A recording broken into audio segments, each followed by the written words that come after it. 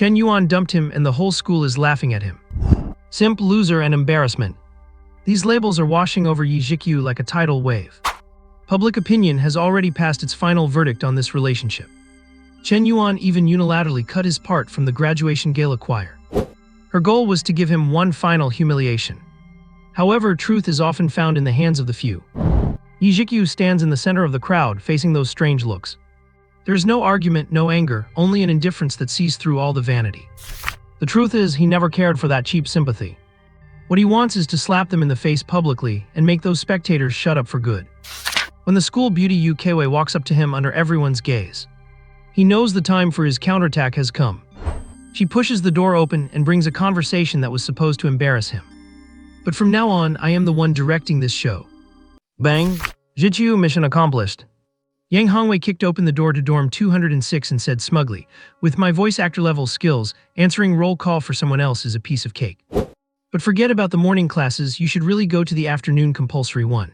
Master Hao is not someone to mess with. If we get caught, both our participation grades will be toast." Yang Hongwei reminded him, "If I lose those marks, my final grade will be in trouble.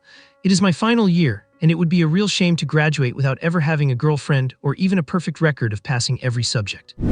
As one of the most economically developed cities in the country, Huahai Media University is naturally well-funded, so the living conditions are quite good, featuring dorms for 4 with loft beds and desks underneath. Hearing his roommate return, Zhiqiu, who was sitting at his desk, closed his laptop, stood up, and took the disposable lunchbox from Yang Hongwei, smiling, "Thanks, Wei. I am pretty much done with what I was working on, so I will be skipping fewer classes from now on." Yang Hongwei nodded casually, while the other roommate Zhiqiu, who had walked in with him, asked with concern, "Are you okay now, number 4? Zhiqiu was stunned. "What would be wrong with me?" "Nothing, as long as you are fine, that is all that matters." The two exchanged a look and quickly waved their hands, though their tone and expressions clearly showed they did not believe him. Seeing their expressions, Zhiqiu understood instantly and said with a wry smile, "You guys do not still think I am hung up on that breakup, right? I moved on from that a long time ago. I have just been busy with other things lately, not because of her." Zhiqiu gave a cheeky grin. "Well, that is a relief. As long as you are not letting love get you down, we are good. Who told you to go from being a straight-A student to someone who skips every elective and most compulsory classes lately? You have been even crazier than me, it is just not like you." Zhiqiu is a local Huahai native whose family reportedly runs a chain of large supermarkets. He's the type who is set to inherit hundreds of millions after graduation. He says college is for slacking off, so skipping classes has become his daily routine. Yang Hongwei, standing nearby, also curled his lip. "Look, as long as you have let it go, number 4. I told you from the start that Chen Yuan was a total drama queen and not worth your time." Zhiqiu smiled slightly. He had no intention of defending his ex-girlfriend, so he simply opened his lunch and started eating. He had already been here for over a month since he transmigrated, and Zhiqiu was gradually getting used to it. Yes, Zhiqiu had joined the ranks of the transmigrators. In his previous life, he was a moderately successful, hardworking web novelist. Unexpectedly, after pulling yet another all-nighter, he woke up in the body of this college senior at Huahai Media University who happened to share his name. After the initial panic, disbelief, and a few days of feeling completely lost, Zhiqiu finally accepted the reality of his situation. He must have transmigrated into a parallel world, as the current political, economic, and technological landscape was almost identical to the Earth he came from. As for his current self, after integrating the original memories, Zhiqiu felt a strong sense of frustration toward his predecessor. To put it kindly, the guy was persistent. To put it bluntly, he was just plain stubborn. As for looks, he could not complain. He looked much better than his previous self, who had ruined his skin with his nocturnal lifestyle. He looked like Takeshi Kenshiro from the front, Louis Koo from the side, and even had a touch of young Edison Chen from the back. Plus, he had a natural, refined, and melancholic charm. He was a total heartthrob. With such a top-tier appearance, he had a massive advantage in the dating scene, yet he insisted on hanging himself from one tree. What left Zhiqiu even more speechless was that he had actually been dumped. The culprit was that drama queen Zhiqiu mentioned, Chen Yuan. Both she and his predecessor were from the same small city and attended the same high school. They were admitted to Huahai Media University together, or rather, the predecessor followed her out of infatuation. Although Huahai Media University is a top institution, with the predecessor's college entrance exam scores, he could have easily gotten into one of the top 5 universities in the country. But back then, the love-struck guy chose to follow his high school crush to this school without a second thought. Although he did end up with her, it did not last long. In his senior year, his art student girlfriend dumped him with the excuse that she was about to debut and could not be in a relationship. A day later, everyone in the dorm happened to see her smiling as she got into a Lamborghini parked at the school gate. It was only then that he realized the truth. Heartbroken and unable to face reality, he got drunk for the first time. Given his pathetic alcohol tolerance, the Zhiqiu from Earth arrived after he passed out from that drinking session. After merging with his memories, Zhiqiu firmly cast aside the self-pity. As for his recent tendency to skip classes, it was just because he was feeling a bit dazed and had trouble accepting his current circumstances. His family in this life was not exactly wealthy. His parents were regular employees, his mother had been laid off and was doing odd jobs, and he had a younger sister in high school. In Zhiqiu's view, his predecessor was decent at studying but had zero social intelligence. Looking back, the signs of the breakup were already there, as shown by his ex-girlfriend's increasingly cold attitude.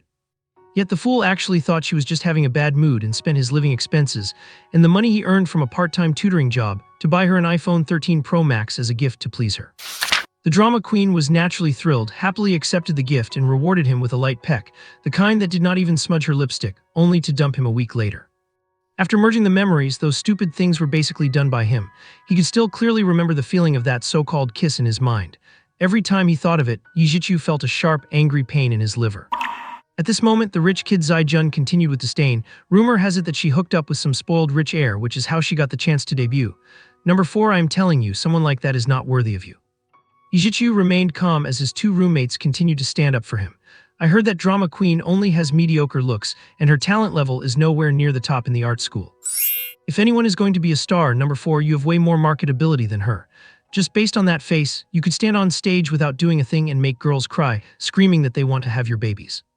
Even if the two were exaggerating slightly, they were not entirely wrong. To impress his art student high school crush, the predecessor had practiced guitar tirelessly and could actually hold his own while singing. After entering college, he joined the Performing Arts Club and performed a few times, making a name for himself at Huahai Media University. While the rich kid Zai and Yang Hongwei were still rambling on about their contempt for the girl, Zhiqiu tossed his empty, wipe-clean lunchbox into the trash can and cut them off with a smile. All right, I am really fine. You guys do not need to worry about me. There are plenty of fish in the sea, no need to hang onto one flower. It is all in the past now, just consider me blind for liking her before. Hearing this, Zai eyes lit up, and he exclaimed excitedly like he had found a soulmate. Plenty of fish in the sea, well said. Exactly, number 4, you have reached enlightenment. In his excitement, Zai gave Yang Hongwei a hard pat on the back and announced loudly, great. To celebrate number 4's rebirth, dinner is on me tonight. Call our dormitory head and let us drink until we drop. Hearing the suggestion from the wealthy heir Zai Yang Hongwei's eyes lit up, but he immediately saw through it, saying, celebrating is just a pretext. Using our 4th brother here as a wingman is the real motive, right? Zai let out a sly laugh, not denying it. While we are at it, just while we are at it. Who else but our 4th brother has that face that just attracts girls? Last time we went to the bar and sat at a table, girls were swarming over one after another, and the quality, tisk, simply impeccable. If I went by myself, even if I spent a fortune on 10 bottle service sets, I probably would not even stand a chance with high-class girls like that. Yang Hongwei curled his lip and said, when a handsome guy does it, it is called flirting. When someone with your face does it, it is just sexual harassment. Damn it, Zai felt the sting but did not give up, looking at Zhiqiu with hopeful eyes. What do you say, 4th brother? It has been a long time since we all hung out in the dorm. Watching the two of them clowning around, Zhiqiu was left speechless. The only normal one in the dorm is the oldest, the dorm leader. These two are both a bit eccentric. The second one, the wealthy heir Zai really does not have a face that matches his name Jun, which means handsome. He has a pockmarked face, and saying he is not ugly would be a polite understatement. Luckily, he has the power of money on his side, so he has never lacked a girlfriend. The third one, Yang Hongwei, has a fiercely cool name but is an out-and-out repressed geek. His 1 terabyte hard drive collection covers everything from ancient to modern, domestic to foreign. Do not let his smooth talk fool you. In reality, he's just an armchair theorist who talks big. When he actually meets a pretty girl, he cannot even get a word out. He's a single guy even in his senior year. Actually, his own predecessor was not any better, a total sucker for girls. From Zhiqiu's current perspective, many of the foolish things done in the past were just standard self-indulgent moves, which in the eyes of a green tea girl must have looked incredibly childish. As for the bar incident they mentioned, he actually had memories of that. Back then, several hot girls forced him to add their WeChat, but he was clueless and just deleted them later. Although Zhiqiu had not attended classes for over a month, the high-intensity mental activity left him feeling exhausted, so relaxing a bit would not be bad. He did not refuse, saying, sure, but let us skip the bar, let us find a quieter place to sit for a while. Zai knew Zhiqiu did not like noisy places and had only suggested it as a trial. Hearing this, he was overjoyed. No problem, leave it to me. With that settled, Yang Hongwei flopped onto his bed, took out his phone, and began scrolling through it nonchalantly. It updated. That narcissistic author actually updated 4 chapters today, a massive release. Yang Hongwei suddenly exclaimed excitedly. What? Zai also quickly took out his phone, muttering to himself, the heroine actually fell for someone else. I do not know what that dog of an author is thinking. Is he going to make the protagonist steal someone else's love? Seems pretty exciting. It's the final four of the Seven Peaks tournament. The protagonist should be able to beat that Zhiqiu from Zhiqiu Peak, right? No one paid attention to Zai Jun's self-talk. Yang Hongwei was already immersed in the bizarre and otherworldly realm of Zhiqiu. Zai Jun opened the orange reading app on his phone and saw the unread notification for the latest 4 chapters, his face lighting up with joy. The whole 206 dorm fell into silence, and no one noticed the quite strange expression on Zhiqiu's face.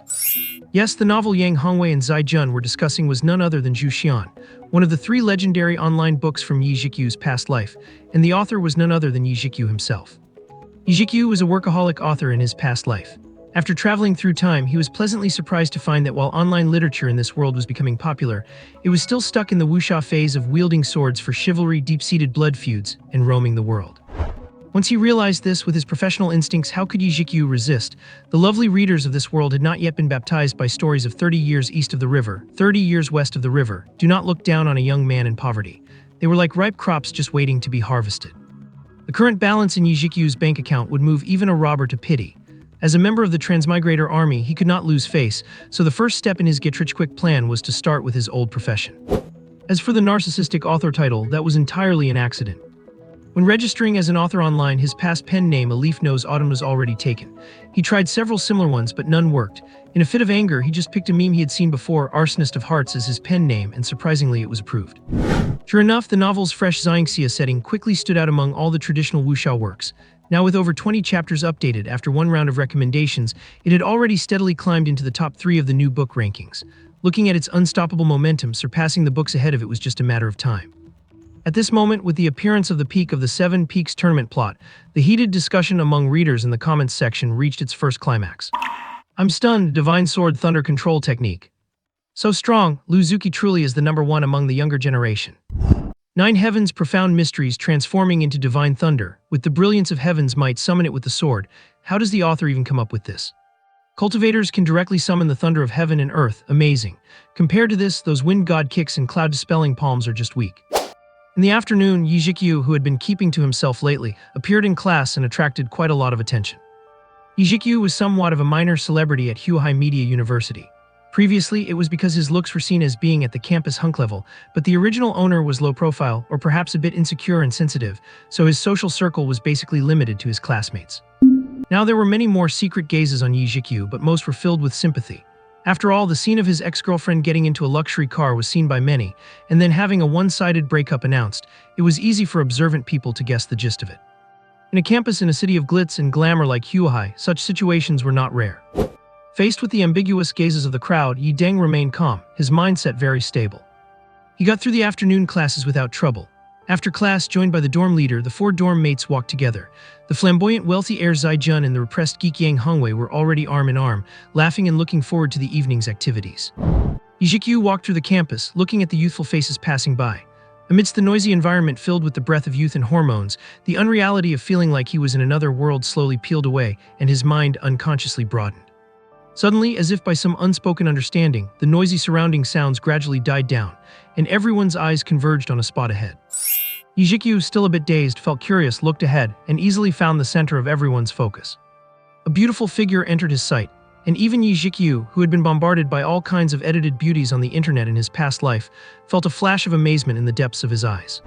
With graceful, arched eyebrows and skin like congealed fat, the most impressive feature was those eyes like autumn water. The expression in her eyes was calm, yet her slightly upturned eyelashes added a touch of playfulness to her otherwise cold and elegant temperament. The blend of coldness and playfulness felt surprisingly natural. Her slender figure was covered in a well-tailored, minimalist off-white light jacket, followed by amazingly proportional long legs. Since she was wearing white flat shoes, Zhiqiu easily judged that her height was likely nearly 1.7 meters. Sinking fish and falling geese. Zhiqiu had never been a fan of this idiom that takes exaggeration to the extreme, but seeing the beauty in front of him, he suddenly understood. In ancient times, there was King Yu of Zhou who lit the signal fires just to see a beauty smile. Zhiqiu figured that if fish and geese had similar aesthetics to humans, it would not be strange for them to overreact when seeing this beauty. Just as Zhiqiu's thoughts were drifting, this beauty as arrogant as a swan walked straight toward him. "It is you, Kaiwei," Yang Hongwei whispered. The 2 of them, who had been arm in arm, immediately reined in their behavior. As Yu Kaiwei stepped closer, the 3 roommates became visibly nervous. "She is coming over, she is actually coming over." Ignoring the gazes of those watching openly or secretly, Yu Keiwei strode over on her long legs and stopped right in front of the bewildered Zhiqiu. "Could we have a word?" Her voice was truly beautiful, clear and melodious, like pearls falling onto a jade plate. Zhiqiu suddenly came to his senses and glanced left and right. His three roommates were also staring directly at him with strange expressions. There was silence all around, and the scene fell into an eerie quiet. "This beauty is looking for me." It took 2 full seconds for Zhiqiu to react. The beauty in front of him had a calm expression, waiting quietly for Zhiqiu's reply, her expressive eyes fixed on him. For a moment, Zhiqiu did not know if his eyes were playing tricks on him, but he seemed to catch a faint trace of annoyance in the depths of her eyes. "Oh, sure." Although he was a bit confused, Zhiqiu answered instinctively. It was mealtime after class, but many passers-by unconsciously slowed their pace, their eyes constantly drifting toward Yu Keiwei, who stood like a star surrounded by the moon.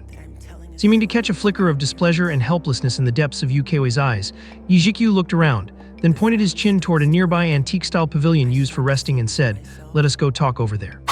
Yu Keiwei glanced at it, did not refuse, and walked toward it first. The breeze stirred her long hair, which was dyed with a golden glow by the sunlight, and her clothes fluttered, adding to her cool and elegant temperament. Zhiqiu could not help but sigh inwardly again.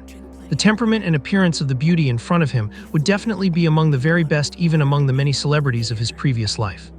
Ignoring the intense flames of gossip flashing in the eyes of his three roommates, Zhiqiu stepped forward to follow. During the short walk of 10 meters or so, Zhiqiu was also guessing why this beauty was looking for him. "Do I know her?" Thinking about it carefully, it seems he does, but he is certain there is no special or profound relationship, otherwise his impression of her would not be so vague. While lost in thought, Zhiqiu's gaze inadvertently swept over Yu Keiwei's back, and once he looked, he was frozen. Unlike the front, her slim and graceful back view was a completely different sight, the most eye-catching feature being those long legs tightly wrapped in slim-fit casual pants. His gaze traveled from her fair ankles upward. Her lower legs were slender and straight, and her thighs were plump and well-proportioned just right. Further up, they outlined a stunning curve. At this moment, whether Yu Keiwei sensed the gaze from behind or not, her back gave a slight tremble and she quickened her pace. Zhiqiu felt his nostrils getting a bit hot and quickly averted his gaze. Heaven and earth are my witness, he was just admiring her with a purely appreciative mindset. The dozen-meter walk ended quickly, and a slightly blushing Yu Keiwei did not beat around the bush, saying directly, "Chen Yuan has withdrawn from the duet program with you at the gala." Zhiqiu was stunned, then immediately realized. Chen Yuan was the name of his green tea ex-girlfriend. What Yu Keiwei was referring to was the graduation gala at Huahai Media University in 2 weeks. Usually, the annual graduation gala is organized by the Campus Literature and Arts Association, guided by college instructors, and Yu Keiwei is the nominal minister of the association. The graduation gala hosted by Huahai Media University every year is extremely grand. It is usually held in the first semester of the senior year while students are still in school taking classes. By the second semester, many students have already gone out for internships, making it difficult to get everyone together. More importantly, there are many outstanding alumni from Huahai Media University, including stars, directors, and media tycoons. Many will return to the school to observe the graduation gala, which is also a good opportunity for current students to showcase themselves to all walks of society. After all, if they are spotted by an outstanding alumnus and given a little promotion, their career could potentially be 10 years ahead of schedule. His ex-girlfriend Chen Yuan, while being a green tea, had some professional level as an art student. The two originally had a duet performance at the graduation gala, but now, in order to draw a clear line with Zhiqiu, Chen Yuan decisively announced her unilateral withdrawal from the performance. After all, in her view, with her debut imminent, the opportunity to perform at the graduation gala was optional, and if she appeared on stage with a boy spreading rumors might upset her backer.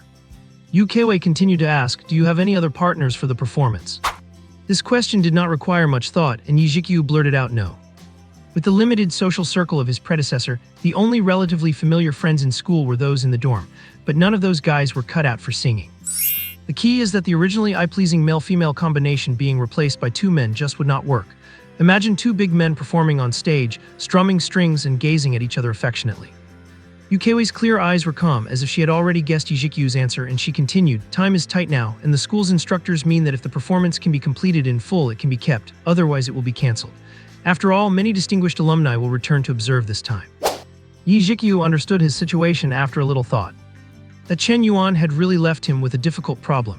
In fact, according to Zhiqiu's original ideas, it did not really matter whether he participated in this gala or not.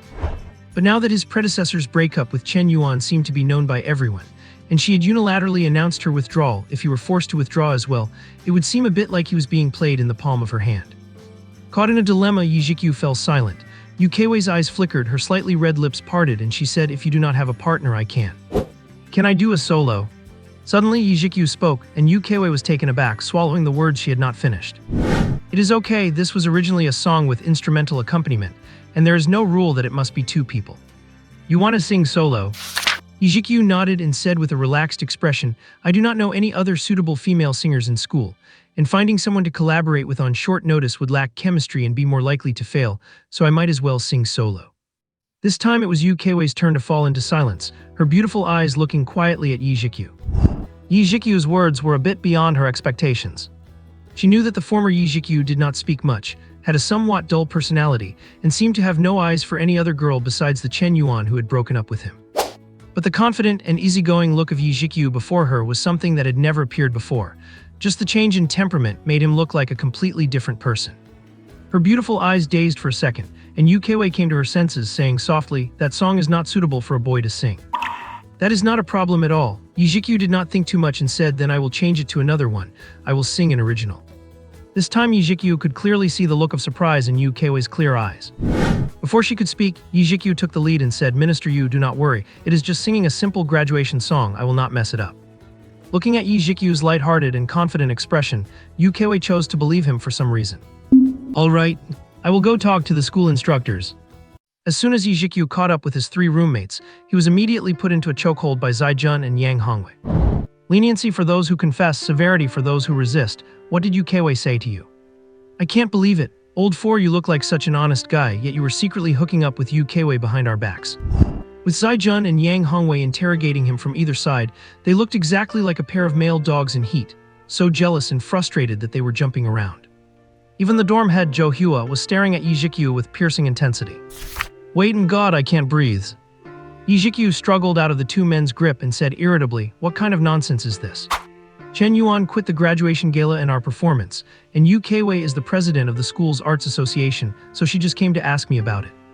The three roommates still did not believe him. Yang Hongwei asked skeptically, "Really? Then why did you two act so suspicious and walk away to talk privately?" "Believe what you want." Zhiqiu rolled his eyes and ignored them, heading straight for the school cafeteria. Zhiqiu and Yang Hongwei exchanged a look and hurried to catch up. Zhiqiu chuckled, all right, we believe you. But tell me, old four, do you really have no thoughts about her? That is Yukiwei after all." Yang Hongwei chimed in, "She is the unattainable goddess of Huahai Media University. Chen Yuan only had a chance to debut, but Yukiwei is already being hailed as a leader among the new generation of female singers." The dorm head nodded and added, "I heard her background is very impressive as well." As they kept talking, Zhiqiu quickly learned quite a bit of information about Yukiwei. Yukiwei could truly be called a goddess-level figure. She had a great figure and flawless features. Although she was not very old, rumor had it that her vocal skills were already on par with some of the top divas in the industry. It was no wonder everyone had been stealing glances at her earlier. It was only because they were all classmates that they exercised some restraint. If they were off campus, excited fans might have already rushed up to her. The talk of her deep background was not just hearsay. Back when she was a freshman, she caused a sensation throughout the entire university. A wealthy second-generation student tried to pursue her relentlessly, but she remained completely unmoved. It was said that the guy had considerable connections locally in Huahai. When he was rejected and flew into a rage, he made some threatening remarks. To everyone's shock, the very next day, the guy bowed and apologized, then quietly dropped out of school. From then on, no blind suitor dared to act out in front of Yukiwei again. In her sophomore year, Yukiwei signed with Huahai Media, one of the country's top entertainment companies, and her debut single, Rain Butterfly, stunned the entire music world. Although Zhiqiu was not close with this unattainable goddess, he had actually had a few brief encounters with her. The first time was during freshman enrollment. Yukiwei arrived at school alone towards sunset. With such breathtaking beauty, there was naturally no shortage of eager senior students volunteering to help. Yukiwei rejected the help of the green-eyed seniors and insisted on pulling her heavy suitcase alone, only to unfortunately sprain her ankle on the first floor of the girls' dormitory. At that time, Zhiqiu had just finished helping Chen Yuan move into her dorm. Seeing the situation, he could not just stand by, so he helped her carry her luggage to the third floor. It turned out her roommates were all out, and she did not seem to have any other friends on campus, so Zhiqiu did a good deed to the end and walked her to the infirmary. After school started, because Zhiqiu loved playing guitar, he joined the same association she was in. Yukiwei had a cold personality, and Zhiqiu was quite reserved back then. Neither spoke much, and they both seemed to have forgotten the small incident of moving the luggage. At most, they would just nod when they crossed paths. The second encounter was within that arts association. One night, Yu Keiwei must have been practicing too late and accidentally got locked inside a practice room and happened to be found by Zhiqiu passing by. Zhiqiu opened the door and saved the girl again. After she mumbled a quiet thank you, she bolted like the wind toward the restroom at the end of the hall. A light bulb was broken in the hallway that night, making the lighting dim. Zhiqiu was not sure if his eyes were playing tricks on him, but he seemed to see a small, crystal-clear wet patch on the front of her form-fitting white casual trousers as she ran. Yu Keiwei certainly was not short on money, and from what little Zhiqiu knew, she was not someone who lived wastefully, but he never saw her wear those high-end trousers again. Zhiqiu did not dare to dwell on it. Besides those two brief exchanges, they had spoken only a handful of times during association activities. Calling them acquaintances was a stretch. The impact of Yu Keiwei's proximity was clearly lasting. Zhiqiu and Yang Hongwei were still talking endlessly about her even after they arrived at the cafeteria and sat down. He handed Zhiqiu's meal card back. It was shameful to admit, but Zhiqiu had spent all his living expenses on gifts for Chen Yuan, to the point where he could not even afford his own meals this week and had been using Zhiqiu's card. Damn it, I have to make some money. Zhiqiu felt incredibly frustrated. This was humiliating. He had been dumped and was now so broke he could barely eat. He still had his pride, so he certainly would not ask his parents back home for money. He had to think of another way to make money quickly. As he was thinking, a gasp came from the table next to them. Yu Keiwei is confirmed to perform at this year's graduation gala. Wow, she's going to perform her hit song Glimmer. And it is the grand finale. Haha, it has to be the finale. Otherwise, once the audience hears her sing, every other performance would seem lackluster and no one else would be able to perform. The chatter reached their ears and Dorm 206 did not waste any time. Yang Hongwei quickly pulled out his phone and opened the official Huahai Media University Weibo account. The pinned post read, "Our university's outstanding student and new singer Yu Keiwei will perform the song Glimmer at the upcoming graduation gala." The number of comments under the post was soaring, already reaching hundreds in just a short time. The comment with the most likes was from a verified account, Huahai Media Entertainment, which said, "Huahai Media University alumnus and general manager of Huahai Entertainment Li Wenrui will return to school for the ceremony to witness the glory of his alma mater." Holy cow, Zhiqiu exclaimed after seeing the comment. With Yu Keiwei confirmed to perform and the GM of Huahai Entertainment coming too, this graduation gala is going to be a huge deal. Zhiqiu looked up from his phone at Zhiqiu, who was busy devouring his food. By the way, old four, did not you have an act in the gala? With Chen Yuan out, is the performance cancelled? Nope, Zhiqiu swallowed a mouthful of chicken leg, secretly marveling at how even the cafeteria in this elite university was better than outside restaurants. He replied casually, "It is not cancelled. It is actually better if she does not perform. I will be doing a solo." The three roommates were not too surprised to hear that Zhiqiu was going to perform a solo. They knew he could sing. Although his level was certainly no match for Yu Keiwei's, it was just a gala primarily for students, so the audience would be more lenient, and he should be able to get by just fine. After leaving the canteen and returning to the dorm, the two playboys, Zhiqiu and Yang Hongwei, started primping, while the dorm leader, Zhou Hua, having a childhood sweetheart as a girlfriend, did not dare to get out of line. At around 8 in the evening, they did not go far. Just outside the gates of Huahai Media University was a cultural street, where a lounge bar named July was located. Upon entering, orange lights were scattered artfully along the aisles between the wooden seats, and a resident singer was singing an unfamiliar song at the bar. Zhiqiu nodded slightly, noticing that the bar had a pretty good decor and atmosphere. Aside from students from the nearby university, there were many stylish urban women there. Most customers were chatting in low voices, making it a decent place to relax and hang out with friends. Zhiqiu seemed to know the owner, so after greeting a man with a beard, he led the other three to a table in the middle of the room. "Guys, order whatever you want to drink." Zhiqiu chuckled and ordered some fruit platters and snacks. Meanwhile, he and Yang Hongwei were already scanning the female customers around the bar with the stealthy, radar-like gaze of experienced philanderers.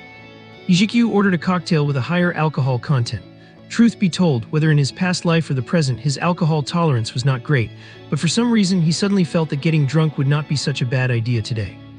After the drinks arrived, Zhiqiu had already locked onto a target. "Look, 3 o'clock, the two women in black stockings, what do you think?"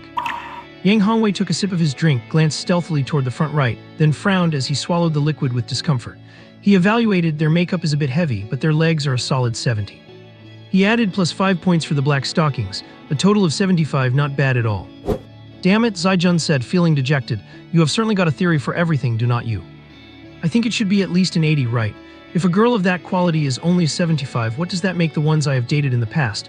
Did not most of them barely pass?" Yang Hongwei shook his head. "Bro, you have to trust the judgment I have developed after years of intense solitary training." Stop calling me brother, Zhaijun spat, looking disgusted. This is the first time I have heard someone talk about masturbating so poetically.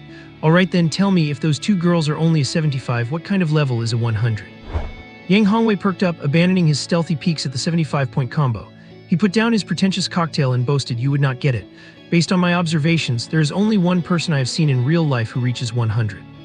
Who? Hearing that such a person actually existed, Zhaijun's interest was fully piqued, and he played along as a perfect straight man. Even the dorm leader, Zhiqiu, was intrigued. Yang Hongwei looked serious, lowered his voice, and whispered 3 words mysteriously. Yu Kaiwei. Upon hearing the name, Zhaijun paused for a moment before nodding in deep agreement. Yang Hongwei continued with a smooth flow of analysis, her looks go without saying. According to my big data analysis and comparisons from my extensive experience with women, Yu Kaiwei is likely 1.69 meters tall, her figure. It is hard to judge since she often wears casual clothes, but she is definitely curvy. Her body proportions are perfect, and those long legs are absolute model material. In the end, Yang Hongwei concluded, when others get a 75, it is because they can only get a 75. When Yu Kaiwei gets a 100, it is because the scale only goes up to 100. It is not even the same level of competition. I agree, Zhaijun was completely won over. While he did not lack girlfriends thanks to his wealth when it came to theory, he really could not beat the closet-perverted Yang Hongwei. In that case, Zhaijun continued, forgetting the unattainable Yu Kaiwei, can you help me get the phone numbers of those 2 75-point girls? Yang Hongwei, who had just been enjoying the look of admiration from Zhaijun, choked up and awkwardly picked up his drink. Just kidding. He talked a big game, but if he actually had to stand in front of those 2 stylish women, he would probably be too nervous to even breathe properly. Damn, why do not you go then? Yang Hongwei countered, feeling deflated. Zhaijun rolled his eyes and said, I am not confident either. Did you see that designer bag? Girls like that are different from the regulars here. You cannot impress them just with money. Once the attempt fails, there is no second chance.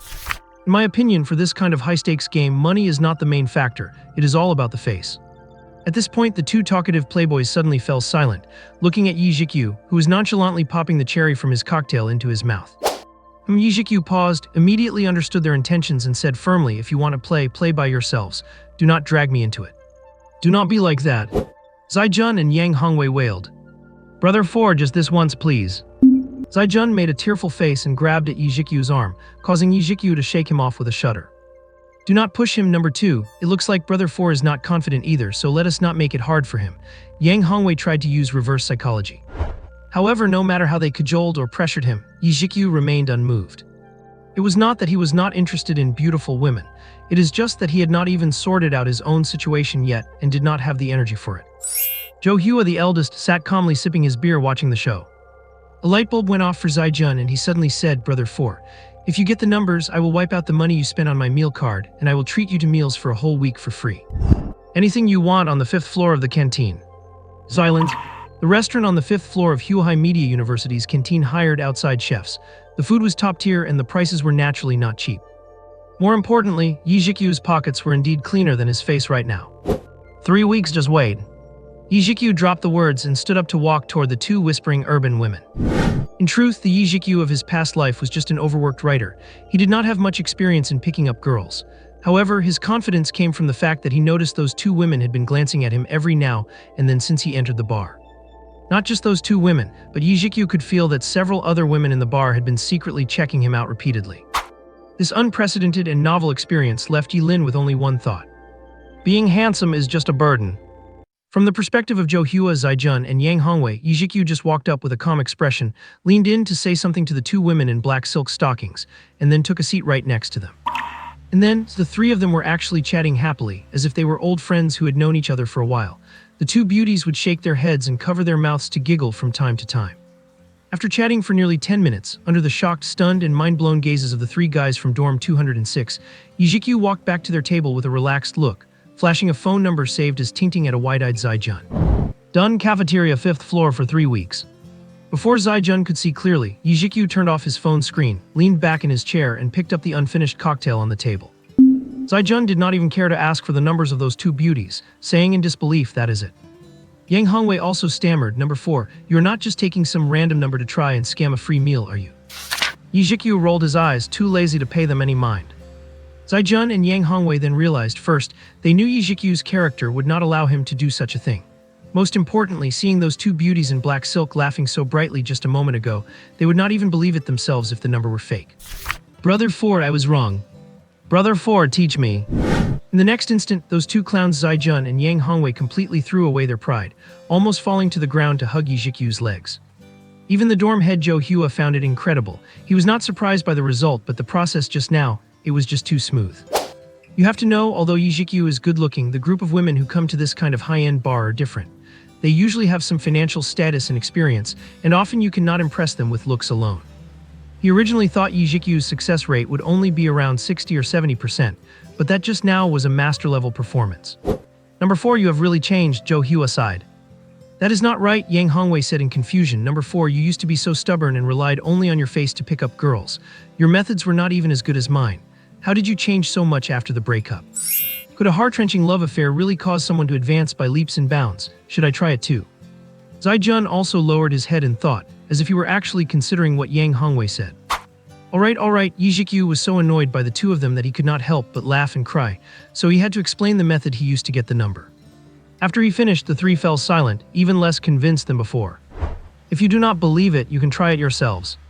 Zhiqiu leaned back in his chair with a look of someone who believes that practice makes perfect. Dorm head Joe Hua naturally would not do something like that. The repressed Yang Hongwei, this kid has the heart of a thief but not the courage. It was not realistic for him to make such a big breakthrough in a short time. All right. The rich kid Zai-jun was a man of action. He was a veteran at this with a thick enough skin and eager to try this newly learned trick. Soon Zai-jun locked onto a target, downed half a glass of alcohol, and walked toward a woman in the distance whose figure and temperament were no less than the two beauties in black silk from before. He walked over with his head held high and approached her with a smile. Everything went fine up to this point. Then under the three's watchful eyes, Zai-jun sheepishly dragged a stool back, put it down in frustration and slumped into it. Is it over? Did you get the number? Yang Hongwei asked stupidly. Number, the result was obvious. Joe Hua asked curiously, what did you two say? Why did you bring back a stool? Zai-jun muttered, I followed number 4's method. I asked her, is anyone sitting here? She looked at me and said, no, you can take the stool. The script is not supposed to go like this. Yang Hongwei and Joe Hua were both stunned, then their faces quickly flushed red as they struggled to hold back their laughter. Zhiqiu remained calm and composed. The method has already been taught to you. A teacher can open the door, but the practice is up to the individual. Yang Hongwei patted Zai-jun on the shoulder and choked back a laugh. I realized the biggest difference between us and number 4 when executing this is the face. Actually, the reason does not matter. If a girl likes you, she will be willing to let you deceive her. Get lost, Zai-jun said with a grief-stricken expression. Looking at the noisy group, Zhiqiu could not help but smile, feeling a faint sense of warmth in his heart. In fact, these guys were all expressing their concern in an unconventional way, wanting him to move on from that relationship as quickly as possible. After all, they knew how much the former Zhiqiu had invested in that relationship. Living 2 lifetimes, this kind of pure friendship among brothers was something the old, homebody Zhiqiu had never felt before. The 4 of them joked around for a while and Yang Hongwei scanned somewhere, suddenly getting excited. The table behind us looked 10 out of 10 beauty. The other 3 were taken aback. Zhiqiu's seat happened to be with his back to the direction Yang Hongwei was pointing, but with Yang Hongwei's exaggeration, he could not help but turn to look. In a relatively remote corner, 2 women in casual clothes were sitting opposite each other talking about something. Facing Zhiqiu was a woman dressed in a mature style. It was clear that although she was getting on in years, she was very well maintained, likely from a wealthy or influential background. And facing away from Zhiqiu was a slim, graceful back and a peaked cap. He could not see the person's face, but deep down it gave him a certain feeling there must be a beauty under that hat. Zai-jun said skeptically, I cannot see the face. If it is a 10, are we talking UKW level beauty? That is an exaggeration. Yang Hongwei said with excitement, she just turned her face for a second. Although I did not see it clearly, I promise on my honor that I did not exaggerate at all. Do you have any honor? Although Zhiqiu really wanted to roast him, he had to admit that Yang Hongwei might be right. Actually, it would be more surprising if someone with that kind of temperament and figure was not a beauty. Yang Hongwei shook his head and sighed. To have 2 goddess-level figures who could rival UKW appear in such a small place as Huhai City, it is rare indeed. Zai-jun was also interested by now, but he knew his own limits, and smirked, number 4, you call yourself the master, do not you? If you can get the phone number of this 10 out of 10 beauty, I will really be impressed. A full month of eating on the 5th floor of the cafeteria, I mean it. Fine, you have got a deal. Zhiqiu had drunk most of a glass of cocktail and was feeling a bit tipsy, so in the heat of the moment, he decided to be reckless once. It is just a phone number, a few words from a thick-skinned guy is all it takes. If it works, I get a month of free gourmet meals. If it does not, I have not lost anything. This kind of no-risk business is definitely worth taking. Amidst the admiring gazes of his three roommates who looked at him like he was a hero heading to battle, Zhiqiu stood up decisively and walked toward the corner table. In fact, even though that table was in the most secluded spot in the bar, it was truly eye-catching. The reason was the beautiful woman sitting there, wearing a baseball cap that covered most of her face. Many men in the bar had been casting subtle glances toward that table, and there were only two reasons why none of them had taken action yet. First was a lack of confidence. The subtle air of nobility radiating from the slightly older, mature woman alone was enough to make many men shrink back and weigh their own worth before approaching. Second was the fact that the two women were clearly discussing something, and with an "I am busy, do not disturb" vibe, any reasonable person would know it was not a good time to hit on them. The probability of failure if one insisted on approaching was as high as 99%. Zhiqiu's pockets were probably cleaner than anyone else's present, but he was exactly the kind of person who would be stubborn enough to try. He was not narcissistic enough to believe that his halfway handsome face alone would make a stranger willingly hand over her phone number, but under the influence of alcohol, making a few reckless moves did not seem like such a big deal. Zhiqiu's actions were quickly noticed by everyone, and the men in the bar reacted with a mix of admiration, cold observation, and complicated stares. However, Zhiqiu could not care less. As he stepped closer, the mature woman who was facing his direction noticed him and stopped mid-sentence. The mature woman clearly guessed Zhiqiu's intention. Her neatly groomed eyebrows furrowed slightly, and her gaze carried a hint of displeasure and helplessness. Zhiqiu ignored her reaction and went straight to the point, using the same trick he had just employed. "Hello, may I ask if this seat?" This excuse for starting a conversation was truly pathetic. Even if there were no seats left, a normal person would not go to a corner to ask to share a table with strangers. "Excuse me." A cold and pleasant voice interrupted Zhiqiu. The tone was flat and distant, yet it showed no signs of annoyance, revealing the speaker's excellent upbringing. It was just, and Zhiqiu suspected he was drunk. Why did this voice sound somewhat familiar? Where had he heard it not long ago? "We are in the middle of a discussion, Zhiqiu." The cold voice now carried a hint of surprise, the distant feeling vanished, and it remained as melodic as ever. Hearing his own name, Zhiqiu instinctively lowered his head, happening to lock eyes with a pair of clear, beautiful eyes that seemed to contain a pool of shimmering spring water. Zhiqiu had seen these eyes just 4 hours ago. The location was the rest pavilion on the path from the main teaching building of Huahai Media University to the cafeteria. "Minister Yu." Zhiqiu was stunned as well, instinctively calling out the position Yu Keiwei held in the Literature and Art Association. After her initial surprise, Yu Keiwei quickly regained her composure and asked, "What are you doing here?" Before she could finish, her delicate nose wrinkled slightly.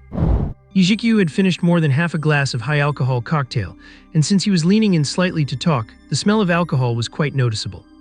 "Why way do you know him?" At this moment, the mature woman's expression softened as she asked. "Yes, he is a classmate." Yu Keiwei nodded slightly. The mature woman nodded, not saying anything further. At this point, the three guys from dorm 206 seemed to realize something was off. After they got closer and saw the appearance of the perfect beauty they had been talking about, they were completely dumbfounded. There was no perfect beauty comparable to Yu Keiwei. They had been talking about the same person all along. Zhiqiu was a bit speechless about this awkward situation, but his thick skin had clearly reached a new level since those days. Zhiqiu glanced at Zai-jun and said calmly, "I know her number, the 5th floor of the cafeteria for a month." After saying that, he flashed a natural, apologetic smile at Yu Keiwei and calmly walked back to his original seat. Zai-jun and Yang Hongwei blushed, and even the usually steady Zhou Hua felt incredibly embarrassed. "What kind of mess is this? Sorry to bother you."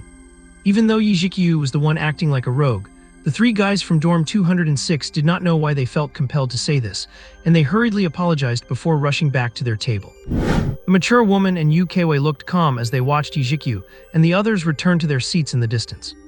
With just a few words, the two of them had basically figured out what had just happened. If they were not mistaken, those guys were probably playing a boring game like Truth or Dare. The mature woman cast an interested glance toward Zhiqiu from afar and suddenly asked, "Are you very close to that guy who just spoke?" Yu Keiwei neither admitted nor denied it, replying, "We are in the same club, the Literature and Art Association." The mature woman did not ask further, changing the subject. "He is very handsome, looks better than a lot of the male artists in our company." Yu Keiwei remained noncommittal and gave a soft MMH in response. The mature woman smiled slightly, took another look at Zhiqiu before looking away, and continued their interrupted conversation. On the other side, the admiration off the dorm 206 guys for Zhiqiu had reached an astronomical level. Yang Hongwei sighed, "Number 4, in one word, you are a legend. You actually dared to hit on Yu Keiwei." Zai-jun continued, "I now believe that number 4 has truly been reborn. Yu Keiwei has quite a lot of fans now. If her fans found out, our brother number 4 would be in serious trouble." Zhiqiu chuckled. The small interlude had not affected him much. Wei was indeed beautiful, but his soul had long since moved past the naive phase of being unable to walk straight upon seeing a pretty woman, and besides, he had no ulterior motives, so why should he feel embarrassed? Moreover, having been through the baptism of another brilliant civilization, this was the source of Zhiqiu's greatest confidence. Although their current social standings were quite different, he never felt inferior deep down, which allowed him to engage in equal conversation and even tease her a little bit. Furthermore, Zhiqiu felt that Wei was not actually angry at his behavior. While they were chatting, they did not notice a fashionable man and woman walking into the bar. The table where Zhiqiu's group sat was one of the best spots to watch the performances, and as the two newcomers scanned the bar, they naturally spotted the four of them. The woman looked stunned when she saw Zhiqiu, then turned and said something to her male companion whose arm she was holding. The man, wearing a designer suit, looking rather handsome and clearly used to being pampered, took a look at Zhiqiu, then walked over to their table with the woman. "Zhiqiu, why are you here?" A familiar female voice reached his ears. Zhiqiu's body tensed instinctively and he slowly turned around. The man and woman who had walked over were standing behind him. The one who had greeted him was indeed the pretty woman. Chen Yuan. To be fair, Chen Yuan is indeed quite good-looking. With her fair skin, a height of about 1.65 meters, and a stylish sense of fashion, she would probably score over 80 points by the grading standards of that repressed guy Yang Hongwei. Otherwise, she would not have had Zhiqiu so wrapped around her finger before. At this moment, Chen Yuan walked closer and was indeed a bit surprised to find it was actually Zhiqiu. She knew that the old Zhiqiu did not like going to bars, not even a quiet one like this, which was why she asked that question. Out of habit, she unconsciously assumed a condescending tone of interrogation. Zhiqiu was only dazed for a brief second before his expression returned to calmness. Instead of answering Chen Yuan, he cast his gaze toward the hand Chen Yuan had hooked into her companion's arm. They were being quite intimate.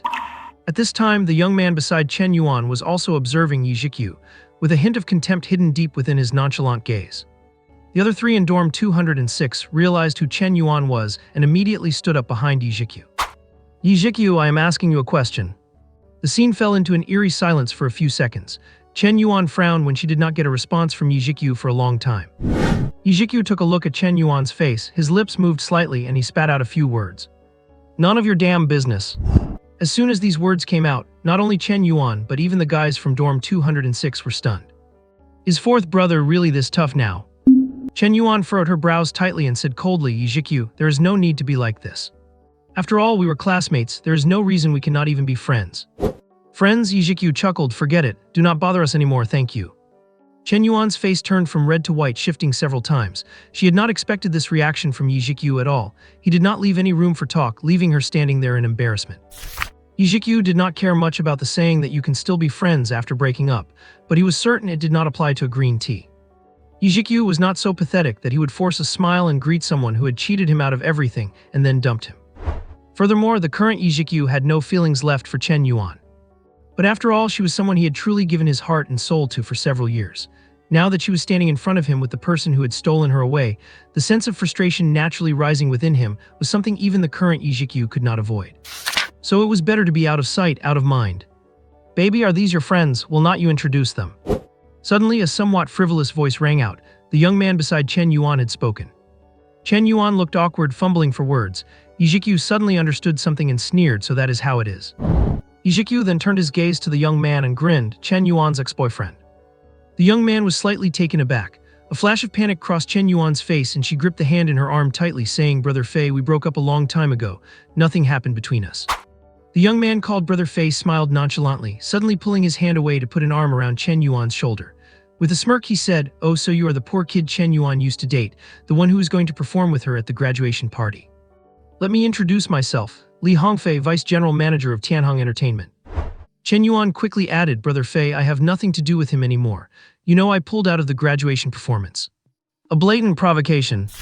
Zai said coldly, "Li Hongfei, do not get too full of yourself. This is not your family's company." As a member of the same circle of second-generation rich kids in Huahai City, Li Hongfei knew Zai however. Although Zai came from a well-off family, it was still several tiers below the scale of the Tianhong Entertainment behind Li Hongfei. Li Hongfei raised an eyebrow and said, "Did I say anything wrong? Sorry if I hurt the feelings of your classmate, I apologize." The atmosphere became increasingly tense.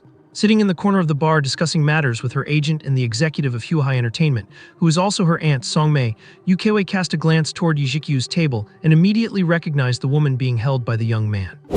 Zhiqiu's ex-girlfriend, Chen Yuan. Yu Erping understood the situation across the room in an instant.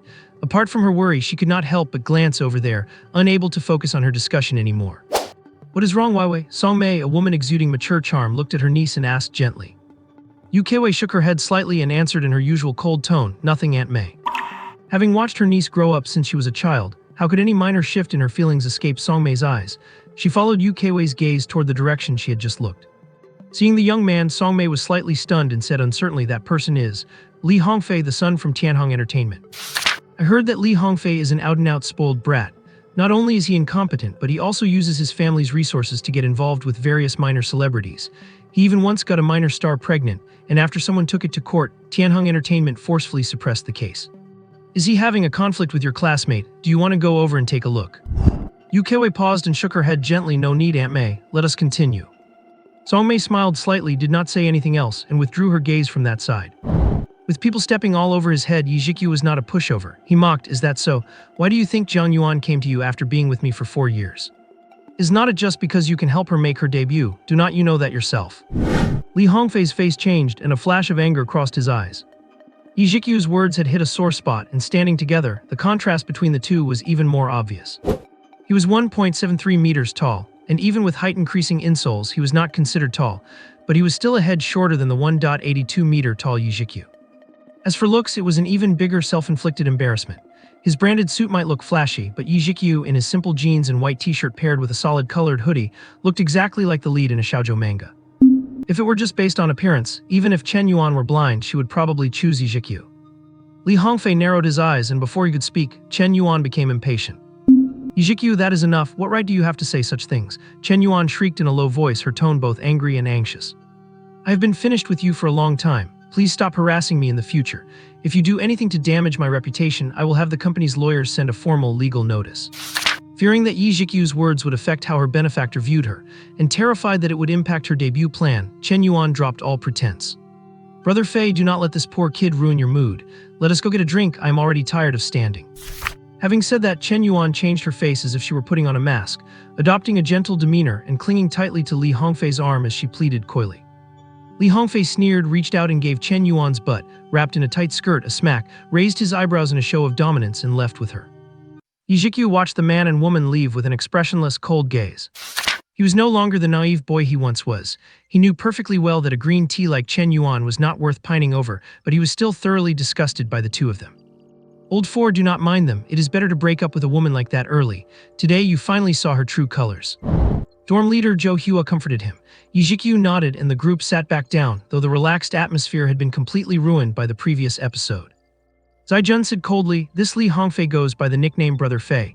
He is famous in the circle for being a spendthrift who specializes in chasing gold-digging green tea girls and D-list celebrities. I bet he's just playing around with Chen Yuan." Zhiqiu responded indifferently, "They are just willing victims and willing perpetrators." To be honest, he had seen plenty of such situations in his past life. He just never expected it to happen to himself. On the other side, as the evening peak hour approached, the bar was nearly full. After Li Hongfei and Chen Yuan sat down at a table not far from the four guys from 206, he let his gaze wander around the room. When his eyes swept over the corner where Yu Keiwei and Songmei were sitting, Li Hongfei's gaze suddenly froze. It had to be said that Li Hongfei's eye for beauty was every bit as sharp as Yang Hongwei's. As a seasoned womanizer, he immediately judged that the beautiful woman, whose side profile was only partially visible, was someone rarely seen. On any other day, Li Hongfei would have walked right up to hit on her, usually tossing his Lamborghini keys onto the table and casually flashing his 7-figure watch would do the trick. But today he had Chen Yuan with him, and he had not even truly finished with her yet. Even Li Hongfei, shameless as he was, could not just switch targets and hit on another table immediately. Yet for a skirt chaser to see such a rare prey and do nothing, just waiting for her to leave, was torture. Since sitting down, Li Hongfei had been distracted while talking to Chen Yuan, his gaze drifting toward the other table every now and then. The more Li Hongfei looked, the more certain he became of his judgment. The one across the room was absolutely top tier, a level far above the Chen Yuan right in front of him. Just then, the resident singer on the bar stage finished a song and was saying thanks. Li Hongfei's eyes lit up. Under Chen Yuan's gaze, he stood up and walked over to the female singer. "Hello, I would like to sing a song for my girlfriend. Could I borrow your guitar?" It was a polite question, yet delivered with an unquestionable tone. As a singer who worked in bars for a long time, she naturally recognized from his aura that Li Hongfei was a big client she could not afford to offend. Situations like this were common in chill bars, and the singer was happy to take a break, so she had no objections. Li Hongfei sat in the singer's spot. He was not particularly tall, so he did not even need to adjust the microphone stand. Ahem. A clear cough rang through the bar via the expensive sound system, drawing the attention of most of the customers. Seeing that the beauty in the corner seemed to be attracted by him and glanced his way, Li Hongfei was secretly pleased and struck what he thought was his most handsome pose.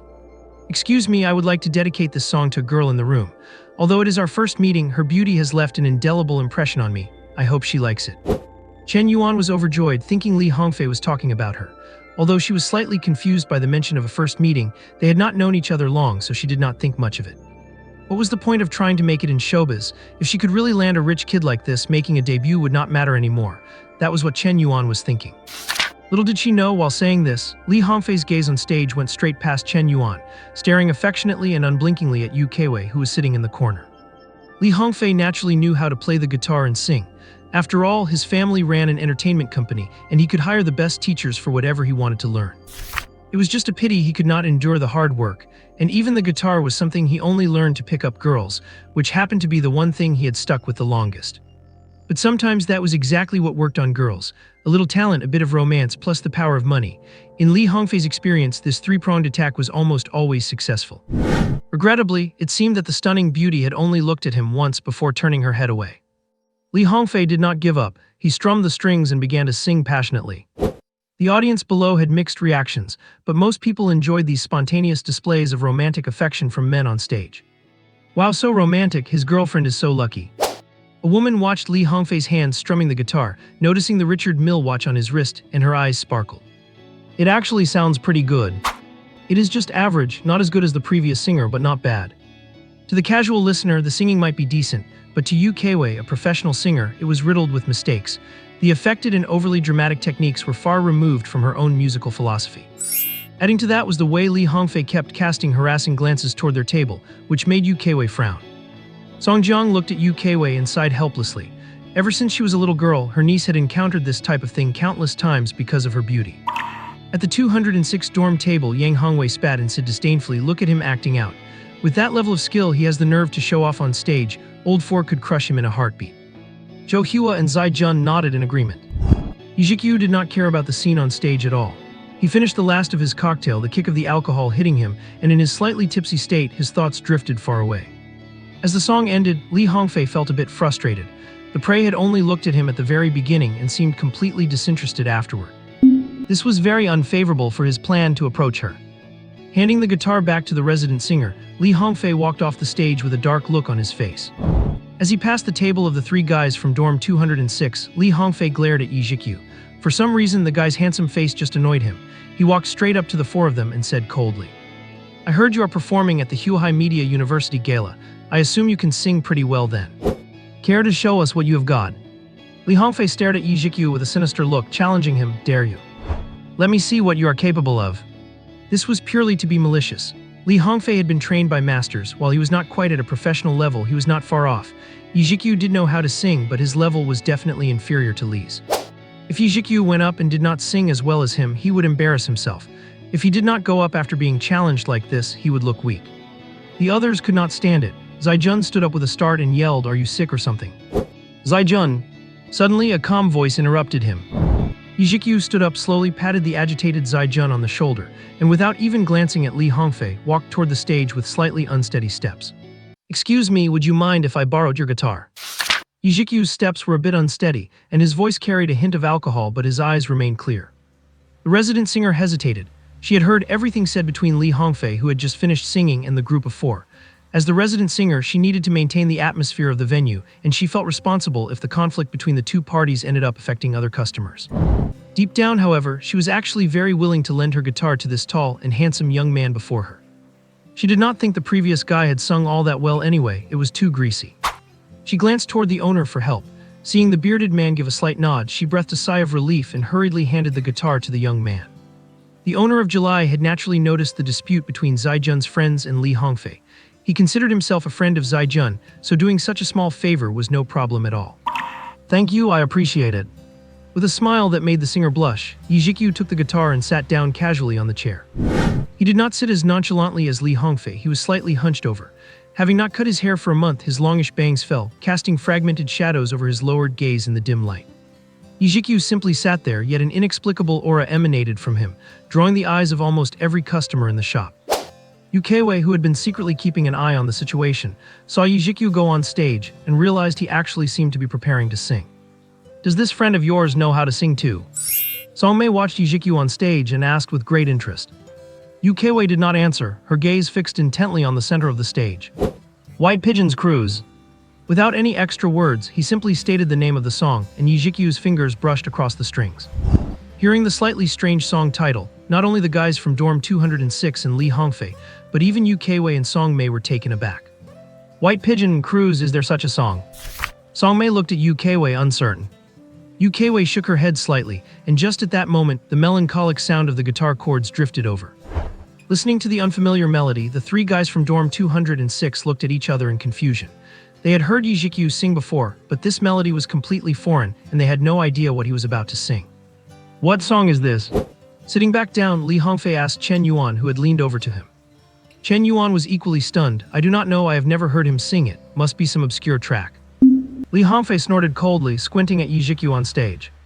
With a few simple chords forming a gentle, melancholic melody, Zhiqiu began to sing. "I came from afar to a strange place, as if I had been asleep for I do not know how many years. I will come to this place at all costs. Looking around, the spring scenery along the way is no longer ordinary." Without excessive singing technique, his voice rang out in the venue like a personal narrative, told in a soft, flowing manner. As soon as Zhiqiu's voice broke the silence, Li Hongfei almost laughed out loud. "He calls that singing." With that first note, Li Hongfei felt he had already won. On the other side, the moment she heard the singing, Songmei's eyes widened in surprise and she blurted out, "Folk music and original." Driven by her professional instincts as an agent, Songmei's interest was fully piqued, and she buckled down to listen further. Zhiqiu still kept his head lowered, singing softly. "Oh, time flows like water. Oh, yesterday's path is already far away. White pigeon, flying past the moment the rainbow was carved. He is in the distance. Do not stop chasing after him." As this line was sung, Songmei's eyes snapped wide open. "This song..." Ukiwei, who had been silent all this time, pursed her red lips, her gaze locked unblinkingly on Zhiqiu on stage. At that moment, the entire shop fell into a deep silence, with only Zhiqiu's melancholy singing echoing in the space. All the customers stopped talking, watching the young man on stage, their thoughts drifting away with the song. White pigeon, flying past the magnificent world like water. Until I had everything, I still fly to the north." Actually, Zhiqiu's vocal technique was not necessarily any better than Li Hongfei's, and his voice carried a touch of hoarseness, but everyone present could not help but feel that Li Hongfei's previous performance was not even in the same league. A gentle song, a slow melody, yet it was enough to touch the heartstrings. Zhiqiu did not care about Li Hongfei's provocation, he was singing this song for himself. Coming from afar to a strange place, was not that exactly his situation? His parents from his previous life were still there, yet he had left. If another Zhiqiu had taken over his body, he must have been just as panicked as he was at first, right?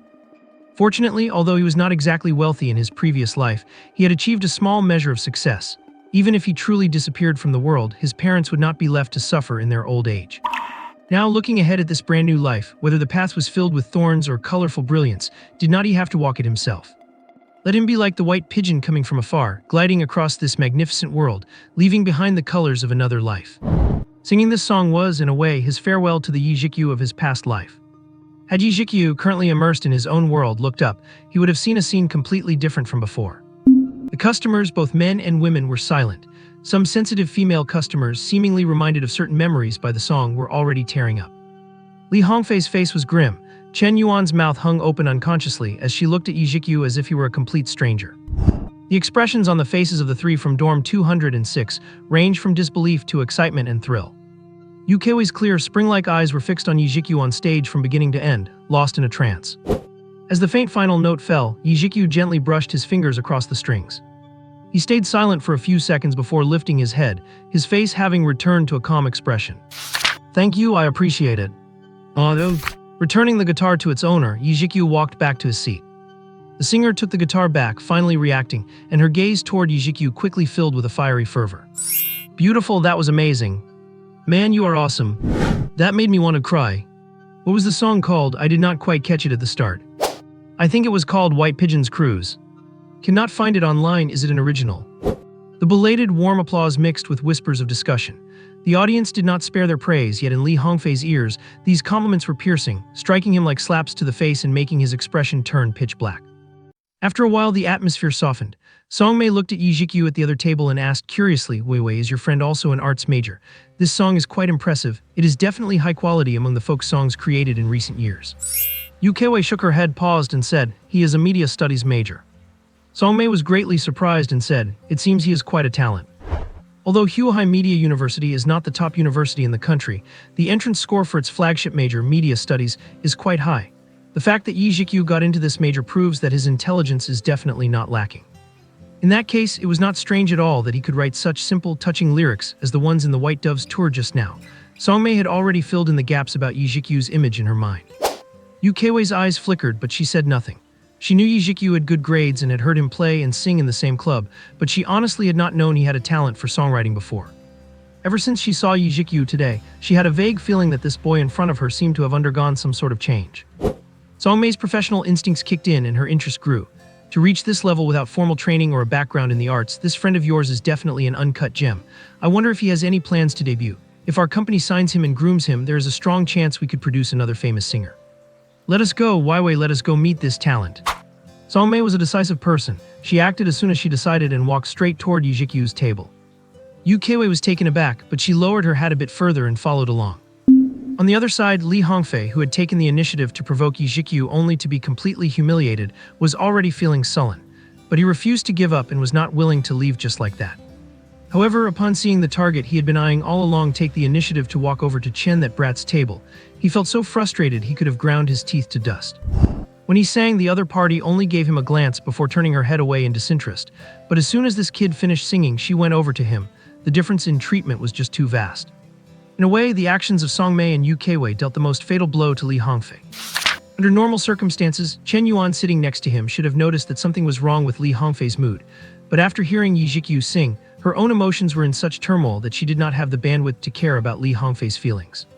Seeing Wei and Songmei walk over, the guys from room 206 were incredibly surprised. Songmei got straight to the point, handing Zhiqiu an exquisite business card and smiling. Hello, Wei's friend, let me introduce myself. My name is Songmei, Vice General Manager of Huahai Entertainment, and I am currently also serving as Wei's agent. Sorry to bother you, but may I venture to ask, was that song you just sang an original composition? Zhiqiu took a look at Wei and found that her clear, spring-like eyes were also looking straight at him. My aunt, Wei said, her tone indifferent as she uttered those three words.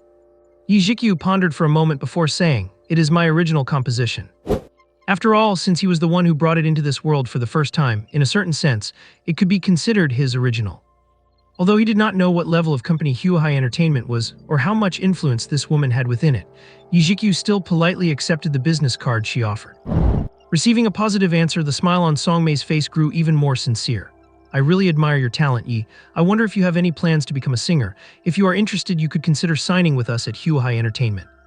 As for the contract terms, they are absolutely at a leading level in the industry. She was trying to scout him to debut. Zhiqiu was stunned. He had not expected that what Yang Hongwei said in passing would actually come true. The three from room 206 also looked excited, debuting as a singer, and in the same company as Wei. If a big star came out of their dorm, they would be proud of him too. Zhaijun, who knew a bit about the industry, seemed to notice Zhiqiu's confusion and added from the side, Huahai Entertainment is one of the 4 major entertainment companies in the country. They are very powerful. Zhiqiu did not overthink this question and said politely, thank you for the compliment, Ms. Song, but I do not have any plans to sign with a company for now. I am sorry. Songmei was not surprised by Zhiqiu's answer. After all, it was a decision regarding his career path and no one would make it lightly. Still, she said, I understand. If you are interested in the future, feel free to contact me anytime. Huahai Entertainment will not let you down. Zhiqiu nodded slightly. In fact, given his current conditions, if he really did sign with Huahai Entertainment, it might not be difficult for him to make a name for himself with a series of promotional campaigns and song releases. But he did not like being constrained. And what happens after you get famous? Artists in entertainment companies may look glamorous on the outside, but they are really just tools for capital to make money. Once you become famous, there are endless announcements and activities to attend, leaving you with no time to yourself. And once your popularity fades, you are discarded faster than anyone else. Capital has no feelings. Besides, if he really wanted to pursue this path, he did not necessarily have to be under anyone's thumb. After all, he had another brilliant civilization as his solid backing. He could absolutely avoid being controlled by others. Meanwhile, Yu Keiwei, who stood nearby, felt a faint flicker of disappointment in the depths of her eyes when Zhiqiu refused. Yu Keiwei suddenly asked, "Is the original song you are going to perform at the graduation gala this one?" Zhiqiu replied subconsciously, "No, it is not." Singing the White Doves tour just now was purely because the alcohol had gone to his head and he was expressing himself in the moment. He honestly had not planned to sing this song at the gala. As soon as he said this, everyone's eyes turned toward Zhiqiu. The three from room 206 were shocked again. Yang Hongwei said, "Good for you, old four. You are performing an original song at the graduation gala. Why did not you mention it this afternoon?" Zhiqiu said speechlessly, "You guys did not ask. Was that the kind of thing you just don't ask about? When you said Chen Yuan was dropping out and you would be performing solo, no one thought you meant an original song." As it dawned on everyone, if the song just now was not it, did not that mean Zhiqiu has another brand new original song? Songmei's eyes lit up again as she asked impatiently, "What style is it? What is the name of the song? Would you mind sharing it?" Having just heard a high-quality piece, she was very eager to know what Zhiqiu's other creation was like, and whether it could match such a high standard. Yu Keiwei's eyes were also sparkling as she looked at Zhiqiu expectantly. Zhiqiu was blunt and decisive, "I have not decided yet." Everyone was stunned again. "What does haven't decided yet mean? There is less than 2 weeks until the graduation gala, for heaven's sake, and you are saying you have not decided yet. Could it be that you are going to write another song in 2 weeks? Looking at their skeptical eyes, Zhiqiu felt very wronged. Heaven knows that by haven't decided yet, he meant he had not decided which song to choose. Songmei gave Zhiqiu a long, deep look, but before she could speak, her brows furrowed slightly. Zhiqiu had just shown off his skills, attracting a lot of attention, and many people in the lounge, especially the women, were subtly casting their gazes his way. Yu Keiwei, who had a solid following of fans, was already drawing attention. Some people were starting to look toward her as she sat there with her cap pulled low, trying to confirm if it was truly her. Songmei knew they could not stay much longer, although the clientele in this high-end spot was generally refined and it would not be a disaster if she were recognized. It was still a bar and there was no guarantee they would not run into some obsessive fans, which could lead to unwanted trouble. "We should probably get going now." Songmei smiled, gave Yu Keiwei a subtle look, and took her hand as they headed toward the exit. Yu Keiwei sighed silently and followed, looking strangely reluctant to leave. On the other side, seeing the two women leave, Li Hongfei, blinded by desire and acting on impulse, jumped up and followed them out. Besides, he had been feeling stifled in the lounge anyway. "Hey, you're leaving already." Chen Yuan snapped out of her thoughts and hurriedly followed. Strangely, as she walked, she kept glancing back at Zhiqiu as if she had something she wanted to say. However, by the time Li Hongfei got outside, he saw Songmei sitting in a Porsche with Yu Keiwei in the passenger seat. In the light inside the car, Li Hongfei finally got a clear look at Yu Keiwei's face, and he froze. So it was her, the untouchable goddess of Huahai Media University. He naturally knew who she was, and the realization made his head clear up, his enthusiasm instantly deflating. Because with Yu Keiwei's background, she was someone way out of his league. Zhiqiu did not notice Li Hongfei and Chen Yuan leave, nor did he pay any mind to Chen Yuan's hesitation. Even if he had, he would not have cared. At that moment, the performances in the lounge were on break, and the bearded boss of the July bar, along with the resident female singer, came over to their table. "Ajahn, are not you going to introduce us?" the bearded boss said with a laugh, while the resident singer gazed at Zhiqiu with pure admiration. Zhiqiu chuckled and pointed at Zhiqiu, saying, "How about that? Did not embarrass you, did I? This is my buddy, a real talent from Huahai Media, Zhiqiu." After introducing Zhiqiu, Zhou Hua, and Yang Hongwei, Zhiqiu turned to the others and said, "This is Big Beard Liu, the owner of July. He runs this place more as a hobby." Big Beard Liu sighed in amazement. "Your friend is incredible, handsome and a great singer. I do not know how many people he made drink their sorrows away tonight. The bar's revenue has gone up quite a bit. To show my appreciation, drink as much as you want tonight. It is on the house." Thanks. Zhiqiu's eyes lit up, clearly looking smug. The cost of a night's drinks was nothing to him, but getting a freebie because of his friend was different. It was all about the status. Zhiqiu had a sudden thought and asked, "Boss Liu, are you currently looking for resident singers?" Big Beard Liu was stunned and blurted out, "You want to be a resident singer?" Zhiqiu nodded. He had no choice. The first royalty payment for Zhiqiu would not be settled that quickly, and right now, his pockets were emptier than his future prospects. Although he won the bet with Zhiqiu for a month of free cafeteria meals, that was not a long-term solution. Hearing this, Zhiqiu said, "Fourth brother, if you're short on cash, do you want me to lend you some?" Zhiqiu shook his head. He did not like bothering others when he could handle things himself. He preferred not to mix money into his friendships. Zhiqiu continued, "Yeah, but I probably will not be doing it for long, maybe 10 days or so." "Of course, it depends on whether you have a spot available, Boss Liu." Zhiqiu chimed in, "Brother Liu, my buddy here is no ordinary guy. He is handsome and can really sing. Entertainment companies are already trying to sign him. You will not lose out by hiring him. You saw the effect he had just now. Hearing this, Big Beard Liu's eyes lit up. He knew Zhiqiu would not lie to him, and the resident singer beside them looked almost green with envy. This was a good deal. Big Beard Liu made up his mind instantly and said heartily, "Done. Brother Yi, you are a friend of Ajin, which makes you a friend of Liu Jun. Hiring you is no problem at all." "I have 2 resident singers who rotate every 2 days," Liu said, gesturing to the female singer. "You and Ajin are in school, right? You probably have classes in the evenings. I do not need you to be a regular resident, just perform that song you sang earlier. At least 4 nights a week, perform that song once during each peak period, 9, 10, and 11 o'clock. As for the pay." Big Beard Liu pondered for a moment and said, "My resident singers get 500 a night for 4 hours. To be honest, I think you're great, but there are industry norms. If you are only doing 3 songs, the pay would be a bit lower than the full-time resident. How about 400? Zhiqiu looked at Zhiqiu, who gave a slight nod, indicating that the price was fair. There was no helping it, that was just the going rate for resident singers, and 500 a night was already quite good. Zhiqiu only had to perform 3 songs between 9 and 11, which meant only 2 hours at the bar. Getting 400 for less than 20 minutes of singing was a rate most resident singers would envy. After all, resident singers were just workers. Nobody treated them like superstars, unlike those celebrities who made hundreds of thousands for a single appearance. Big Beard Liu did not necessarily believe Zhiqiu would become a huge star, but he was not short on cash, and doing a favor for Zhiqiu and a potentially talented newcomer was a good investment. "Deal, thank you, Boss Liu," Zhiqiu gladly accepted. Big Beard Liu's terms were quite favorable. He did not have to come every day, which left him time to keep updating Zhiqiu. He could not forget his main job after all. "Oh, by the way, Brother Yi," Big Beard Liu suddenly remembered something and asked, "Have you registered the copyright for that original song of yours?" "Not yet." It was the first time he had ever sung that song, so he had not had a chance to register it yet. The resident singer kindly reminded him, "Mr. Yi, you should register that song as soon as possible to protect your work. Otherwise, if someone else registers it first and you perform it in a bar, it is considered commercial use, which could be seen as infringement. I have heard of quite a few original singers getting screwed over by that." Zhiqiu nodded. He understood the importance of copyright, but this was his first real experience with how seriously this parallel world took the protection of creative work.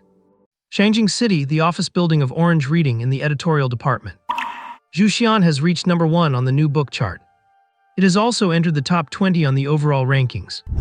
A shout rang out, and the entire office suddenly erupted in a buzz of excitement. "Holy crap, that is insane. At this rate, it is unstoppable. It is definitely going to be the big hit of the year. Which legendary author's secret account is this? It is too impressive." As the many editors discussed it heatedly, a number of them cast envious glances at a girl sitting at a desk near the door. Nuan was currently so excited her face was flushed, and she could hardly contain the thrill in her heart. As a top student in Chinese literature who loved the subject, she had chosen to dive into the web literature industry right after graduation, successfully landing a job as an editor at Orange Reading, the largest literature website. However, after more than a year on the job, reality poured a bucket of cold water on Nuan, who had been full of literary passion. With no resources, lackluster performance from the books she signed, and one failure after another, Nuan began to doubt her initial decision. Her family was also very unhappy that she had given up the chance to return home and become a primary school teacher, believing that a girl should just have a stable job and find a good partner. Nuan gritted her teeth and refused to give up, but during her darkest time she stumbled upon a book that caught her eye, Zhu. At that time, Zhu had only uploaded a few chapters. While the beginning involving the pursuit by enemies and the slaughter of a village was slightly novel, other editors showed little interest because the author was an unknown newcomer. For some reason, Nuan was particularly optimistic about this book. Though she frowned at the narcissistic author's pen name, she took the initiative to contact him and successfully signed the book under her name. To everyone's surprise, the plot of Zhu became more and more brilliant, and after the first round of recommendations, it shot up in popularity almost instantly. Now that it has officially reached the top of the new book chart and the top 20 overall, even Nuan feels like it is a dream. "Nuan, the editor-in-chief wants to see you." A voice rang out, and everyone watched with envy as Nuan trotted with light, bouncy steps toward the editor-in-chief's office. She knocked cautiously on the open door and walked inside after being told to enter. The editor-in-chief, the big devil, was very fierce. The editor-in-chief, who wore thick glasses and was slightly overweight, looked up and said kindly, "Nuan, you are here. Sit, sit, sit." Nuan, feeling flattered, sat on the sofa, her petite frame sinking into the wide leather cushions. So comfortable, Nuan almost let out a murmur, then realized where she was and straightened her back slightly, trying to keep from looking like she was enjoying it too much. The editor-in-chief did not seem to notice her small movements and said with a smile, "Nuan, Zhu has reached number 18 on the overall chart. This is a great achievement. You signed this book very well." The team has decided to give you an A rating for this year's annual review, and your bonus will be at the highest bracket. Thank you, Editor-in-Chief. Shinnuanuan was overjoyed. Hearing such good news early in the morning was like a double blessing.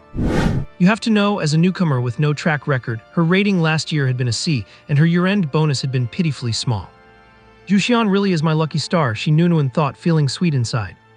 Seeing the expression of pure joy on the face of the youngest member of the team, the editor-in-chief smiled and said, "This book, Zhuqiu, is now over 300,000 words, and the new book period is coming to an end. The team thinks very highly of this book, and we are planning to give it a featured spotlight recommendation after the new book period ends." Thank you, Editor-in-Chief. Good news kept hitting Shinnuanuan, and she was already feeling a bit dizzy. You have to know, for a book to succeed, besides being well-written, traffic and exposure are also very important.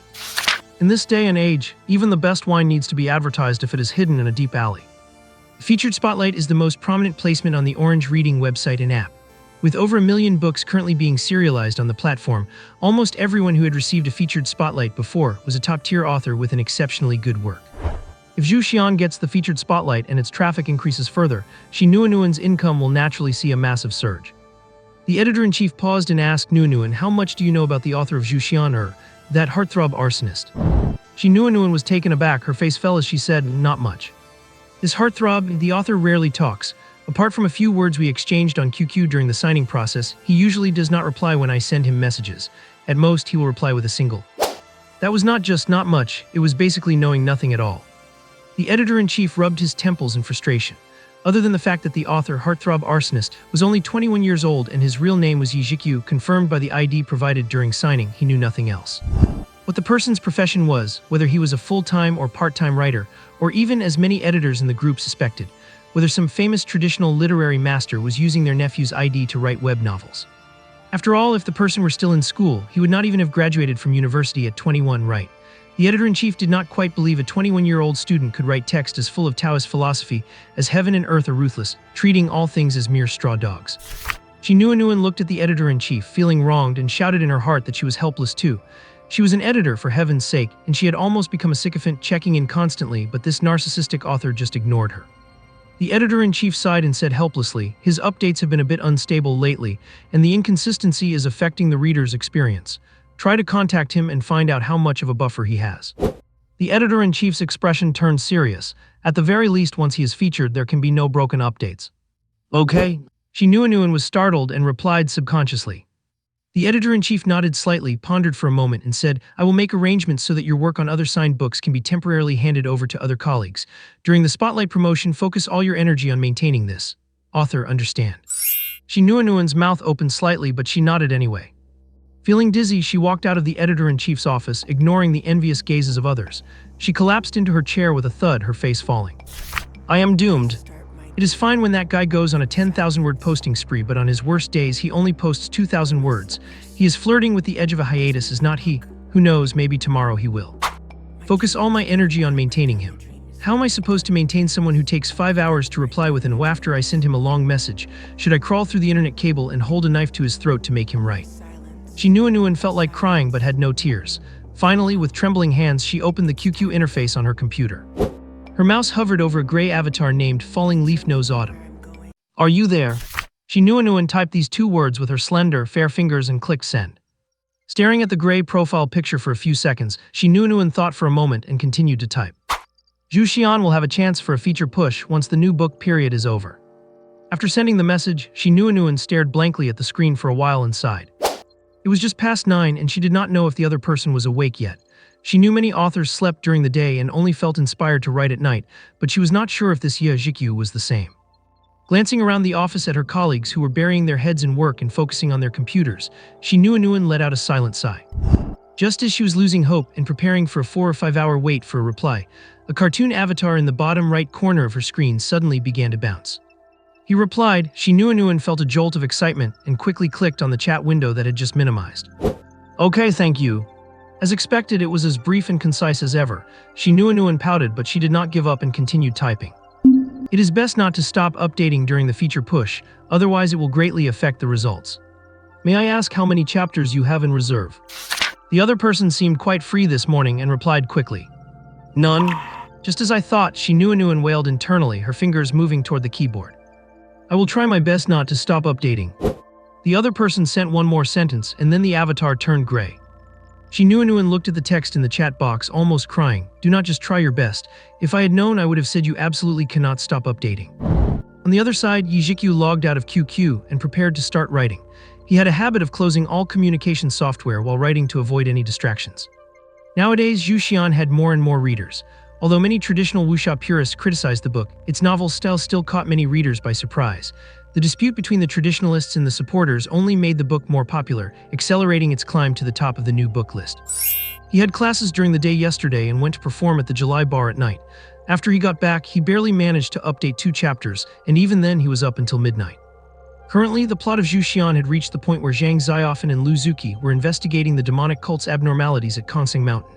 In a crisis, they refused to abandon each other and developed feelings. Afterward, Zhang Xiaofan fell into the dripping blood cave and met Baguio there again.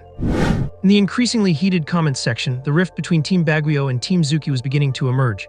However, at this point in the plot, Team Zuqi still held a slight advantage, with Team Baguio following closely behind. Strictly speaking, Zhiqiu himself leaned slightly towards Team Baguio, but this question was bound to have no answer. In his previous life, the debate had gone on for over a decade without a conclusion. Besides the arguments between the two teams, the comments section was mostly filled with readers urging the author to update. Read it, update quickly.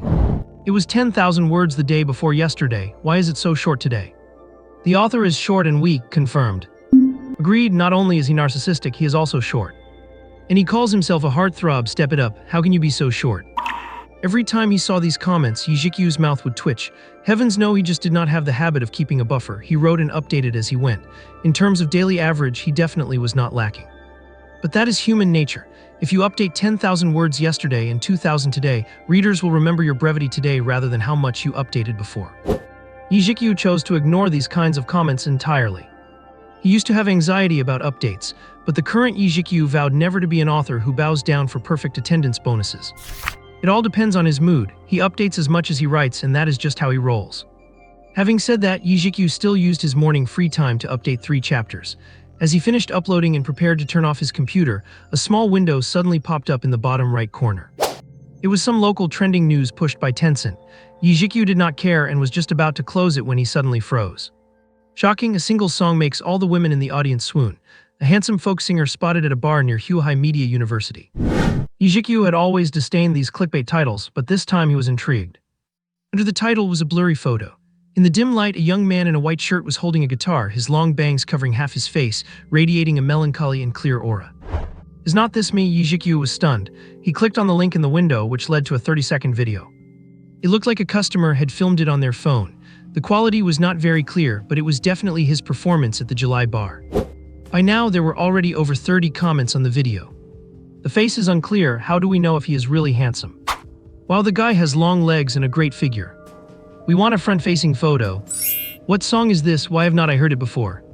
I can prove it. This is a student from our Huahai Media University.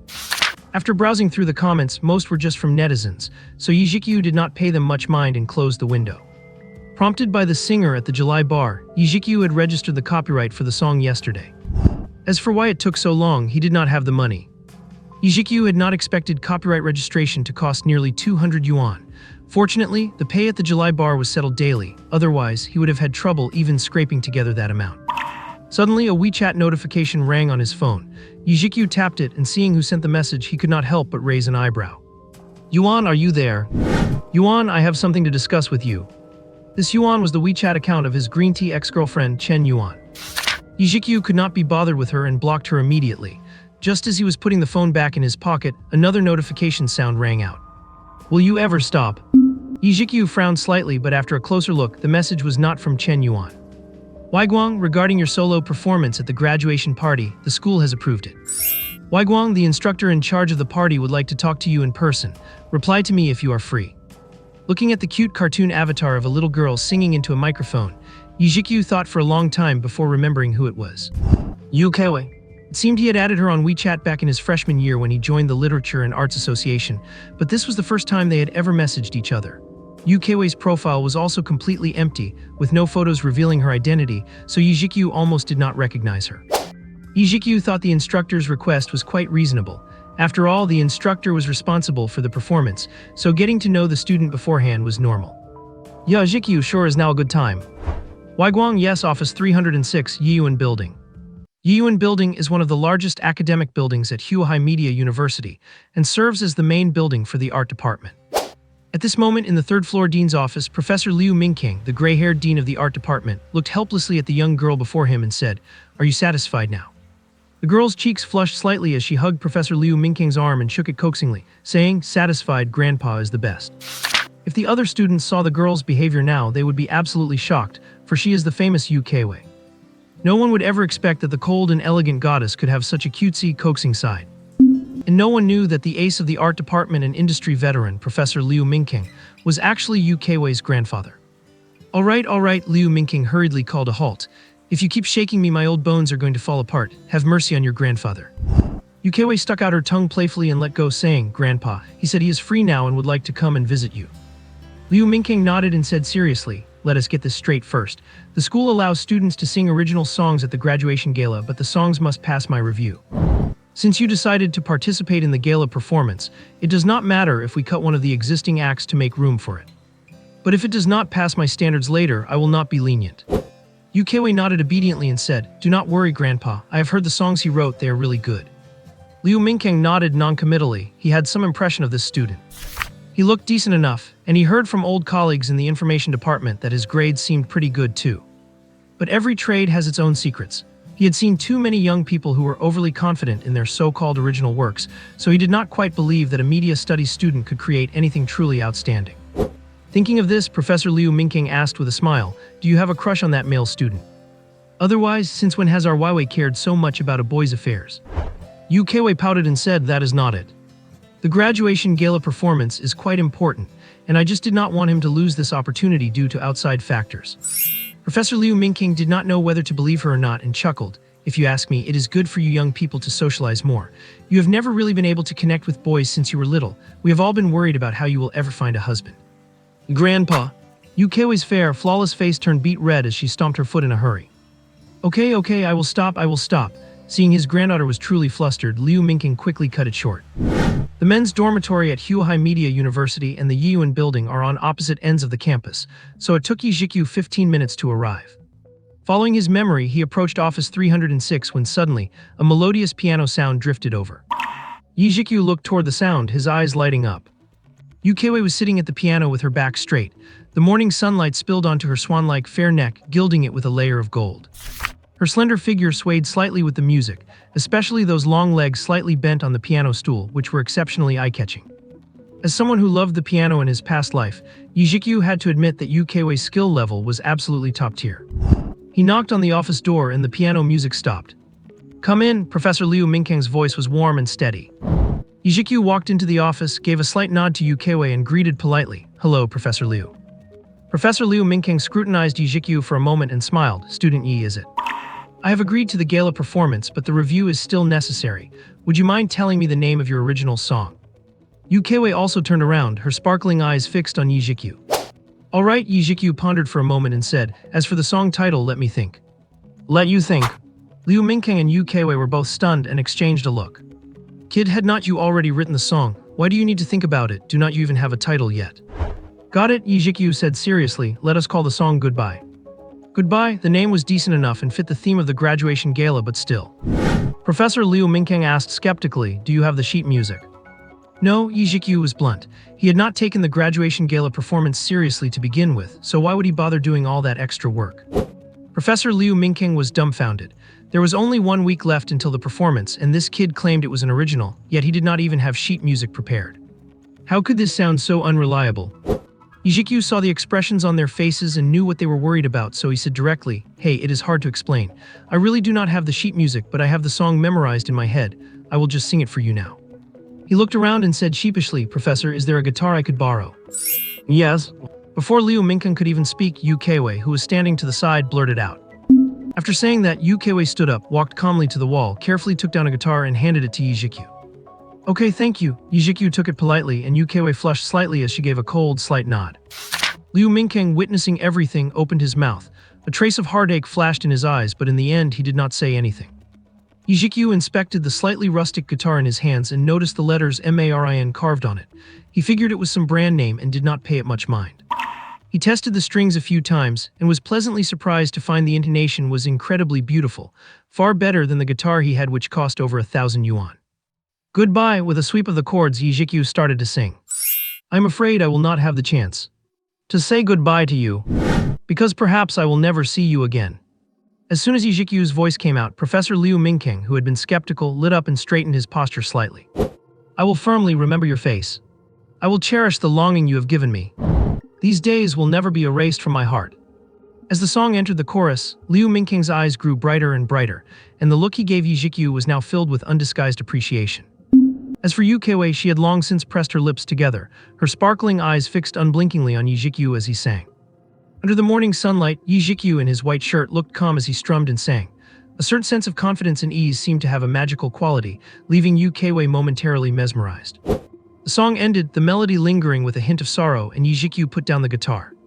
That is pretty much the song. Repeating it once more would be the end. It took a few full seconds for Liu Mingqing to emerge from the mood of the song, take a deep breath, and his expression gradually turned to excitement. Good. This song is absolutely perfect. As a professor in the fine arts department, Liu Mingqing had a very discerning eye. He initially did not have high expectations for Zhiqiu's original song, thinking he would just let it slide for his granddaughter's sake if it was passably decent. But he had not expected to be truly stunned by the piece Zhiqiu just performed. The melody is simple without any flashy, flowery lyrics, yet the emotion is expressed perfectly. Professor Liu Mingqing said excitedly, I really should have those fine art students take a good look at what a good song actually sounds like. Student Zhiqiu, this song is excellent, I approve. Amidst his excitement, Liu Mingqing was also puzzled. He had seen this handsome young man named Zhiqiu before, so why had not he realized he was such a talent until now? Zhiqiu gave a modest smile and said, Thank you, Professor. However, Professor Liu frowned and said, The lyrics and melody are both great, truly a rare masterpiece. It is just that your singing technique is quite average. Zhiqiu felt awkward. Yukeiwei, standing by with bright eyes, could not help but burst into a giggle. Seeing Zhiqiu turn to look, she immediately resumed her cold, beautiful composure. Zhiqiu felt quite helpless. He considered his singing skills to be quite good for an amateur, but the standards of an industry expert like Professor Liu Mingqing were just too high. Your natural foundation is actually very good, you just have not had any systematic training, Liu Mingqing pondered. How about this? There is a week left until the gala. You can come find me after class in the afternoons during this time and I will guide you. Great, thank you, Professor.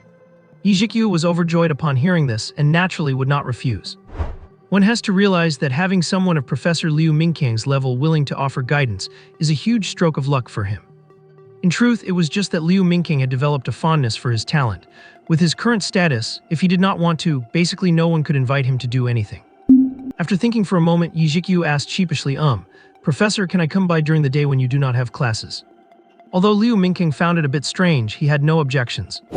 At this point, Yukeiwei suddenly asked, You do not have classes at night for your major, what are you busy with? Zhiqiu was stunned for a moment but did not hide it, saying, I am earning living expenses.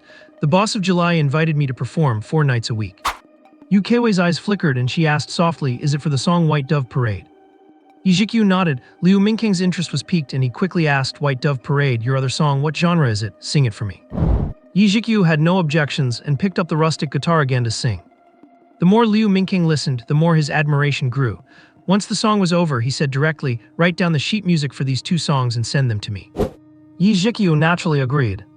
At night at the July music bar, since Zhiqiu started performing there, the boss, bearded Liu, was pleasantly surprised to find that the store's revenue had increased significantly. After dealing with the hints from some female customers who came for his fame, Zhiqiu took the stage to perform as usual. In a corner that no one noticed, a woman in a baseball cap was quietly watching Zhiqiu on stage. After easily finishing the night's performance and chatting with the boss, Zhiqiu was about to leave when a figure suddenly blocked his path. Chen Yuan, Zhiqiu frowned. Chen Yuan demanded directly, Why did not you reply to my messages, and you even blocked me? You are crazy. Zhiqiu ignored her and turned to leave. Wait, Chen Yuan had not expected Zhiqiu to be so cold and quickly reached out to grab him. Zhiqiu said impatiently, I have nothing to say to you. Do not come looking for me in the future for any reason. Chen Yuan softened her voice and said, Zhiqiu, we do not need to be like this. Can you talk to me properly? I will not take up much of your time, just 1 minute. Zhiqiu took a deep breath and said coldly, If you have something to say it fast. A flash of anger crossed Chen Yuan's eyes, but she held it back and said, Actually, I came to you because I wanted to ask for a favor. I checked this song White Dove Parade is your original creation, right? Can you give me the copyright to this song? Before Zhiqiu could speak, Chen Yuan added quickly, I know this request is a bit excessive, but I will not take it for free. I can pay you money to buy it, 3,000 yuan. Your family's situation is not great, right? This could count as easing your burden. Looking at Chen Yuan babbling on, Zhiqiu was so angry he laughed. Do I look like a pushover to you? Chen Yuan froze, a look of embarrassment flashed across her face, and she quickly said, 5,000. I can give you 5,000. This price is not low for a student's original work. Get lost. Zhiqiu now fully understood what kind of person this woman was, and he could not be bothered to say another word. Seeing that Zhiqiu was really leaving, Chen Yuan got desperate and grabbed his arm, begging, Zhiqiu, I am about to debut, it is my dream. You know how important a good piece of work is for a newcomer.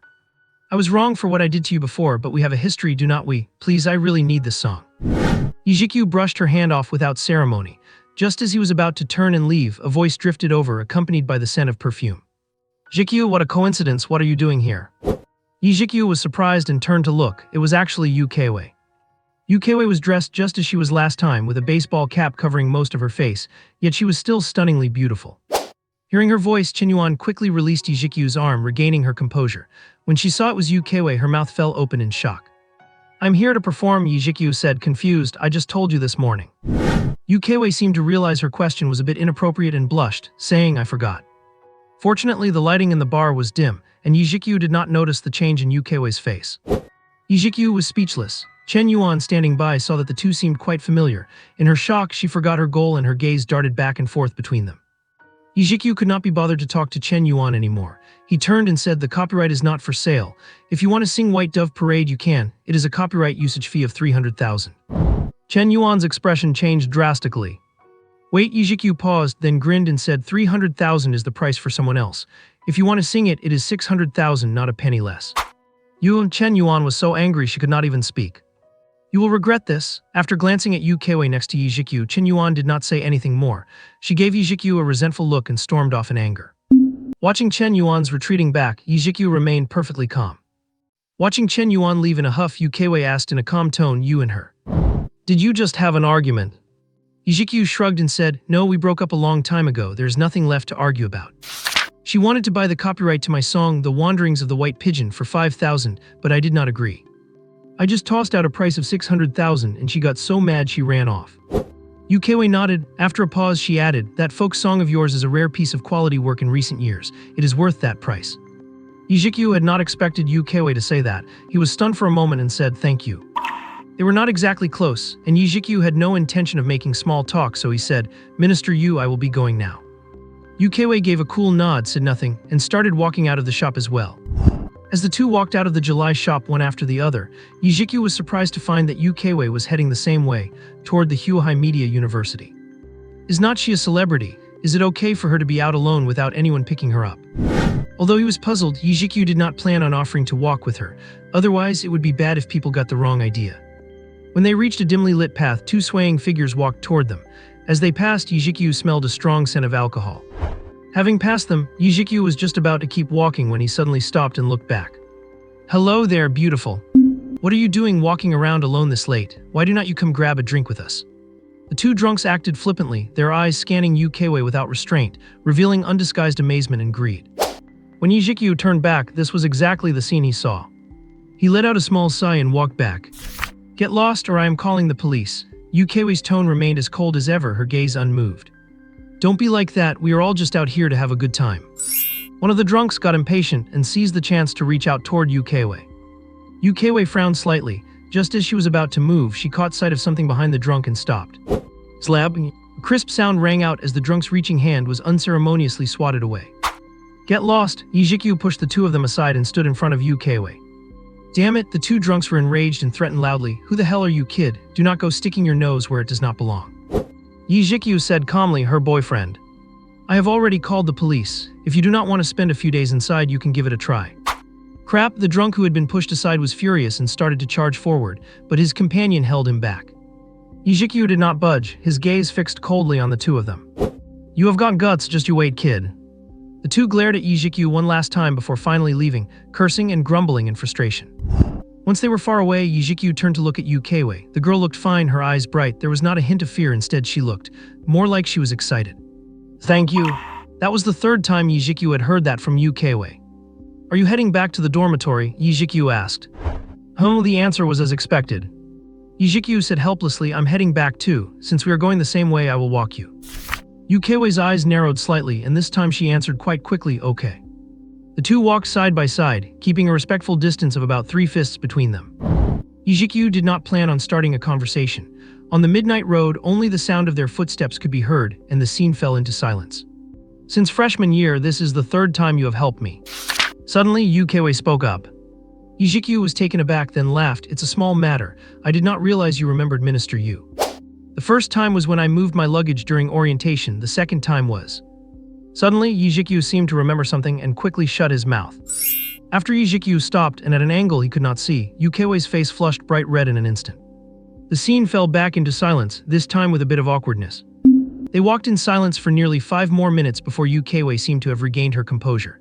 She said again, I heard you singing tonight. Your vocal skills have improved quite a bit since the first time. Zhiqiu quickly replied, I have been practicing a lot lately and I guess I have just been singing more often.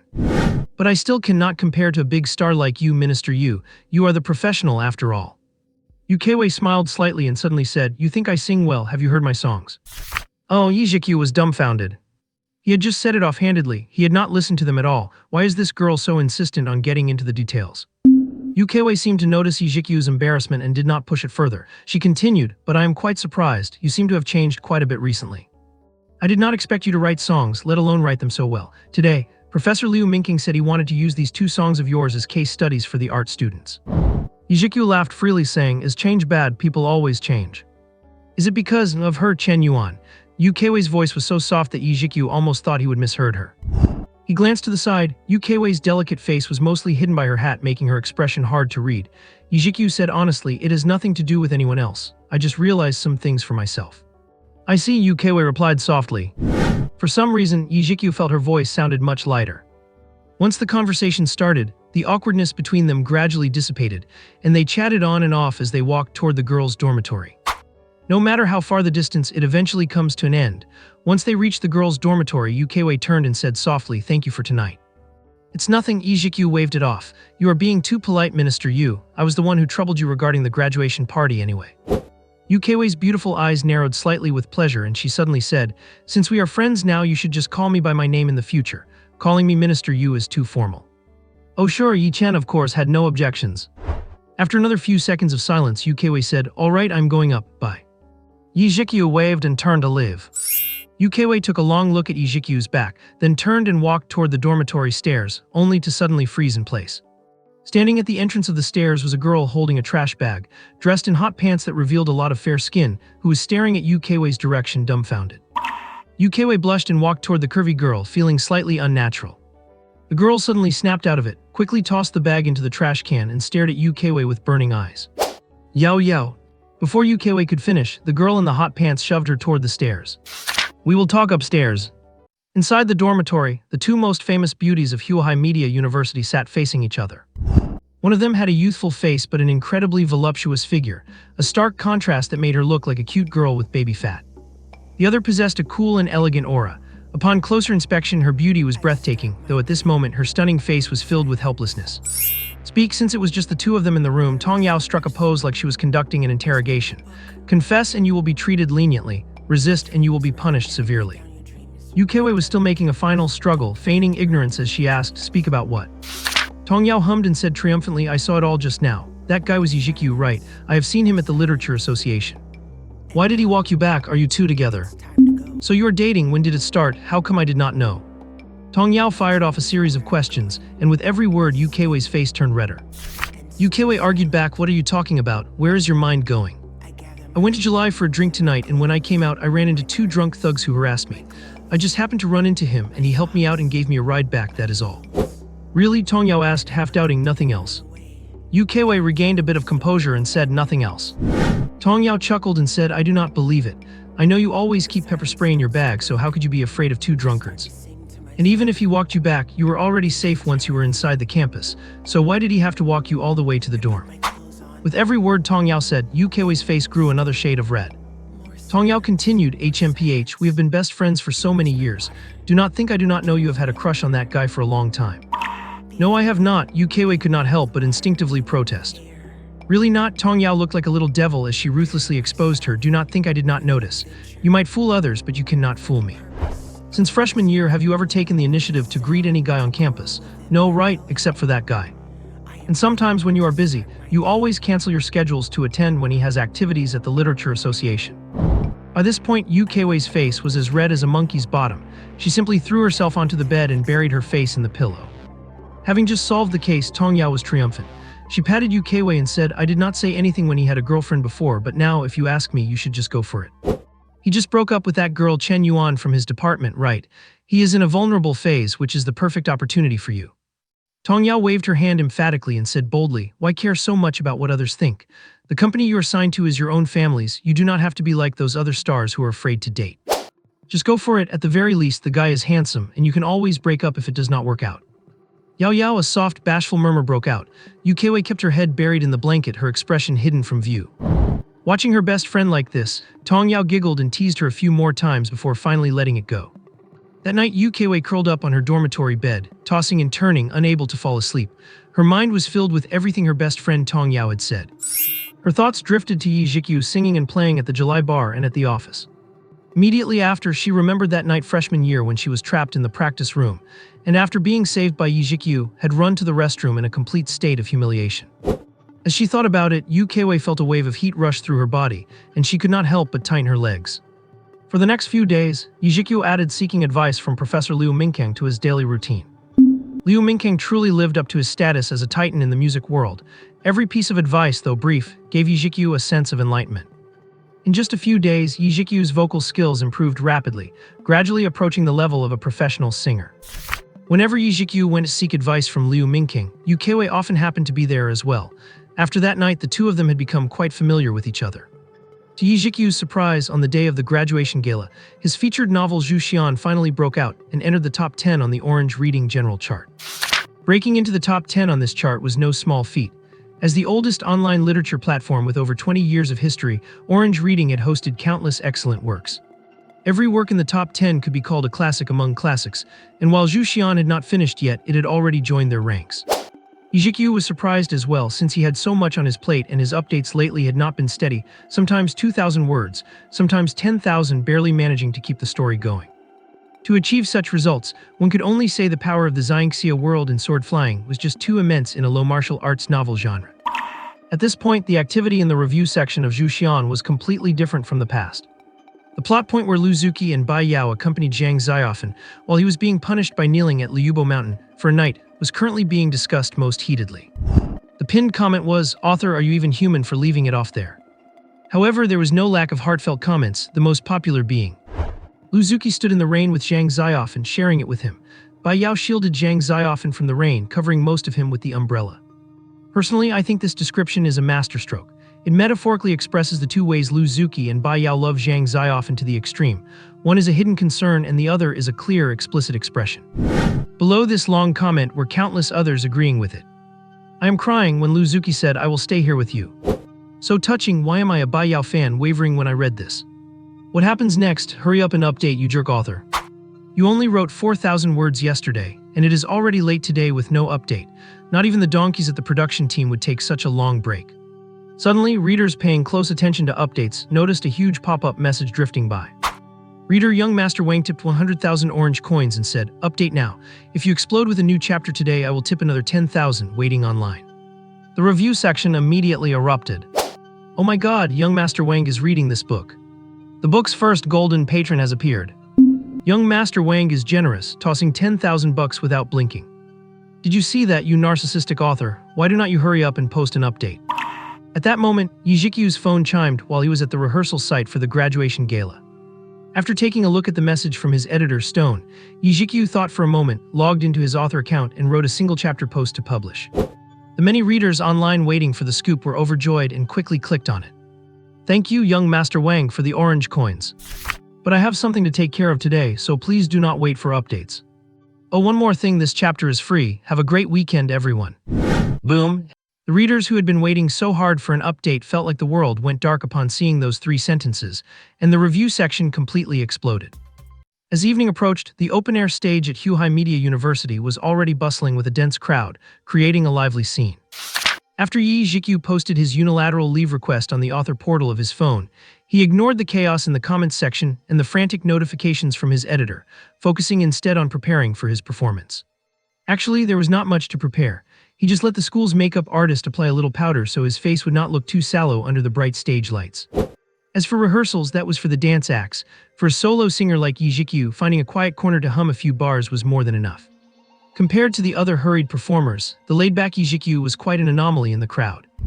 Meanwhile, in a makeshift dressing room backstage, Yukiwei sat quietly in front of the mirror, attended to by her personal makeup artist.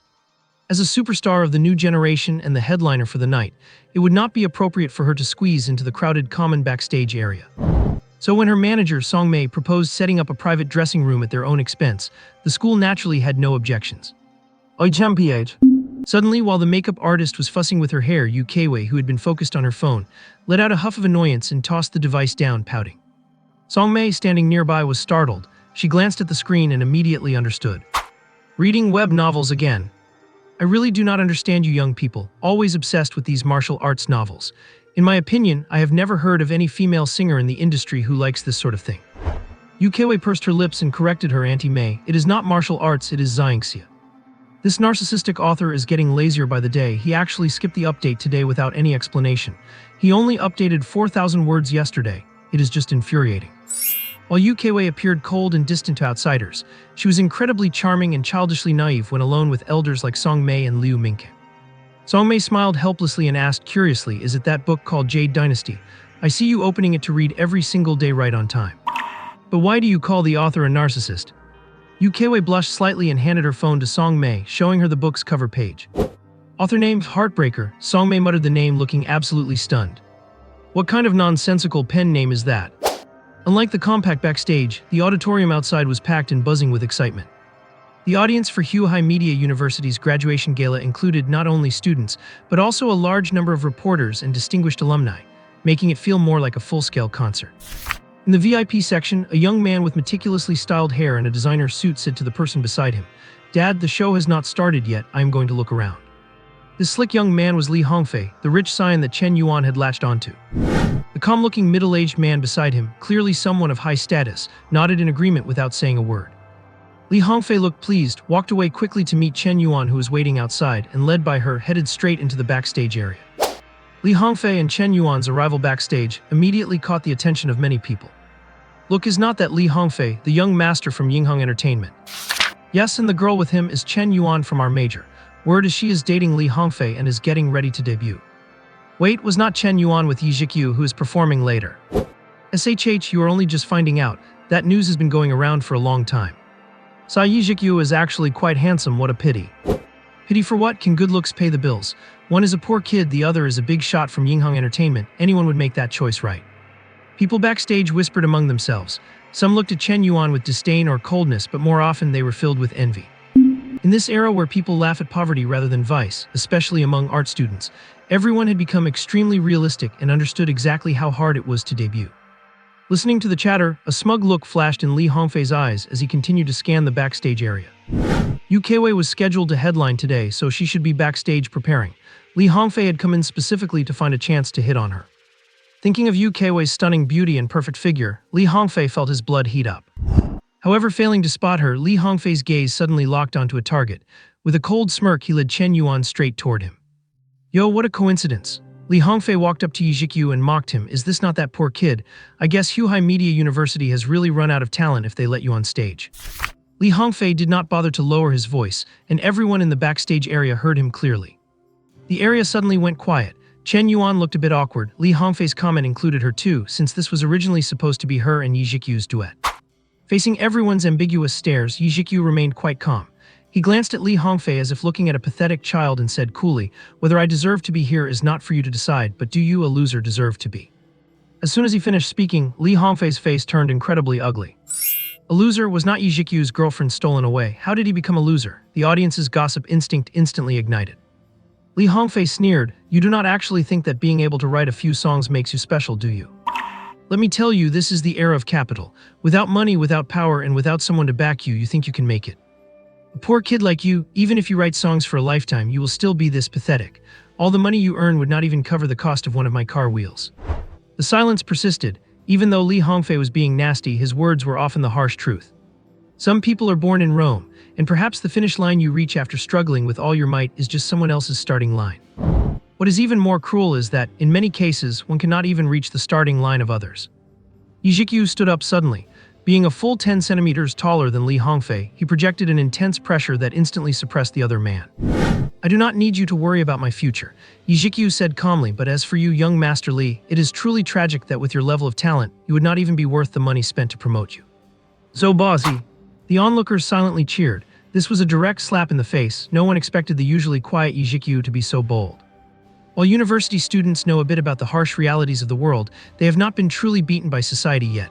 Coupled with the camaraderie of being fellow alumni, many were rooting for Zhiqiu. "Well said. That is right. Exactly why is a rich second-generation kid acting so arrogant? No one knows what the future holds. Get out of here." The number of people supporting Zhiqiu grew, and Li Hongfei's face darkened significantly. Suddenly, the shouting died down, and everyone turned their gaze in one direction. Zhiqiu was wondering what was going on when a cold, melodic voice came from behind him. "Zhiqiu, would you mind coming over for a moment?" Yukeiwei was now fully made up. Clad in a long white dress and standing there, she looked like a noble goddess, holy and untouchable, leaving everyone in the room stunned for a moment. Although Zhiqiu felt it was strange, he still said, "Oh, all right." The crowd stared blankly as Zhiqiu followed Yukeiwei into her private dressing room, and Li Hongfei was so jealous his eyes turned red. As they entered the dressing room, Yukeiwei continued to touch up her makeup, and only then did Zhiqiu notice someone else was there. Professor Liu Mingqing sat on the sofa. Seeing Zhiqiu, he smiled and said, "How are you doing? Your performance is coming up. Are you nervous?" Zhiqiu shook his head and said, "I am just singing a song to make up the numbers. Why would I be nervous? If anyone should be nervous, it would be a big star like Keiwei who is doing the grand finale." The two had been meeting at Professor Liu Mingqing's office quite often lately, and had gradually started calling each other by their names. "I do not get nervous," Yukeiwei said with a plain expression, her tone as cold as ever. "Impressive." Zhiqiu was filled with admiration. This girl really had nerves of steel. Even when she was harassed by two drunks outside the July bar last time, she did not seem to panic at all. Liu Mingqing laughed. "It is good that you are not nervous. Just perform at your normal level. Honestly, I have high expectations for your act tonight." Seeing Zhiqiu's puzzled expression, Liu Mingqing explained, "As a top local university, Huahai Media University has many outstanding alumni and various officials attending today's graduation gala. The school attaches great importance to this, and it is a good opportunity to showcase the school's teaching quality and the students' talent. I'm not saying this to put pressure on you, but among the student performances tonight, I consider yours to be of very high quality, second only to Weiwei's." Liu Mingqing urged, "Perform well. This is also a personal opportunity for you." With that explained, Zhiqiu finally understood. No wonder Huahai Media University took it so seriously. The quality of the student performances reflected the school's reputation after all. After a few more words of casual chat, Zhiqiu accidentally glanced at a familiar interface on the phone screen on the table nearby, and in his astonishment, two words blurted out. "Zhu Xian." Yukeiwei, who had just finished her makeup, turned around and asked, "Do you read this book too?" Before Zhiqiu could finish, Yukeiwei continued, "This author stopped updating today. He is so terrible, I have already sent a request for updates." Zhiqiu swallowed back the words he was about to say. Speaking of Zhu Xian, Yukeiwei seemed to become interested, and continued complaining, "This author is so lazy. He only updated 4,000 words yesterday, and today, right when it was time to update, he said he had something to do and asked for leave. In my opinion, it is just an excuse for being lazy. Otherwise, why did not he ask for leave a day in advance? Do not you think so?" Facing Yukeiwei's slightly sparkling eyes as she sought agreement, Zhiqiu felt bitter inside. "Can I say yes? That would be slapping myself in the face." Zhiqiu chuckled awkwardly, trying to defend himself. "I do not think it is necessarily that. It is the author's first time missing an update, is not it?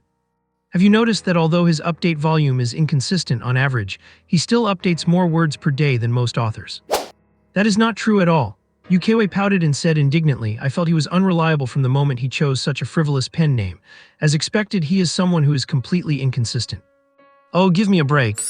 Zhiqiu had nothing left to say. This girl seemed to hold a deep grudge against the author. It was better not to let her know that he was the author of Zhu Xian. Listening to the two young people discussing heatedly, Liu Mingqing also looked at the phone screen curiously. Liu Mingqing exclaimed softly, picked up the phone, and took a detailed look at the novel's synopsis. "Heaven and earth are heartless, treating all things like straw dogs." Liu Mingqing's eyes lit up and he exclaimed, "A mere 10 characters, extremely concise, yet they express a profound truth. To be able to write such a sentence, this author is no simple person." Yukeiwei asked curiously, "What does that sentence mean?" The makeup artist on the side also looked at Liu Mingking with curiosity. Liu Mingking, whose background in traditional Chinese studies was clearly solid, smiled and explained, straw dogs were dogs made of grass used in ancient sacrificial rituals. The sentence "heaven and earth are heartless," treating all things like straw dogs, is commonly understood as saying that heaven and earth treat all things equally. They are not partial to anyone, nor are they cruel to anyone. Everything develops naturally. This sentence implies a philosophy of letting things follow their natural course. That is why I say this author is remarkable. He must be an experienced veteran author. The last sentence was a question Liu Mingking asked Yu Keiwei. Not partial to anyone, nor cruel to anyone.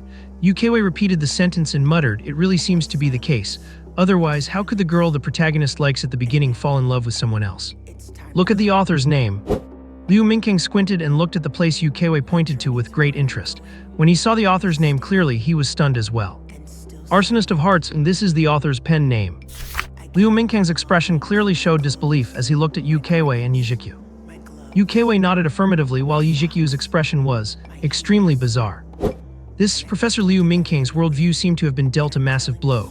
After a while he recovered and could not help but smile bitterly. "I do not get it. I really do not understand you young people's things." Yu Keiwei snorted with a look of disdain on her face. "Grandfather, you might be right. In my opinion, even if this author is experienced, he must be some sleazy middle-aged man." Zhiqiu regretted the random pen name he chose for the first time. At this moment outside the stage, the gala was about to begin, and the people in the front row of the leadership seats had already taken their places. Many reporters at the scene recognized the identities of the people in the center of the leadership section and aimed their lenses, frantically pressing the shutters. Chen Ping, the mayor of Huai City, and Lu Zhaifeng, the president of Huai Media University. There was no need to mention the status of these two high-ranking officials, but what excited the media reporters the most were the two middle-aged men sitting next to them. Li Wenrui, the boss of Huai Entertainment. Li Daipeng, the boss of Yinghang Entertainment. Insiders might know another layer of their relationship. Li Wenrui is Yu Keiwei's uncle, and the company Yu Keiwei is signed with is precisely Huai Entertainment. And Li Daipeng is the father of the second-generation rich kid, Li Hongfei. Although they both share the surname Li and are both owners of entertainment companies, their relationship is far from good. In fact, the two companies could be called mortal enemies. This was the reason why the media reporters were so excited. Mortal enemies are great, especially in such a grand setting. It would be even better if some news came out. Before the start of the competition, Mayor Chen asked with a smile, "Old Lu, another year of the Media University graduation gala. As the president, could you introduce to us what good performances we have?" President Lu laughed and said, "Old Chen, have the programs from my media college ever disappointed you in any given year? But if you ask me, the most popular act this year is definitely the final one. Just look, many fans have already started cheering for it." Mayor Chen looked back and smiled, saying, "The media college and Huai Entertainment have raised them well. Yu Keiwei is truly an excellent child." Li Wenrui from Huai Entertainment smiled and nodded. Dean Lu laughed, "And do not forget Yinghang Entertainment. President Li specially arranged for a team from his company to make a guest appearance. On behalf of the media college, I thank you, President Li. You are too kind, it is just a small favor." Li Daipeng laughed, then suddenly added, "In my opinion, times have changed. Just standing there singing dryly does not cut it anymore. I think the methods used by Huai's President Li need to change. Why not sign Yu Keiwei to our company? Her achievements would certainly not be limited to what you see now." Once Li Daipeng said this, Li Wenrui's expression turned cold, though out of politeness, he held back from snapping back on the spot. "They are starting to bicker," President Lu thought with a sigh. Mayor Chen, however, seemed oblivious to the subtle tension between the two and asked with a chuckle, "It seems you have some unique insights, President Li. Why not share them with us?" Li Daipeng smugly said, "What era is this? It is the digital age. Performances that can grab people's attention are the ones with the most market value. Take the singers from your company, President Li. No matter how well a song is written, if others cannot understand it and nobody listens to it, what is the point? Does not all that massive investment just go down the drain?" Li Daipeng went on, and everyone could see the innuendo. Li Wenrui snorted coldly and said disdainfully, "You should look at the works your company puts out. You call those songs." Li Daipeng chuckled and said, "Making money is the hard truth. Everything is for the market." Indeed, Huai and Yinghang were both among the top 10 entertainment companies in the country. Originally, Huai had been deeply involved in the music scene for years, while Yinghang was more diversified in film and television, and their strengths were on par. However, in recent years, Huai Entertainment's music career had suffered repeated setbacks, with Yu Keiwei being a rare successful case. Meanwhile, while Yinghang Entertainment was dominant in the film and television market, it was also ambitious in the music scene and determined to catch up. The girl group performing as guest stars at the graduation gala today was a singing and dancing troupe that Yinghang had invested heavily in. Regarding their argument, Mayor Chen remained composed and asked with a smile, "Old Lu, you are the professional here. What is your take on this?" President Lu sighed inwardly and said, "The market is indeed important. After all, those involved in songs and art still need to make a living." Li Daping looked pleased. However, President Liu added, sometimes artistic pursuits and market trends do not perfectly align. In such cases, my personal view is that one should not compromise the pursuit of art without limits just for the sake of the market. For example, some vulgar works are popular in the market now, but I would never allow my students at the media college to create such things. President Liu spoke tactfully, but his meaning was clear. He did not agree with Li Daping's market-first philosophy. Li Daping's face darkened, but Mayor Chen already chuckled and said, "Old Liu, your perspective is quite profound. I have learned something today. Let us watch the performance. It is starting." With a pair of handsome and beautiful hosts, the usual leadership speeches were concluded and the performances officially began. Recitations, skits, ethnic dances, choruses. It must be said that the students of Huai Media University have good professional caliber. Each program was decent, and some were even on par with professional standards. But since we are in the information age and young people have seen every exciting act imaginable online, the live response was rather mediocre. As the performances reached the halfway point, it was time for the guest appearance by the Yinghang Entertainment Girl Group. The moment 7 beauties in short hot pants and revealing camisoles appeared on stage, the atmosphere in the venue suddenly heated up. Explosive music, alluring gazes, combined with suggestive movements like chest popping and hip swaying. The students' reaction was the most direct. When the program ended, the whistling and screaming surpassed any previous performance. This is the choice of the market. Li Daping looked smug. Li Wenrui from Huai Entertainment looked calm, making it impossible to tell what he was thinking. As for President Liu, there was a clear look of displeasure in his eyes. In the eyes of academics like them who have their own pursuits for art, what they just saw would be better described as coquettish posturing than a performance. Mayor Chen remained as jolly as ever, giving no hint of his stance.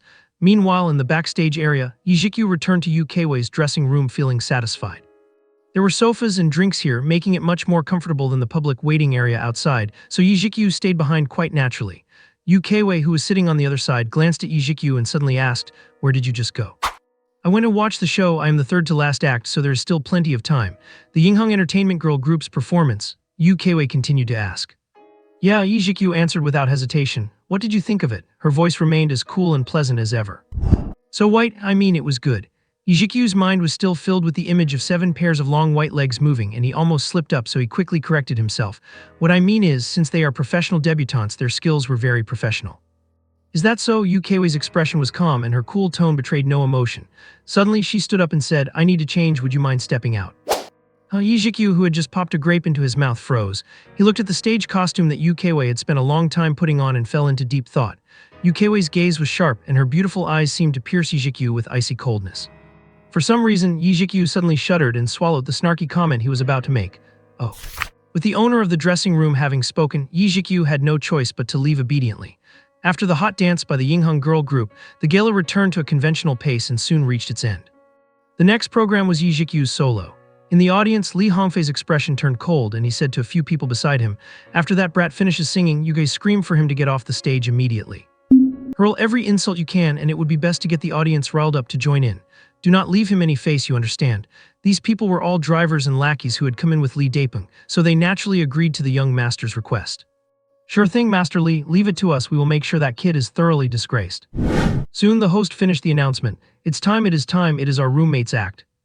Boys, make sure to scream as loud as you can later to cheer him on." In a corner of the audience, Zhiqiu's 3 roommates were excited, and Zai commanded loudly. Black casual pants, a white shirt, and a guitar. Zhiqiu's stage setup was arguably the simplest of all the performances, but the moment he stepped onto the stage, he immediately captured everyone's attention. So handsome, with his tall, slender frame and sharp, well-defined features, many in the audience were momentarily dazed, thinking some big star had arrived at the venue. Original song Goodbye, dedicated to all the students about to graduate. Through the microphone, Zhiqiu's calm voice carried across the entire venue. "Owl Zhiqiu, go for it. Do not embarrass dorm 206. The 3 roommates' roars came abruptly, especially those from the 2 show-offs Zai and Yang Hongwei, which gave the people next to them quite a start. Hearing the name Zhiqiu, many in the audience began to whisper, "Is he really Zhiqiu? I thought the performance was supposed to be a duet." "Do not you know his ex-girlfriend Chen Yuan from the Art Academy ran off with a rich kid. Now he's performing all by himself. Look, that guy sitting in the VIP front row, that is the young master from Yinghang Entertainment." "Damn, that is so pathetic. Zhiqiu is way more handsome than that kid. What was she thinking? Sai can looks even pay the bills." As the audience murmured, the VIP seats were also discussing the current performance. Mayor Chen smiled and said in original song, "It is rare to see that at a gala. Old Liu, your media academy has some real talent here." "We have plenty of talent at our school, you just do not visit often enough, Old Chen," President Liu replied calmly, though he felt a bit confused himself. He had never heard of a student with this kind of talent before. President Liu glanced toward Professor Liu Mingqing, who was in charge of the gala's guidance. Liu Mingqing said succinctly, "This is a good piece. I have high hopes for him." Oh, as soon as he said this, the others nearby became interested. Liu Mingqing was a heavyweight in the music industry, famous for his high standards, so such praise was not easy to come by. Is not that an exaggeration, Professor Liu? Suddenly, Li Daping from Yingheng Entertainment spoke up. In my opinion, that original stuff is just a gimmick. What kind of good song could a naive student possibly write? I have seen plenty of these greenhorns. Every year, graduates send songs to our company and the quality is honestly unbearable. Li Daping scoffed and concluded, writing things blindly without understanding the market. How could it be any good? I assume this student's work is much the same. Liu Mingqing's expression darkened the more he heard, and just as he was about to speak, someone else broke in. I disagree with Mr. Li's point of view. Everyone looked toward the sound. Li Wenri said calmly, personally, I think that setting aside market factors, a song written from the heart is the most sincere, and that kind of emotion is the most precious. The two rivals were at it again. The two bosses' words represented the clash of philosophies between the giants Huahai Entertainment and Yingheng Entertainment. It is starting, Mayor Chen suddenly said, casting a keen look toward the center of the stage. Sitting on a high stool, his fingers brushing the strings, eyes slightly lowered, Zhiqiu's clear voice reached the entire venue. I'm afraid I will not have the chance to say goodbye to you because maybe I will never see you again. Tomorrow I am leaving this familiar place and you.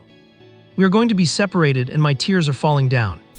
As the first line was sung, the once restless and noisy audience involuntarily fell silent, listening quietly to the performance on stage. I will firmly remember your face. I will cherish the longing you have left behind. These days will never be erased from my heart. I cannot promise you whether I will come back. No turning back, just walking on without looking back. Gradually, a silence fell over the audience. Many students who were about to graduate felt a lump in their throats. There were still 6 months left and the lyrics were so simple, so why were their eyes blurring? It felt like they had not figured out how to say goodbye before they were all heading their separate ways. The days that seemed so far away had arrived in the blink of an eye. After one round, when Zhiqiu's melancholic voice reached the lyrics, I will firmly remember your face. I will cherish the longing you have left behind again. Many sentimental girls in the audience covered their mouths and wept. The three from dorm 206, even the most mischievous Zai Jun and Yang Hongwei, fell silent. In the VIP seats, Liu Mingqing was comforted, President Liu was shocked and excited, and Mayor Chen was full of admiration. The performance ended in a quiet atmosphere, occasionally broken by low sobs. Zhiqiu kept his composure, rose, and bowed slightly. Unlike the previous performances, the applause did not come immediately. Everyone was still immersed in the emotions of the song, and the two hosts, also seniors, had not reacted yet. Just then, a few abrupt sounds rang out. Get off the stage, trash song sounds horrible. Yeah, get off. In the quiet environment, the voices sounded piercingly harsh. After the performance, the lackeys beside Li Hongfei thoroughly executed the task assigned by the young master, shouting quite enthusiastically. They even kept waving their fists, trying to lead the surrounding audience to join in. Young people are easily incited, and they had experience with this kind of tactic. As they shouted, they gradually realized something was wrong. Looking around and sensing the angry glares from the crowd, they were badly frightened. Many guys were itching for a fight, clenching their fists and ready to surround them. Idiots, sit down. Li Hongfei was so furious his head felt like it was going to steam, and he hissed. The lackeys shivered and hurriedly sat down. Immediately after, thunderous applause filled the venue. The audience, having snapped out of their trance, clapped until their palms ached in excitement. Zhiqiu, Zhiqiu. The audience below was screaming wildly, and many female students had stars in their eyes. How come they had not realized before that Zhiqiu was so talented? The way he looked playing and singing just now was ridiculously handsome. At the VIP table, Mayor Chen watched Zhiqiu walking off stage with a steady pace and sighed, this student is something else, old Lu. Although I am not a professional, this song really hit home. It reminded me of our student days 30 years ago. President Liu laughed heartily and commented, the lyrics do not strive for unnecessary complexity. The emotions are sincere. It truly is a rare and excellent piece. By the way, what major is this student in? Composition. President Liu looked at Liu Mingqing, who shook his head and gave an answer that shocked everyone. He is not an art student, he is a media major. Mayor Chen was stunned and stifled a laugh. Is not that your school's star major? Not professionally trained, you really missed this one, old Liu. President Liu was also astonished, and he looked toward Zhiqiu with growing admiration. Backstage in Yukiwei's private lounge. Wei, you are on after the next performance. Let us fix your makeup, Songmei reminded her. Yukiwei replied absent-mindedly. Only when Zhiqiu's silhouette completely disappeared from the livestream screen did she reluctantly put down her phone. At that moment, deep within her beautiful, watery eyes, an indescribable light danced. After Zhiqiu's solo, the audience was still immersed in the sudden atmosphere of graduation farewell, and their reaction to the next act was lukewarm. However, when Yukiwei walked out from behind the stage like the goddess of the Luo River in a long gown, the atmosphere at the venue turned completely frantic. Oh, goddess! Yukiwei. Yukiwei's fans were not just from the school, many had come specifically for her. At this moment, the media reporters were also fired up, frantically clicking their shutters. The scene had practically turned into Yu Keiwei's concert. Yu Keiwei did not disappoint anyone, and her hit song Shimmer left everyone mesmerized. Watching the radiant Yu Keiwei on stage, Zhiqiu had to sigh that there really was such a perfect woman in this world. Never mind her flawless face and figure, this voice was truly a gift from heaven. No wonder she could be called the diva of the new generation. Offstage, the wealthy second-generation heir Li Hongfei stared blankly at Yu Keiwei in the center of the stage, his eyes full of infatuation, as if he had lost his soul. Yu Keiwei's singing was full of hope and imagination for the future, washing away much of the sorrow caused by goodbye. When the song ended, the applause reached its peak once again. Old Lu, the Communication University, has produced many talents this year. Mayor Chen sighed, the student Zhiqiu just now and the already famous Yu Keiwei are both outstanding. Haha, it seems that the city's education funding will have to be increased. President Lu laughed heartily. He could not help but be happy. Besides Yu Keiwei, he did not expect a Zhiqiu to emerge, which was truly an unexpected surprise. At this moment, Li Wenrui from Huahai Entertainment suddenly said, Zhiqiu Wei's performance seems to have received quite good feedback from the audience. It seems that creating good works and catering to the market are not contradictory. What do you think, Manager Li? Li Dapeng's face darkened and he snorted coldly without saying a word. The people around them gave bitter smiles. Anyone with a discerning eye could tell that Li Wenrui was making a jab at Yinghang Entertainment, almost explicitly calling the previous dance that featured exposed legs and hips swaying vulgar. According to the university's tradition, there is a segment for outstanding graduates to give a message before the end of the gala, usually inviting the two most popular performers. Before the host could speak, people had already started shouting, Zhiqiu. Yu Keiwei, Zhiqiu, Yu Keiwei. Zhiqiu in the lounge looked helplessly into the crowd, where his roommates Yang Hongwei and Zai Jun were shouting particularly excitedly. Fine, no need to choose.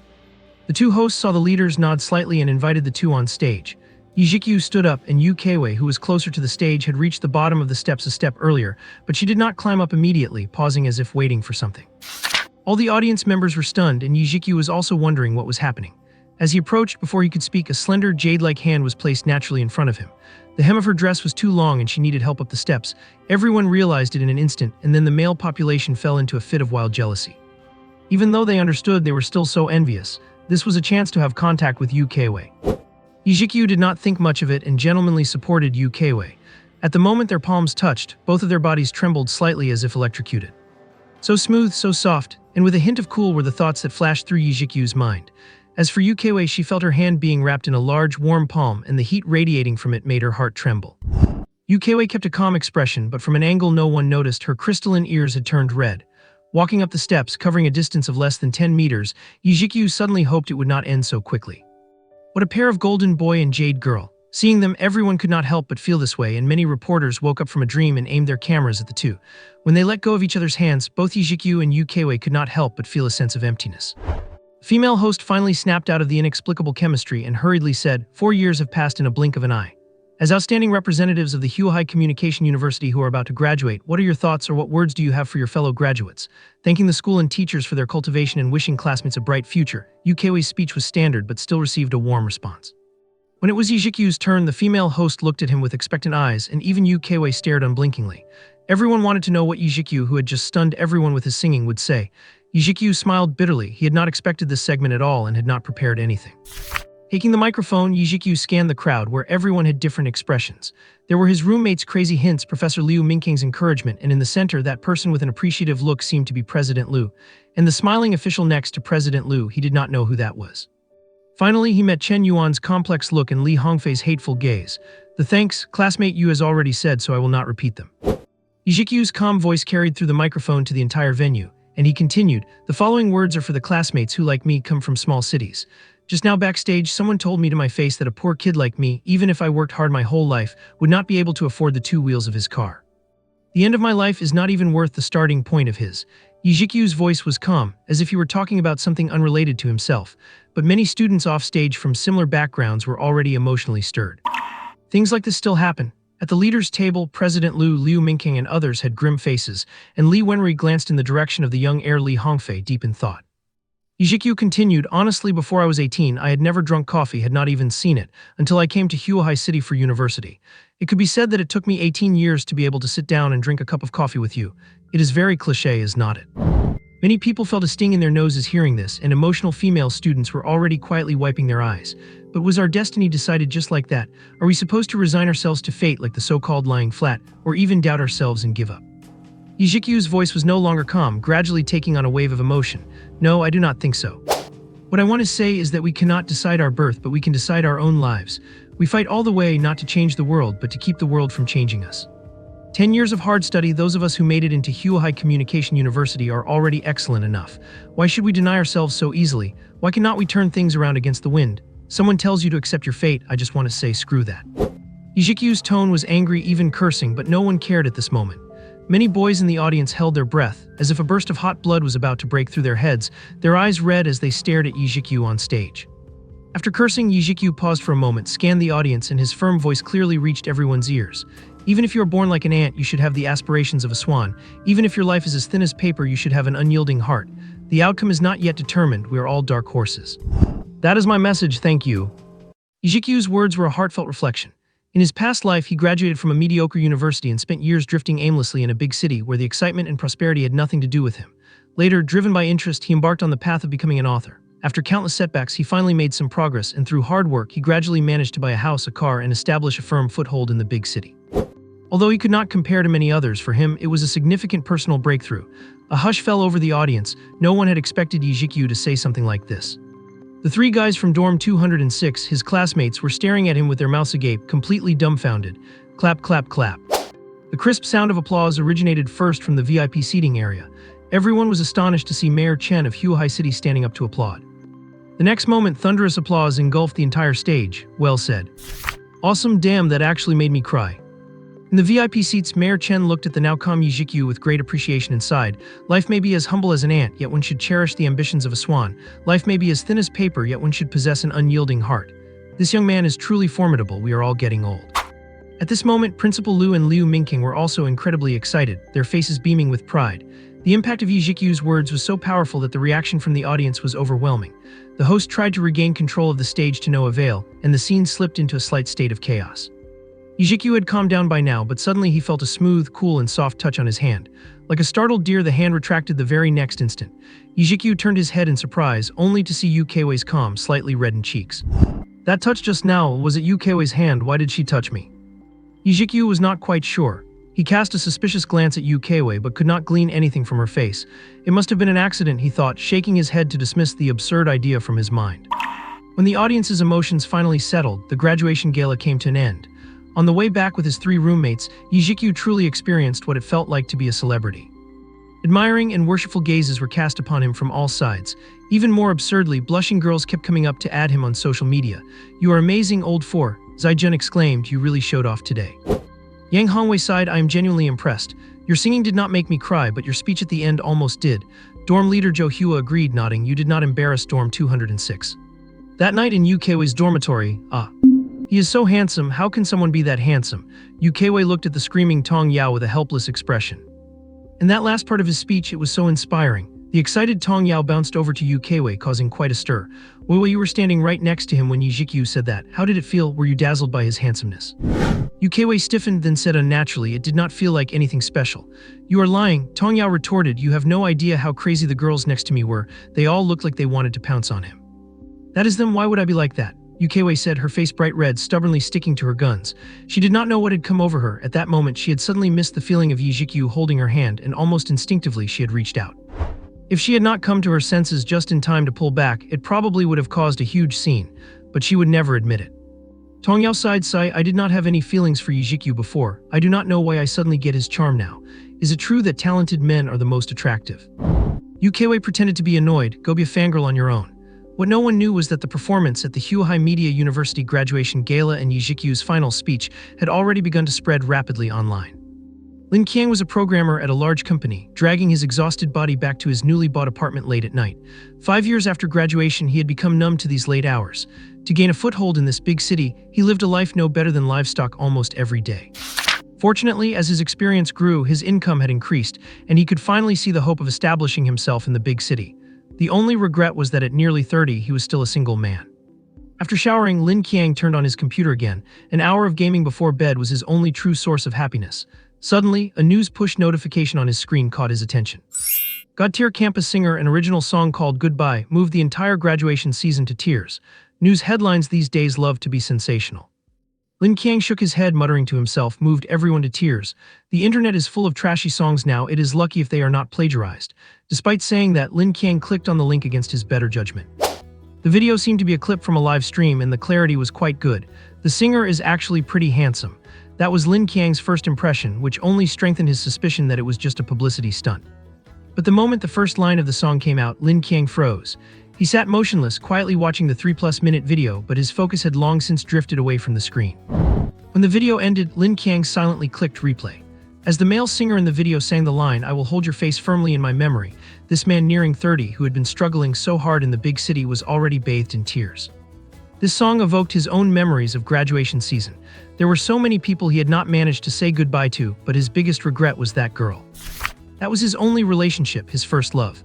After graduation, because her parents arranged a job for her in another city, the two immature young people had conflicts and eventually broke up. The high-intensity work after graduation had left Lin Qiang no time for dating, but occasionally the girl's image would still appear in his mind. He heard she was still unmarried and had been promoted and transferred to this city a month ago due to her excellent work performance.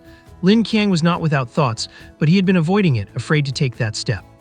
After playing it on loop for 3 full times, Lin Qiang took a deep breath. As if having made a firm decision, he opened WeChat and clicked on the profile picture he had never deleted. "Lin Qiang, are you there? I heard you were transferred to Huahai City. Lin Qiang, if it is convenient, would you like to have dinner? Lin Qiang, in the years since graduation, I have never forgotten you." Having sent the message he had rehearsed countless times in his heart, a heavy burden was lifted from Lin Qiang's chest. He let out a long sigh and immediately his face grew tense. The next moment, almost instantly, a reply came from the other side. "Zhiqiu, okay, let us do tomorrow night. Zhiqiu, do you know I have been waiting for this message from you this whole time?" Lin Qiang's eyes were filled with disbelief, which was quickly replaced by sheer joy. Meanwhile, the impact of the song Goodbye was playing out in many other places. There were no classes the day after the graduation gala, but Zhiqiu, who had broken his promise to update his story, had no choice but to sit in front of his computer. He opened Penguin and the avatar of his editor, Stone, kept blinking, indicating over a dozen unread messages. "Stone, are you skipping an update today? Did something happen? Stone, do you need me to ask for leave for you? We can still keep your perfect attendance record for this month." These had been sent immediately after he posted his announcement about skipping the update, and the rest were from over an hour later. "Stone, if it is a financial issue, your royalties this month are quite substantial. I just checked with the company and I can have them released to you a few days early." Back then he was preparing to go on stage, so he naturally did not reply. The latest message was from 15 minutes ago. "Stone, good morning." Zhiqiu smiled slightly. This editor was really quite good. Not only was she always checking in on him, but she also cared about his attendance record. However, he was determined not to bow down for the sake of perfect attendance, so he simply replied to the message. "Zhiqiu, it is not a financial issue, thanks. Zhiqiu, I will update as usual today." Ding ding ding ding ding. The editor's avatar flickered wildly in immediate reply, but Zhiqiu had already closed the chat window. In a rental apartment in Shangjing City, Shinuanuan, who was sitting in front of her computer, did not get a follow-up, shook her little fist in frustration, then let out a sigh of relief. Good grief, this narcissistic author is truly impossible to deal with. After writing until noon, Zhiqiu stretched and uploaded the latest chapter. To his surprise, many fans were keeping a close eye on the update status, and the review section became lively immediately. "Updated, it is finally updated. The dog who skipped his update has appeared. I was about to report you as a missing person. This is the first time I have ever seen someone stop updating right after receiving a tip. 10,000 words, not bad, but you still need to make up for yesterday's." Watching the comments from these hilarious fans, Zhiqiu chuckled. "Making up for updates? That is impossible. As long as I am lazy enough, you cannot pressure me." Perhaps because it was the weekend and people were free, the discussion in the review section became increasingly animated. "Strongly suggest the author opens a reader group. I agree, we need an organization." "I agree plus 10,086. Let us discuss the plot and help the author write better." "This guy is so lazy. I have already opened one for you. The group number is XXXXX. Come in and the owner will give you admin." "You dog author, we know you are lurking. Join the group now." Zhiqiu was left speechless as he read the string of comments echoing the demand for a group. "Join a reader group? Impossible, absolutely impossible. All that talk about discussing the plot is fake. Only the naive would believe that." If he joined the group, he would definitely be pressured to update by these crazy readers all day long. Would he ever have a moment of peace? Still, these readers were his bread and butter, so ignoring them completely would not do. Zhiqiu thought for a moment and posted a pinned reply in the review section. "My phone does not have enough storage, so I will not be adding a reader group. Everyone can follow my Weibo account 30. Upon seeing the author's reply, the fans went wild. "The dog author is here, charge everyone. What kind of excuse is not enough storage? I will send you a 1 terabyte memory stick." Forget it, brothers, let us go follow his Weibo first. Within just 10 minutes, Zhiqiu was surprised to find his Weibo followers had increased by over 50,000. It seemed the fans of Zhu Xian were quite numerous. When the fans excitedly searched and saw the nickname on Zhiqiu's Weibo, they could not help but spit out blood again. Zhiqiu had temporarily changed his Zhiqiu nickname to avoid being recognized. The new nickname was the Dream of 900 Million Girls. With a completely blank Weibo profile, the restless fans did not even have a place to comment and noisily swarmed back to the review section. "I'm going to throw up, you dog author, pay for my lunch. What the heck is the Dream of 900 Million Girls? Could you be any more narcissistic? To think there is such a thick-skinned person in this world." Leaving the review section behind, Zhiqiu headed to Professor Liu Mingqing's office as usual in the afternoon. Although the gala was over, Professor Liu Mingqing had no intention of stopping his tutoring, and Zhiqiu was happy to have a master guiding him, enjoying every bit of the learning. He went this time to fulfill his promise to bring the sheet music for Goodbye and the Ballad of the White Pigeon. Stepping into the office, Yu Keiwei was not there today. Besides Liu Mingqing, there was another middle-aged man inside. Zhiqiu recognized him as one of the people sitting in the center of the front row at the gala, President Liu Zhaifeng of Huahai Media University. "Good afternoon, President Liu." Zhiqiu greeted him and said to Liu Mingqing, "Professor Liu, I am here to hand in the sheet music." When President Liu saw Zhiqiu enter, his eyes lit up and he said to Liu Mingqing, "Old Liu, your prize student is here. Thanks to Student Yi, our school's funding for next year has increased quite a bit." Liu Mingqing could not hide his satisfaction but said, "Do not talk nonsense. The song Goodbye was completed independently by Zhiqiu. I did not guide him at all. I only gave him 2 pointers on his singing technique." President Liu was taken aback. He had assumed Zhiqiu's song had been polished by Liu Mingqing, but to find out he had done it all on his own made him think even more highly of Zhiqiu. Liu Mingqing continued, "Zhiqiu has brought glory to the school, so you cannot treat him poorly. You should show some appreciation." "That goes without saying," President Liu laughed heartily. "Student Yi, I know your academic performance is excellent, and you will certainly be on the list for this year's scholarship. The school will also award you an honorary title of Outstanding Graduato. Thank you for your contributions to the school." That sounded great. Zhiqiu's eyes lit up and he gladly accepted. One should not underestimate the title of Outstanding Graduate from Huahai Media University. That was something money could not buy.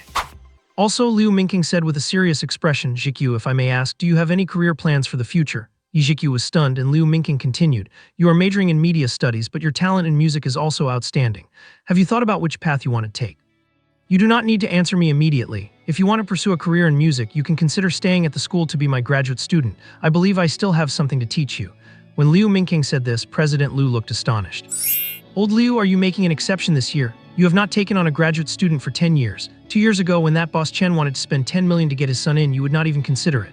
Liu Mingqing snorted coldly and said dismissively, "Rotwood cannot be carved. What is the point of recruiting those who have no intention to learn and only want to use my name to gild themselves? Zhiqiu is different, he has real talent, so naturally I am willing to teach him." Zhiqiu was also very surprised, not expecting Liu Mingqing to value him so much. However, he did not give an immediate reply. Making a decision too easily would be disrespectful to the other person. Zhiqiu said cautiously, "Thank you, Professor Liu, I will think about it seriously." Walking out of Liu Mingqing's office, Zhiqiu kept pondering this question. What kind of person did he really want to become? With the backing of countless brilliant works from his previous life, Zhiqiu believed money would never be a problem for him again. But then what? After becoming rich, would he just spend the rest of his life idly waiting for the end? If it were the Zhiqiu of his previous life, he would have nodded without hesitation, as that had been his only wish. But the current Zhiqiu did not want to do that. Having been granted a second life, he felt there was something more he wanted to pursue beyond money. He wanted to see more scenery he had never experienced before, try more possibilities, and leave his mark on this world. As for how to go about it, Zhiqiu had not figured it out yet. Writing novels might be one way, but Professor Liu Mingqing seemed to have pointed out another path: music, or more broadly, a path in the arts. Liu Mingqing's professional standard was among the top in the country. With his help, that might truly be possible. Zhiqiu pondered for a long time, and before he knew it, he was already back at his dorm. Suddenly, Zhiqiu gave a carefree smile and threw those thoughts to the back of his mind. Why think so much? Besides working toward his goals, the most important thing was to follow his heart and live life to the fullest, right? As for the future path, he would just let it take its course. A WeChat notification sound rang out on his phone, and when he opened it, it was a message from Yu Keiwei, whom he had not seen all day. "Wei Guang, your song Goodbye from last night and that message of yours have gone viral." Zhiqiu was stunned. He replied with a few casual words and opened the Weibo hot search list, only to be surprised to see the top trend: "The future is unwritten and we are all dark horses." Further down, the second trending topic was "Brought to Tears, the graduation tearjerker song Goodbye." The third trending spot was taken by Yu Keiwei's performance of Glimmer. Looking further down, there were other keywords like Huahai Media University Graduation Gala. It was no exaggeration to say it had become the hottest topic. Curious, he clicked on the Goodbye hot search, only to find comments filled with netizens' heartfelt sentiments. As a graduate this year too, I burst into tears the moment I heard this song. It reminded me of my college girlfriend. We broke up because we had to live in different cities after graduation. I wonder how she is now. I cried, we said goodbye with a smile, but we knew deep down that we might never meet again. Thank you to the singer, you gave me the courage to contact her after 5 years of silence, and now we are back together. Besides that, there were many reviews about the song and the singer. This is what true original work is, it sings right into people's hearts. The singer is so handsome, does he have a contact? Actually, there were still some imperfections in the singing technique, though I mean that only relative to such an excellent song. The person above is being too nitpicky. The singer's level is already at the top tier of amateurs. For a song that emphasizes emotion, technical skill is secondary. As the topic continued to brew, the official Weibo account responded quickly, launching the discussion topic, what graduation season looks like through your eyes. Zhiqiu read the netizens' comments with interest. Most were praising the song and the singer, showing that some human emotions are indeed universal. Finally, Zhiqiu thought for a moment and joined the discussion, posting his first Weibo update under the account name The Dream of 900 Million Girls. What graduation season looks like through your eyes. Before the sword is sheathed, we are already lost in the world. May you travel thousands of miles and return still the same youth you were. After revealing his Weibo handle in the book review section, Zhiqiu had gained nearly 100,000 followers, all of whom were fans of Zhu Xian. As soon as the post went up, it caught the attention of the fans and the comment count climbed rapidly. The author likes the song Goodbye too, me too. My God, that line, it hits home, it is so true. That is exactly how it feels right after graduation with work and finding an apartment. It feels like the pressure is hitting you from everywhere. As expected of a novelist, the author is truly talented. He throws out such free-spirited lines so casually. The comments were normal at first, but they gradually went off track. Brothers, do not let this dog author fool you. How long has it been since he finished updating this morning? A full 7 hours. Not even a donkey at a production farm would dare to slack off like this. You do not update but have time to act cool on Weibo. So yesterday's leave was a lie after all, so love really fades, does not it? Fine, I'm not voting anymore. Update damn it, update damn it. Update damn it. Further down, the fans spontaneously lined up, furiously flooding the comments with update damn it. Zhiqiu sat stunned in front of his computer. These readers, they are being unreasonable. We were chatting just fine and suddenly you start demanding updates. The Weibo topic feature pushes participating comments to those following the topic. The 2 sentences Zhiqiu had written offhandedly were quite powerful and soon attracted a large number of user shares. However, many people who clicked into the comments section were confused to see nothing but update damn it everywhere. What is going on? Has the blogger offended everyone? But it was not surprising, given that the username itself was quite asking for it. When they learned that this blogger, The Dream of 900 Million Girls, was actually a novelist, many passersby were surprised and searched for Zhu Xian. And then it got out of hand. Invisibly, Zhiqiu had effectively advertised his book, in Shangjing inside a golden, luxurious mansion. A young man wearing brand-name clothes lay on an imported sofa, boredly scrolling through Weibo. This young man was the famous young Master Wang. As the only son of China's richest man, he was actually quite down-to-earth, chatting and joking online all day, a well-known celebrity on Weibo. My God, suddenly the lazy young Master Wang sat up and raged. It is one thing that you stopped updating after taking 10,000 from me in tips.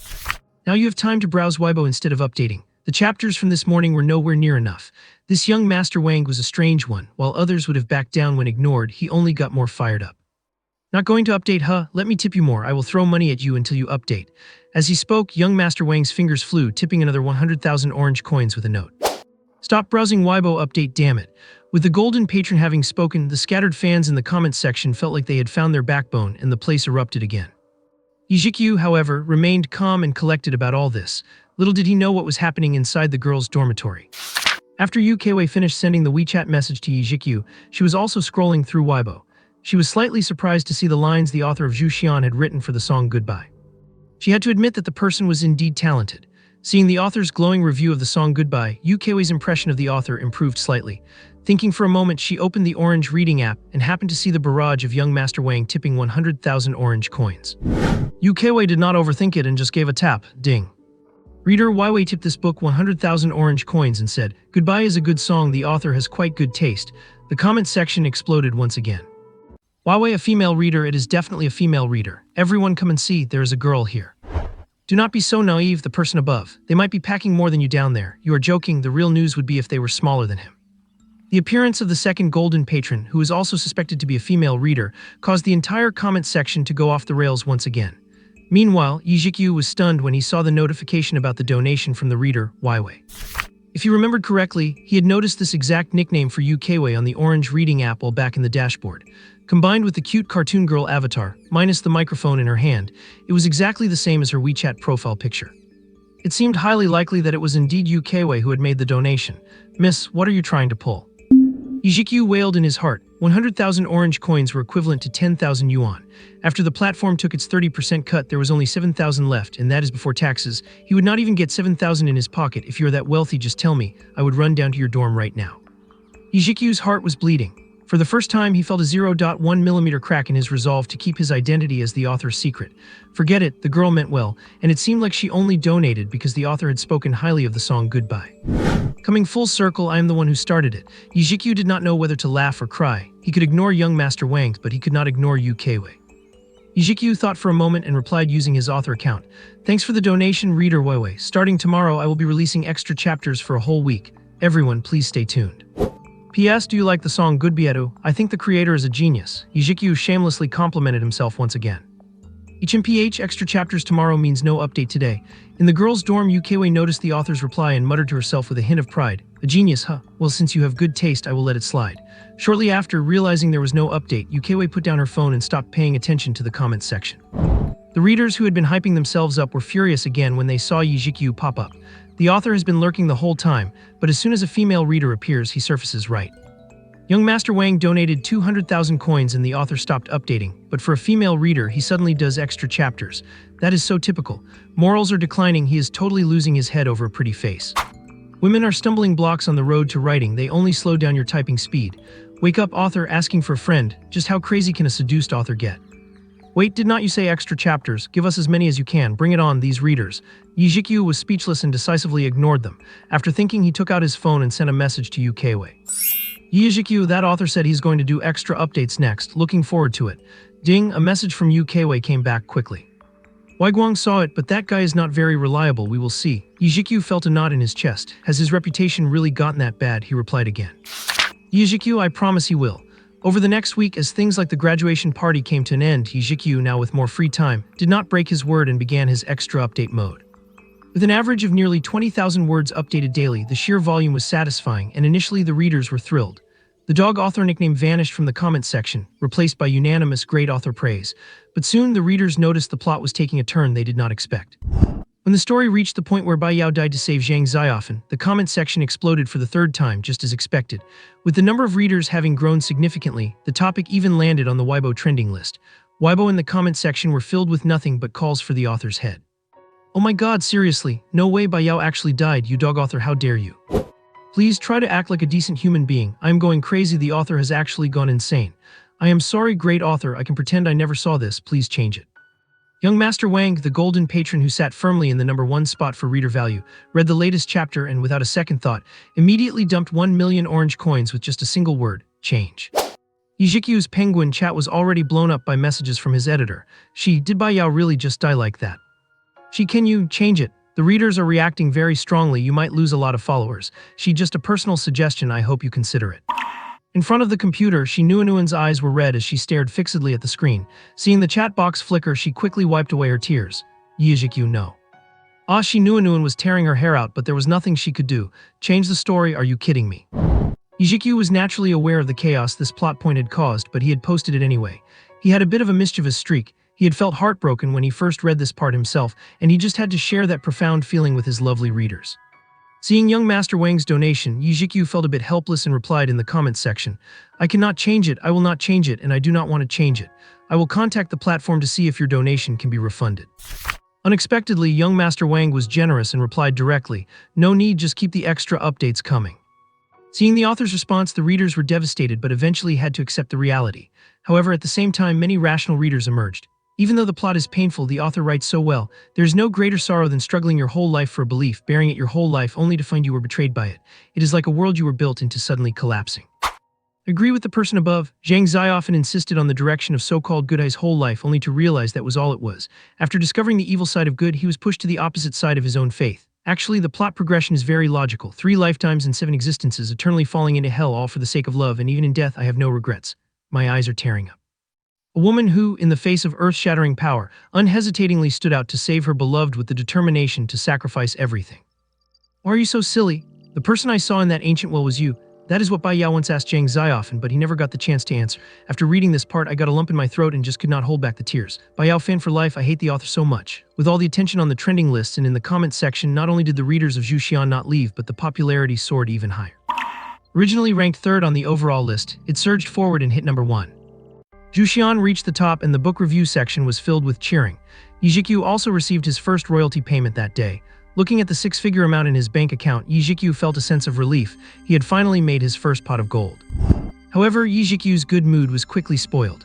The number 1 spot on the orange reading charts was actually a martial arts novel titled Bloodshed in the Jianghu, which had occupied the historical top spot for nearly a decade. With Zhu taking the top spot, Bloodshed in the Jianghu was naturally knocked down to second place.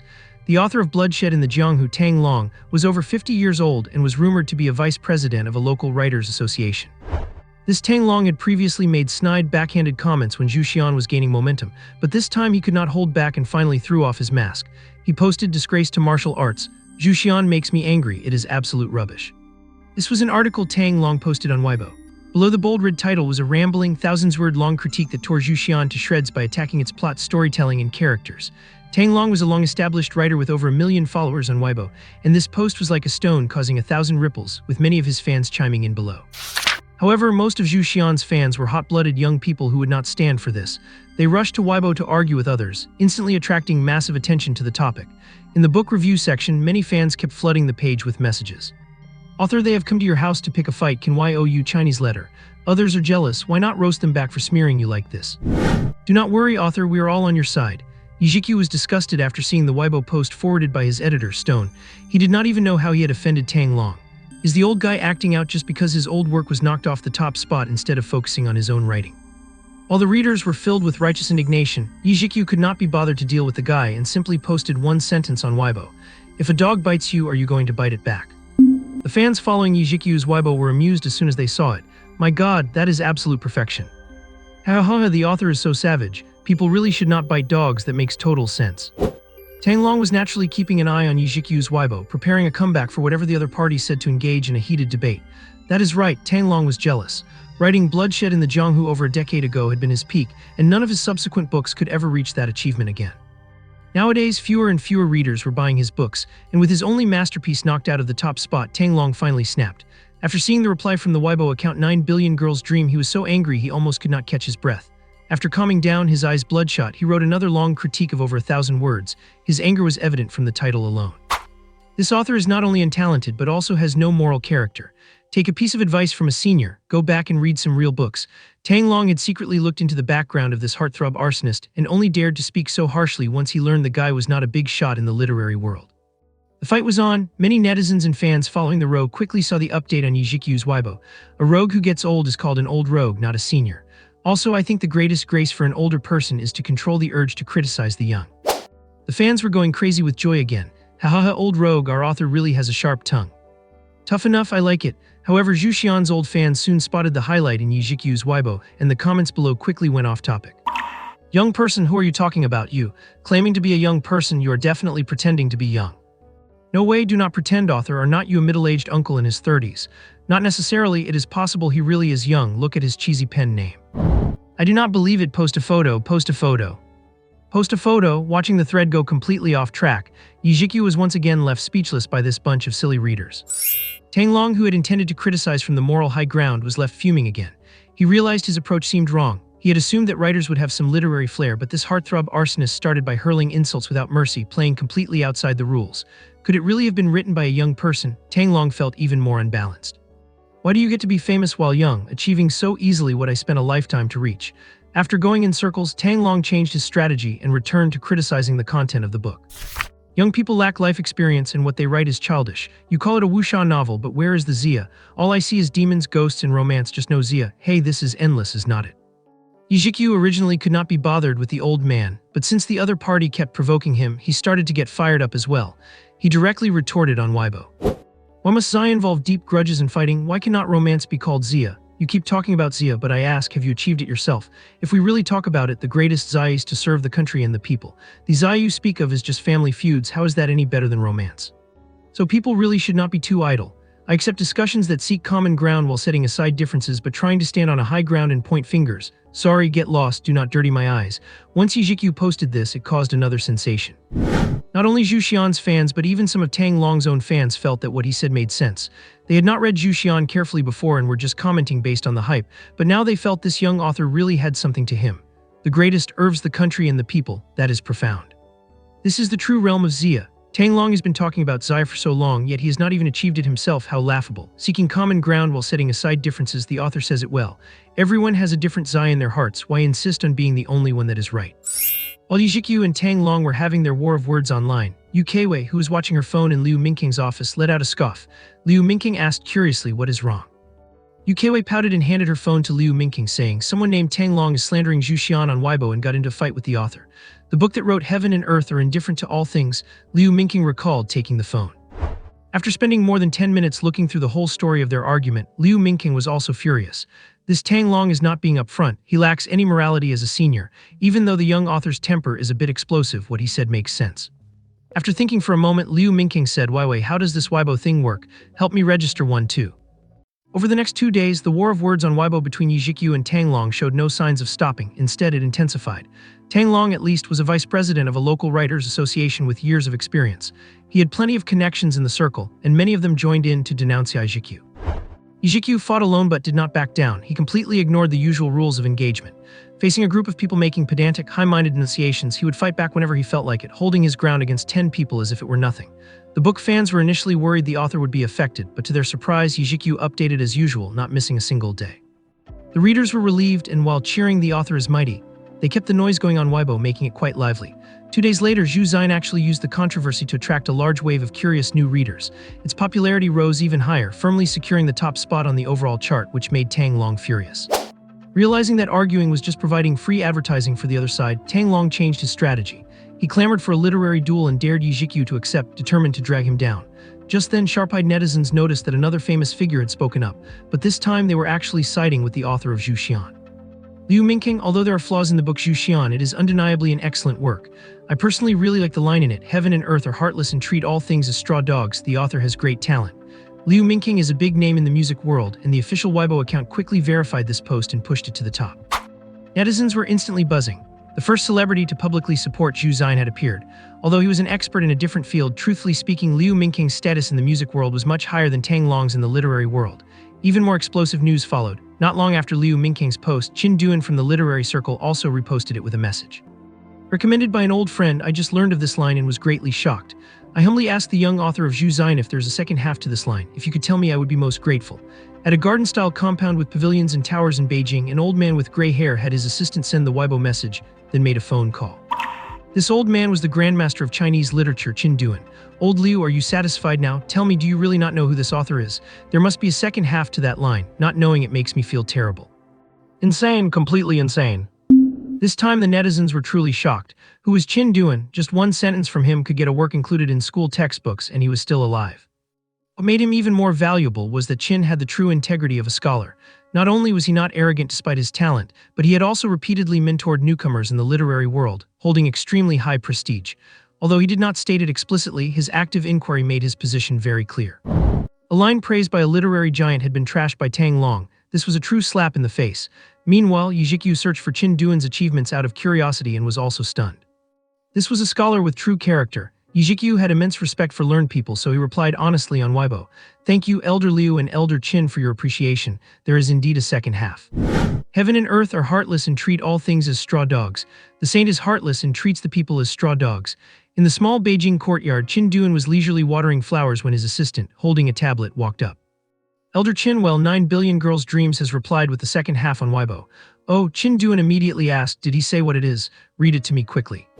The assistant read from the tablet word for word. Heaven and earth are heartless and treat all things as straw dogs. The saint is heartless and treats the people as straw dogs. Boom. Qin Duan stood as if struck by lightning. His movement stopped, and he did not even notice that the water from the watering can had almost completely run out. Deafening, simply deafening. After a long while, Qin Duan muttered, the saint is heartless and treats the people as straw dogs. To be able to write such a sentence, who exactly is this author? The readers on the internet did not react much to this line from Zhiqiu, just feeling it was similar to the first half. But in the eyes of some, it was nothing less than a bomb, blasting them into confusion. By this time, Liu Mingking and Qin Duan had both shown their support, and Tang Long started to panic. How could this kid, who supposedly had no background, get these industry authorities to support him? Blinded by jealousy, Tang Long did not stop there but became even more frantic. However, he did not dare to attack Liu Mingking or Elder Qin, so he directly called out Zhiqiu on Weibo. Are you afraid? Do you dare to have a competition? Elder Qin is one of the judges for the poetry contest on the Orange Reading website. Let us each write a poem for the contest. Do you dare to accept and see who is better? After all this arguing, Zhiqiu actually became calm. Thinking about it from another angle, it was a pretty good way to pass the time when bored. As for the competition, only a fool would entertain him. Writing a poem, I cannot. Does something like looked at from afar, the rock is big, looked at from near, it is a big rock. The rock is really big, it is truly a big rock. Count. That is my level, but the books I write are better than yours. If you are not convinced, come bite me. The 3-day war of words, with even literary giants stepping in, had firmly held the top spot on the Weibo trending topics list. Many onlookers just laughed and shook their heads after seeing this poem by 9 Billion Girls' Dreams. The hell with big rock author, can you be any funnier? Do not say that, the rhythm is actually quite neat. Precision +1. Haha, I just love seeing you unconvinced yet unable to do anything about me. Tang Long, seeing this message, actually felt a surge of joy. Not daring to take the challenge only confirmed that his opponent was not good at poetry. This was the perfect chance to press the attack. Tang Long quickly called him out again. Cowardly rat, I have already submitted my entry waiting for you to compete. If you can beat me, I will apologize publicly in front of the media. Below, Tang Long attached the poem he had written himself, using the theme of heroism which had started the debate, and the quality was surprisingly decent. Many Zhu Xianfans called him shameless. Tang Long had been writing martial arts novels for decades. He must have been prepared, otherwise how could he have come up with a poem so quickly? Zhiqiu took one look and let out a scoff. This old scoundrel was like a piece of plaster stuck to him, never ending. Zhiqiu was tired of the back and forth and replied directly on Weibo. I originally wanted to give you some face, but since you insist on pushing your luck, do not blame me for slapping your face. Since you keep talking about heroes, I will show you what a hero looks like in my heart. Ode to the Gallant, read it well and learn. Elder Qin, when his assistant rushed into the study with a tablet, looking visibly excited, Qin Duan was practicing his calligraphy. What is all the excitement about? Qin Duan remained calm, his brush continuing to glide smoothly over the rice paper. The author of Zhu Xian replied to Tang Yun's challenge on Weibo with a poem. The assistant, nearly 40, was still trembling with excitement as he spoke. Oh, what is the name of it? Qin Duan asked with a soft hum. He had seen that mysterious author's stone poem and just laughed it off. But after seeing lines like the saints are not benevolent, treating the people as straw dogs, he did not believe for a second that the person could not write poetry. The assistant did not say a word, but solemnly handed the tablet to Qin Duan with both hands. Qin Duan coolly set down his brush, put on his reading glasses, and took the tablet, feeling unimpressed. This assistant was one of his students, but he lacked composure, getting so worked up over a single poem. Qin Duan had seen countless poems and written plenty himself. Having studied the craft for decades, he did not believe any author could write something that would truly stun him. The Hero's Journey, Qin Duan read the title softly. Jayok's hat strings are loose, the Wu hook glows like frost and snow. Silver saddles shine on white horses, swift as shooting stars. As he read the first 2 lines, Qin Duan's expression grew serious. 10 steps to kill one person, leaving no trace for 1,000 miles. After the deed is done, brush off the clothes and go, hiding one's fame and identity deep away. By this point, Qin Duan's voice was trembling slightly. Casually passing through Xinling to drink, taking off the sword to lay it across the knees. Grilling meat to feed Zhu Hai, holding a wine cup to toast Hu Ying. After 3 cups, promises are made and the 5 mountains seem light. After the eyes blur and the ears grow hot, one's spirit rises like a rainbow. Saving Zhao by swinging a golden hammer, the city of Handan is shocked first. For thousands of years, these 2 brave men shine brilliantly in the city of Dalian. Even in death, the spirit of chivalry remains fragrant, not ashamed of being a hero in this world. Who could ever write the Taixuan Jing under the book attic? After reciting the rest of the poem in one breath, Qin Duan's face flushed red, his eyes fixed on the screen. Good, what a great hero's journey, this is what true chivalry is. With a sudden bang, Qin Duan slapped the table and shouted. After a long while, his emotions finally settled. Qin Duan thought for a moment and dialed his old friend's number. Old Liu, who is this author of Zhu Xian you mentioned? This person has immense talent, can you check? I want to meet. No, I want to pay my respects to this person. What, even you do not know what happened? Just go check that Weibo post yourself. In an office in Huhai City, Liu Mingking hung up, completely confused. He did not understand why his old friend of many years was so agitated. Was it because of the author of Zhu Xian? Liu Mingking opened Weibo, which he had just learned to use, and upon seeing the poem that had already hit #1 on the trending list, he was stunned himself.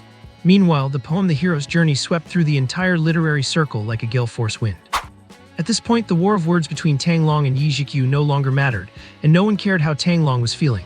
Simply put, after the poem The Hero's Journey appeared, no one would ever consider them to be on the same level again. In the Zhu Xian comment section, 10 steps to kill one person leaving no trace for 1,000 miles. I am genuinely kneeling this time. The author is not incapable of writing poetry, he just disdains to do it. The moment he makes a move, it is a kill shot. Mom is asking why I'm kneeling while looking at my phone. Author Sama, I apologize for wanting to send you razor blades in the past. Joining the line to apologize to the author plus 10,086. Reader Wang Dashao gifted the book 100,000 orange coins and said, amazing. By now, Zhiqiu had already hidden his merit and fame. As for whether Tang Long would fulfill his promise, he did not care. Zhiqiu pushed open the door of a high-end, private coffee shop near the school and walked in. He glanced around, quickly locked onto a slender figure in a duck-billed cap and walked towards her table. Sorry for the wait, Zhiqiu said as he approached. We arrived early, Zhiqiu, please have a seat. You do not mind if I call you that, right? Songmei was wearing a casual blazer that looked expensive at a glance, her mature charm and efficiency fully on display. Zhiqiu nodded indifferently and sat down opposite Yu Keiwei. Today, Yu Keiwei had sent him a WeChat message saying she wanted to discuss a collaboration, which was why she brought her agent, Songmei. Ever since the graduation party, perhaps after learning that Zhiqiu was also a fan of Zhu Xian, Yu Keiwei had been messaging him to discuss the plot, and the two had grown increasingly close. Zhiqiu, what would you like to drink? Without mentioning the purpose of today's meeting yet, Songmei greeted him warmly. Zhiqiu could not be bothered to decipher what each string of English letters on the menu meant, ordered something at random, and looked at Yu Keiwei with a questioning gaze. Is this your first time drinking coffee? Yu Keiwei asked suddenly. Zhiqiu was stunned for a moment, then realized what she meant. Yu Keiwei was referring to the line he said at the graduation party, I spent 18 years just so I could sit here and drink coffee with you. He did not expect her to remember. Zhiqiu chuckled and said truthfully, this is my second time. Actually, I prefer carbonated drinks. Yu Keiwei nodded thoughtfully and Zhiqiu asked directly, so tell me, what can I collaborate on with a big star like you? Yu Keiwei did not waste time either. I am preparing to release my first album, and I want to buy the copyright for your song Goodbye, or at least a license to use it. You name the price, as long as it is not ridiculous, it is fine. Yu Keiwei was straightforward, though it was an odd way to negotiate, laying all her cards on the table right away. Agent Songmei looked at Yu Keiwei helplessly. Zhiqiu was stunned and instinctively asked which one. Songmei answered the Goodbye from the graduation party. I wonder if Zhiqiu is willing to part with it, that song. It does not really suit a female singer, does it? Zhiqiu looked puzzled. The original version might not, but Weiwei's vocal technique is excellent. She can adapt it, Songmei explained. Weiwei's new album has a youth theme and we are currently missing one song. After searching everywhere, we have not found anything satisfying. If we adapt your song Goodbye, it would actually be perfect. Zhiqiu nodded slightly. If it was for a youth theme, Goodbye would indeed fit perfectly. For personal reasons, I will not transfer the full copyright, but I am fine with granting usage rights. Not expecting Zhiqiu to agree so easily, Songmei looked pleased. In fact, she had been prepared for this. Getting usage rights was enough. Zhiqiu asked curiously, how much are you planning to pay for it? Zhiqiu did not really know the market rate. In his past life, he heard that an average song would be lucky to get a few tens of thousands, but he did not know how it was here. Fortunately, this world placed high value on copyright, so he figured it should be higher. Facing the question Zhiqiu raised, Songmei pondered for a moment before suggesting, Zhiqiu, since the copyright for both the lyrics and the music belongs solely to you, it makes the transaction much easier. In the industry, original songs from well-known musicians are generally categorized into S, A, B, and C levels. A 10-year usage license usually ranges from 30,000 to 300,000, though this does not include the price for a full copyright transfer. To be honest, Huhai Entertainment is quite optimistic about this song. Our internal assessment puts it at the A level, so we have set the price at 200,000. How does that sound? Seeming worried that Zhiqiu might refuse, Songmei quickly added, this price is absolutely top tier in the industry. In fact, with the decline of traditional music in recent years, very few songs fetch 300,000. There have only been a handful of such cases. Zhiqiu understood the situation perfectly. To put it bluntly, he was a total newcomer who had never released a song before. If he had proactively offered the song to a big company himself, he would be lucky to get 10,000 for it. The fact that Huhai Entertainment was willing to treat him like a well-known musician showed their true sincerity. That works for me, Songmei's face lit up, but Zhiqiu's next sentence stunned both her and Yu Keiwei. However, I still feel this song is not the best fit. Are you sure you would not consider another one? Songmei quickly replied, are you talking about the White Pigeons Parade? That song is also excellent, but the folk style does not. Zhiqiu shook his head. No, it is a different original song, one I have not sung before. Not just Songmei, even Yu Keiwei was stunned, her beautiful eyes fixed intently on Zhiqiu. Songmei composed herself and smiled awkwardly. I wonder what kind of song it is. In truth, Songmei did not want to take risks. After all, the song Goodbye was already very mature and she had already heard it. If Zhiqiu had other original songs, she was not sure if they could reach the level of Goodbye. Do not worry, the style fits the theme of youth perfectly, Zhiqiu said confidently. However, the licensing fee for this song is 300,000, or you can choose Goodbye for 200,000, it is your call. 300,000, Songmei was stunned once again. This meant that in Zhiqiu's view, this song was even better than Goodbye, reaching S-level quality. People are just that fickle. They look down on lower-priced items, but the moment Zhiqiu quoted 300,000, Songmei's curiosity was piqued. Songmei asked, is there a demo I can listen to? No, Zhiqiu answered very flatly. Songmei's expression stiffened. Wei, standing to the side, suddenly said, you can sing it right here. Zhiqiu replied instinctively, I do not think that is possible. This song's accompaniment requires a piano, a guitar will not cut it. There is one here. Wei pointed to Steinway by the cafe window. Zhiqiu was taken aback. He had not noticed it when he walked in. He did not expect a cafe like this to have a piano. Well, that works then, I will sing it once. Without further ado, Zhiqiu stood up and headed toward the piano. Wei paused in her movement to get up, her lips slightly parted as if she had something to say. She had intended to offer to accompany him on the piano while he sang. It seemed he actually knew how to play the piano. Why had not she ever heard about that before? Wei's clear, sparkling eyes were filled with curiosity. She seemed to have completely forgotten the purpose of their meeting. Zhiqiu sat at the piano, his hands brushing over the keys, and a feeling like muscle memory flooded his mind. When Zhiqiu's slender fingers played the first note, Wei's eyes widened, beautiful. That was her only thought. Zhiqiu's clear voice began to sing, I have stopped and gone along this journey, following the traces of the youth who drifted away. The moment I stepped out of the station, I felt a bit hesitant. I could not help but laugh at this timidity before returning home. It was unavoidable. The sky of Nagano is still so warm, and the breeze brings back the past. The melancholic and beautiful melody and vocals floated through the cafe, immediately catching the attention of the few customers there. The quiet murmurs of negotiation gradually faded, and everyone watched the figure playing at the piano in silence. I was once stuck in the vastness of the world, indulging in dreams that were neither true nor false. With no struggle and no fear of ridicule, I once turned my youth into her, and once played the height of summer with my fingertips. Whatever moves the heart, let it be. Walking against the light, I let the wind and rain beat against me. Reaching the chorus, it was fortunate that Zhiqiu had received quite a bit of guidance from Professor Liu Mingking recently, otherwise he might not have pulled it off. Even so, Zhiqiu adjusted his singing technique for the most difficult parts, though since it was everyone's first time hearing it, they naturally assumed that is how the song was meant to be. After finishing the song, beads of sweat had formed on Zhiqiu's forehead. A song of this difficulty was still a bit challenging for him. Amidst the applause of people who seemed to be waking from a dream, Zhiqiu returned to his seat, while Wei and Songmei finally came to their senses. Zhiqiu said helplessly, that is about it. The full version would have other instruments added. My singing technique is average, so I could not quite bring out all the emotion. We will take this song. Songmei's voice trembled, but her tone was firm and decisive. Zhiqiu took a sip of coffee and nodded. He was not surprised by the result. The song Rising Wind was absolutely worth it. Songmei looked ecstatic, but then Wei suddenly asked, I once turned my youth into her and once played the height of summer with my fingertips. Is this song written for someone specific? Zhiqiu was stunned for a moment before he realized what she meant. It was no wonder Wei would ask that. She must have thought he wrote it for his ex-girlfriend Chen Yuan. After all, they had just broken up and these lyrics actually fit his situation perfectly. Zhiqiu waved his hand and said, no, I just wrote it randomly. You guys are the first people to hear this song. Wei nodded and asked again, you play the piano. Why did not I ever see you play it in the office? Zhiqiu replied helplessly, you guys never asked. The graduation party time was so tight, and every time I went, I was just there to seek advice from Professor Liu. I could not exactly go around shouting, I'm a great piano player, everyone come look. Perhaps because Zhiqiu's words were so funny, Wei let out a giggle, her lovely eyes curving into crescents. Wei's smile was like ice melting and flowers blooming. Sitting opposite her, Zhiqiu felt a direct hit and was stunned for a moment. Noticing Zhiqiu's fixed gaze, Wei's face flushed red. She checked her smile and reverted to her ice goddess image. Songmei, who was sitting next to them, could not take it anymore and cleared her throat several times. Zhiqiu realized what was happening. His face also turned red, and he withdrew the goofy look he had unconsciously worn. Damn it, why does this girl have to be so beautiful? Does not she know it is easy to steal someone's soul like that? Auntie May, I am okay with the deal on my end, Wei said softly, her face still red. Songmei nodded helplessly. For some reason, even though the song she got was far better than expected, she did not feel as happy as she thought she would. Seeing one's own cabbage being eyed by a pig is enough to ruin anyone's mood. Huahai Entertainment did not waste any time. Less than 10 minutes after Zhiqiu sent the song file of Rising Wind to Wei via WeChat, a notification popped up on his phone showing that 300,000 yuan had been deposited into his bank account. Looking at his new balance, Zhiqiu thought for a moment and transferred 50,000 yuan to his mother's account. Just a few minutes later, his mother, Lin Huofan, called.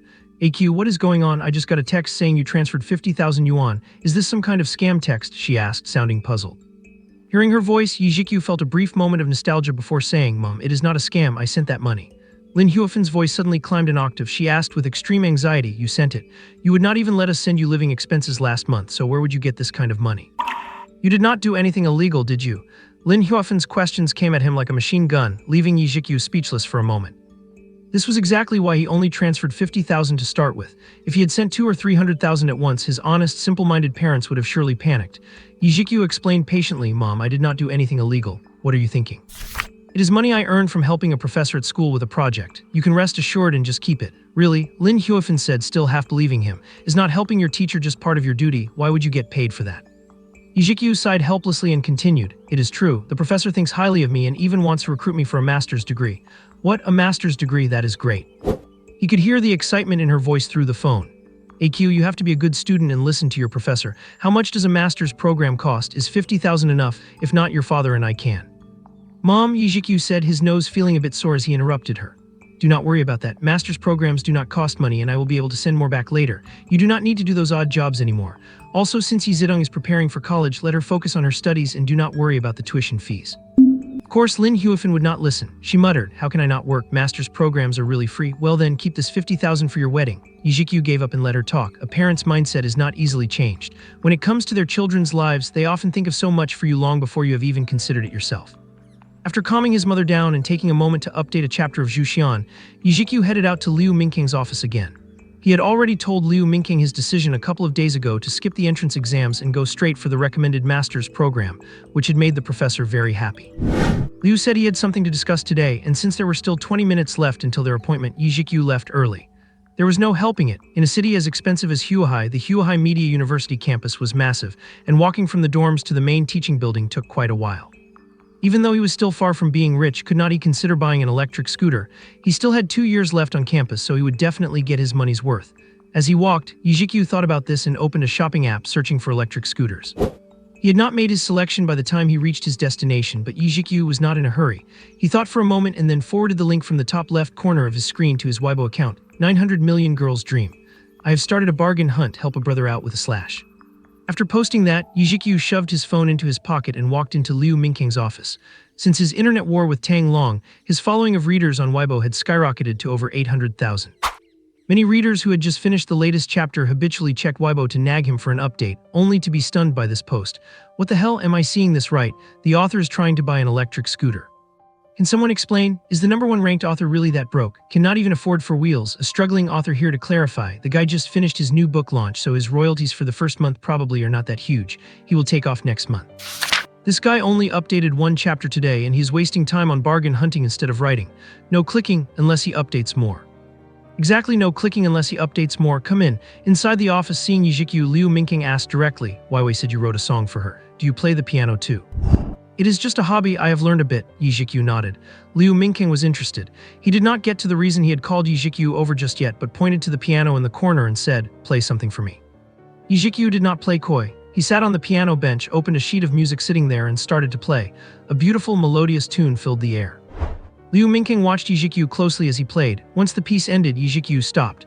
"Not bad, though some parts are a bit stiff that can be fixed with practice. Your fundamentals are very solid," Liu Mingqing noted with a nod of approval.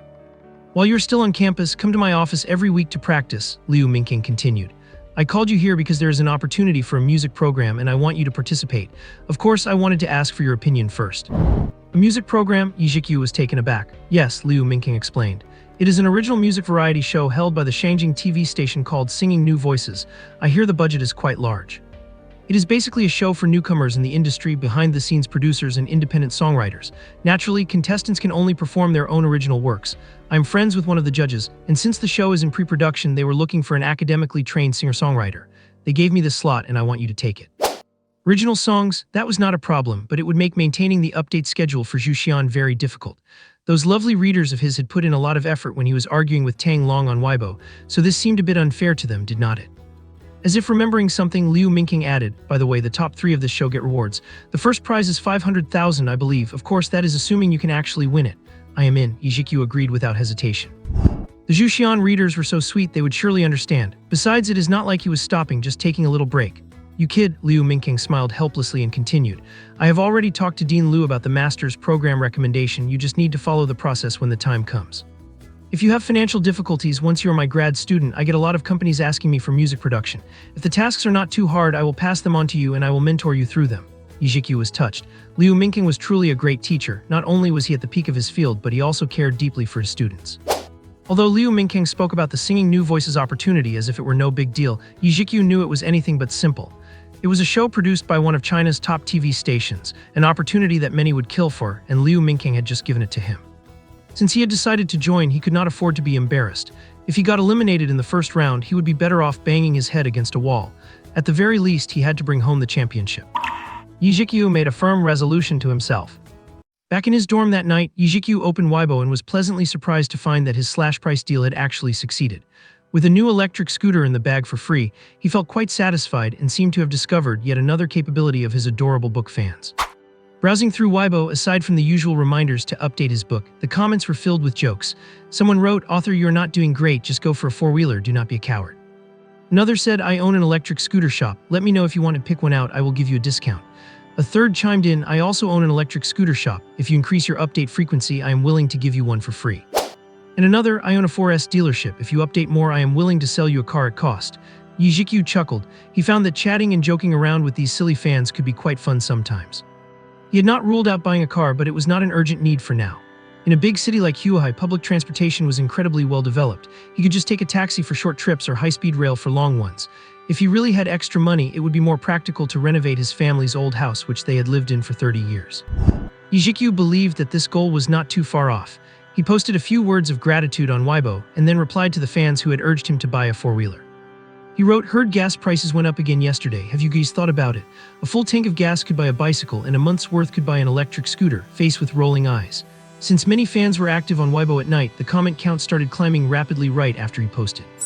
One wrote, "Please stop talking," while another added, "Why did I have to see this?" Someone asked, not trying to be rude, "But what kind of electric scooter costs 20,000? Another replied, "Are you driving a semi-trailer or something?" Someone else said, "I really envy you guys, I do not have this problem," and another commented, "You cannot calculate it that way. Can a bicycle protect you from the wind and rain?" A user replied, "You can buy a poncho for $30, laughing emoji."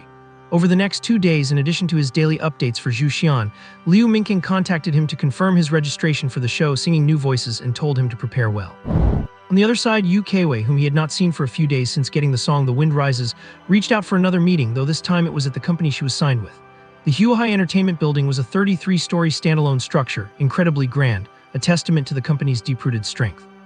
Giving a nod to the driver who brought him there, Zhiqiu stepped into the lobby, where a slightly chubby girl standing at the entrance immediately came up to greet him.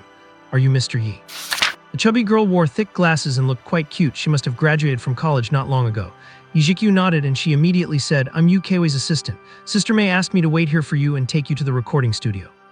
They were here today for the recording of The Wind Rises. As Yu Keiwei had already mentioned on WeChat, Zhiqiu followed the girl into the building. Along the way, well-dressed men and women passed by, likely artists signed with Huahai Entertainment, but Zhiqiu did not know much about celebrities. A lot of people who passed by were staring at him with curiosity, especially the girl beside him, who had already looked at him countless times along the way. "Do I have something on my face?" Zhiqiu asked suddenly. The girl was stunned for a second and instinctively replied, "No." Zhiqiu said helplessly, "You keep staring at me. It is hard for me not to suspect that there is something wrong with my looks." The girl exclaimed. Blushing with embarrassment, she quickly explained, "No, that is not it. I just wanted to ask, is Mr. Yi an artist planning to sign with Huahai Entertainment?" "No," he replied. Zhiqiu's blunt answer caught her off guard and she instinctively said, "Mr. Yi, you are so handsome, I just assumed you were. Actually, I am Sister Keiwei's assistant, and since I am bringing you in, everyone is just curious." Sister Keiwei usually does not meet with the company's male artists alone. Zhiqiu understood. Although Yu Keiwei was a relatively new singer, her talent and appearance were top tier. She was known as a rising diva, and her status in the industry was no lower than that of some veteran artists. More importantly, even the company was owned by her uncle, so her status within the firm was even higher. Naturally, her every move was watched by many. The elevator reached the 5th floor, and they arrived at a room marked with the words "Recording Studio." Stepping inside, Zhiqiu could not help but marvel. There was a wide variety of musical instruments and an eye-dazzling array of audio equipment, all of which clearly looked very expensive. Liu Mingking's office had some basic equipment, but it was far from the quality here. In the studio, Songmei seemed to be trying to persuade Yu Keiwei of something. Seeing Zhiqiu walk in, she stopped immediately and said politely, "Zhiqiu, you are here. Sorry for the trouble." "It's no trouble, it is just part of the follow-up service," Zhiqiu replied with a nod as he looked at Yu Keiwei. Today, perhaps for the convenience of recording, Yu Keiwei was wearing a loose white shirt tucked into black wide-leg trousers, revealing her slender waist and giving her an air of intellectual beauty. At the moment, she was pouting, seemingly because of what Songmei had just said. Songmei explained, "This is because the song The Wind Rises you wrote is so outstanding. After careful consideration, the company decided to make it the title track of the album, and the original title track will be moved to the second spot. Today is the official recording, and since you are the songwriter, we want you to provide some guidance to help Weiwei record it better. In truth, Songmei was not telling the whole story. The Wind Rises was indeed excellent, and Huahai Entertainment did not hesitate to make it the lead single. However, the official recording had actually started 2 days ago, but for some reason, Weiwei could not seem to capture the emotions of the song accurately. Logically, while The Wind Rises was challenging to sing, it should not have been a problem for someone with Weiwei's level of skill. Songmei felt helpless and had no choice but to come up with the idea of asking the original songwriter Zhiqiu to assist. Zhiqiu had no objections. After thinking for a moment, he said to Weiwei, "You should be more professional at singing than I am. Why do not you sing it once so I can listen?" Weiwei, who had been staring into Zhiqiu's eyes, looked away and nodded gently. "You accompany me." Everyone in the studio was taken aback. Weiwei said softly, "You wrote the music and you can play the piano, so it should sound better if you play it." That made sense. Zhiqiu looked at the accompanist sitting by the piano, who helplessly stood up to give him the seat. Once Zhiqiu sat down, Weiwei, who had already readjusted, stood before the microphone, appearing somewhat impatient to begin. The two exchanged a glance and Zhiqiu nodded slightly. A moment later, the slightly melancholic melody began, followed by Weiwei's clear, soul-stirring voice. When the song ended, everyone in the recording studio was still immersed in the melody. Finally, they looked at each other, a question forming in their minds. Wait, did she actually sing that well? Songmei cast her gaze toward a gray-haired man inside the recording booth. Chen Haidao, the music director of Huahai Entertainment. Does it need another take? Chen Haidao said nothing. He silently put on his headphones, listened to the entire track, and then, looking somewhat incredulous, uttered 2 words, "Perfect." The crowd wore strange expressions, their eyes darting back and forth between Weiwei and Zhiqiu. The middle-aged man who had just played the piano accompaniment looked aggrieved. "Is the problem actually with me? It passes in one take as soon as someone else takes over. What is this supposed to mean?" Weiwei's expression remained as cold as ever, but her earlobes had turned bright red. Zhiqiu did not understand why, thinking it was quite normal since he had already seen how powerful her singing skills were. Songmei coughed lightly and said, "That is good then. We do not have much time left before the scheduled album release, so we need to finalize the script for the 1005 shooting immediately." Zhiqiu asked curiously, "Are you planning to shoot in 1005 for this song too?" Songmei nodded. Originally, there was no such plan, but since it is the lead single, it is better to add one. It will make the promotion much more effective. Suddenly, Songmei's eyes lit up and she asked, "Zhiqiu, you are the creator of this song. Do you have any ideas for the 1005 plot? A music video does not need to be too complicated. If there is a male actor, maybe keep his screen time low and keep the focus on the singer." Zhiqiu thought for a moment. He actually did have an idea. In his past life, 2 versions of the 1005 for the song The Wind Rises were quite famous. One was an anime version from Japan and the other used clips from a romantic drama, which also received great feedback. In Zhiqiu's view, the second version was more suitable, but copying it exactly would not work. After all, music videos prioritize aesthetic visuals and the plot should not be the main point. A story that is too complex might just distract from the music. Zhiqiu considered this and shared his vision. Upon learning that Zhiqiu was the author of The Wind Rises, music director Chen Haidao also took his opinion seriously. Both he and Songmei's eyes lit up after hearing the creative concept. They exchanged glances, both seeing satisfaction in the other's eyes. "Good." Songmei made an immediate decision, saying decisively, "Let us go with this concept. Start contacting male actors immediately. Give priority to suitable artists within our company."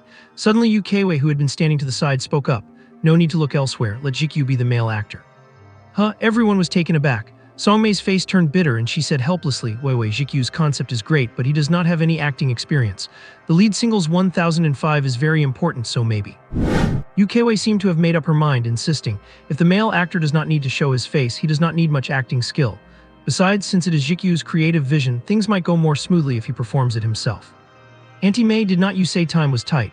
Under the strange looks of the crowd, Weiwei's voice grew softer and the redness on her ears spread to her face. "Oh, my little darling." Songmei looked at Zhiqiu helplessly and asked, "Zhiqiu, what do you think? Is that okay? Of course, the performance fee will be calculated according to market rates." Zhiqiu was also a bit surprised. This was originally a minor matter and he did have a clear picture in his mind of the concept he proposed. However, after a moment of deliberation, Zhiqiu said, "When would it start? I might not be free. In about 2 weeks, I am participating in a singing variety show and I need to prepare for it during this period." As soon as he said this, everyone was stunned. Weiwei looked up sharply, her eyes fixed on him. "What variety show?" Songmei asked instinctively. This was no secret. Since Liu Mingking and these people were all on the same side, there was nothing he could not share. Zhiqiu said, "It is an original music program called Singing New Voices, introduced by Professor Liu Mingking." Songmei suddenly understood, saying, "That program is perfect for you. 2 weeks from now, the 1005 shoot should be doable. It is just some normal scenes that can be finished within Huahai City, taking about 3 days. Zhiqiu, what do you say? That is no problem." Since it had reached this point and it was basically like money being handed to him, Zhiqiu had no reason to refuse. Music director Chen Haida, standing nearby, laughed and said, I hear that Shangjing TV is determined to win with this show. Getting a spot there is not easy. Little Yi, good luck. Just because of this song, The Wind Rises, I believe in you. Zhiqiu smiled, then suddenly remembered something and said, By the way, Sister May, Director Chen, is this recording studio open to the public? What are your rates? Before either of them could speak, Yukeiwei said first, Are you going to record a song? I'm thinking about it, Zhiqiu nodded. Since the competition is in 2 weeks, I might as well get the song ready. Song May waved her hand and said, That is simple. This is one of the top recording studios in the country, and it is usually open to industry artists for a fee of 20,000 per hour. If you want to use it, Zhiqiu, we will give you a 50% discount, just cover the labor costs. Chen Haida chuckled and added, and take another 2,000 off, I will not be using it. No matter how familiar you are with a song, it takes at least 2 or 3 hours from recording to post-production. Huahai Entertainment was being very generous, and this would save him a significant amount of money. This was a matter of returning the favor, building on their mutual cooperation. Although this was Zhiqiu's first time in such a professional recording studio, he had gained a rough understanding of the process when he watched Yukeiwei record earlier. After communicating with the staff responsible for each part, Zhiqiu stepped up to the microphone. The Ordinary Road, Yukeiwei held a piece of paper and whispered the title of the song. At this moment, the recording began and Zhiqiu started to sing. Wandering on the road are you leaving via via. Fragile and proud, that was once who I was. The slow, lyrical rhythm, his clear voice, and his low-toned humming made everyone unconsciously hold their breath and listen quietly. I have crossed mountains and seas. And traveled through crowds of people, I have owned everything. And in the blink of an eye, it drifted away like smoke. At this moment, Yukeiwei's gaze had moved away from the paper in her hands and fixed on Zhiqiu, who was immersed in his singing. The road the wind blew over is still far away, where has your story reached? After finishing the song, Zhiqiu took off his headphones. The entire studio fell into a dead silence, no one spoke. Zhiqiu did not understand, so he asked, Is it okay? Oh, the staff seemed to wake from a dream and hurriedly pressed the stop button on the equipment. Clap, clap, clap, clap, applause broke out, and Zhiqiu noticed a middle-aged man who looked somewhat familiar had walked into the recording studio at some point. Mr. Yi, are you interested in signing with our company? The middle-aged man's opening sentence shocked everyone in the room. Uncle Boss. Only then did everyone in the room notice Li Wenri's arrival and quickly greeted him. The music director Chen Haidao sighed with emotion. I'm just like you, like him, like the weeds and wildflowers, great song and even better lyrics. I have to say the new generation is truly formidable. Through the crowd's reaction, Zhiqiu realized who the newcomer was. He was one of the people sitting in the center with President Liu on the night of the graduation gala. Hello, Boss Li, Zhiqiu said with a smile. If I sign with Huahai Entertainment, I am afraid my demands might be a bit too high. Li Wenri looked at Zhiqiu quietly for a moment, then suddenly smiled and said, Then let us get to know each other better. Who knows, there might be a chance. Immediately after, Li Wenri told everyone, from now on, whenever Mr. Yi comes to the recording studio, put it on the company's tab. It is all free. At these words, everyone was startled. Zhiqiu was also slightly stunned, then smiled. Boss Li, you are very generous. Li Wenri laughed and said, You are too kind. I am just making an early investment. I just hope that if Mr. Yi has good songs in the future, he will not forget Huahai Entertainment. After finishing the song production in the studio, just as Zhiqiu was about to leave, Yukeiwei suddenly asked, Can I keep a copy of this song? I will not leak it. Zhiqiu naturally had no objections. He politely declined Huahai Entertainment's offer to have a car drive him back and just hailed a taxi instead. The delivery from Pinzaizai was quite efficient, and the electric scooter he had purchased during the group buying event had arrived. After picking up the package, he spent 50 yuan to have a mechanic outside the school assemble the remaining parts. Zhiqiu thought for a moment, then snapped a picture and posted it to Weibo. My new ride has arrived, thanks brothers. Meanwhile, inside Huahai Entertainment, Songmei closed the office door and sat on the Italian genuine leather sofa, staring at Yukeiwei without saying a word. Under Songmei's burning gaze, Yukeiwei's cool expression gradually became unnatural. After a moment, Songmei sighed softly and said bluntly, Weiwei, do you like Zhiqiu? Aunt Mei. Yukeiwei blushed instantly and chided her. Songmei snorted, ignoring Yukeiwei's coy reaction, and ruthlessly exposed her. You could not find the feeling for the song for days, but as soon as that kid came over, it was solved immediately.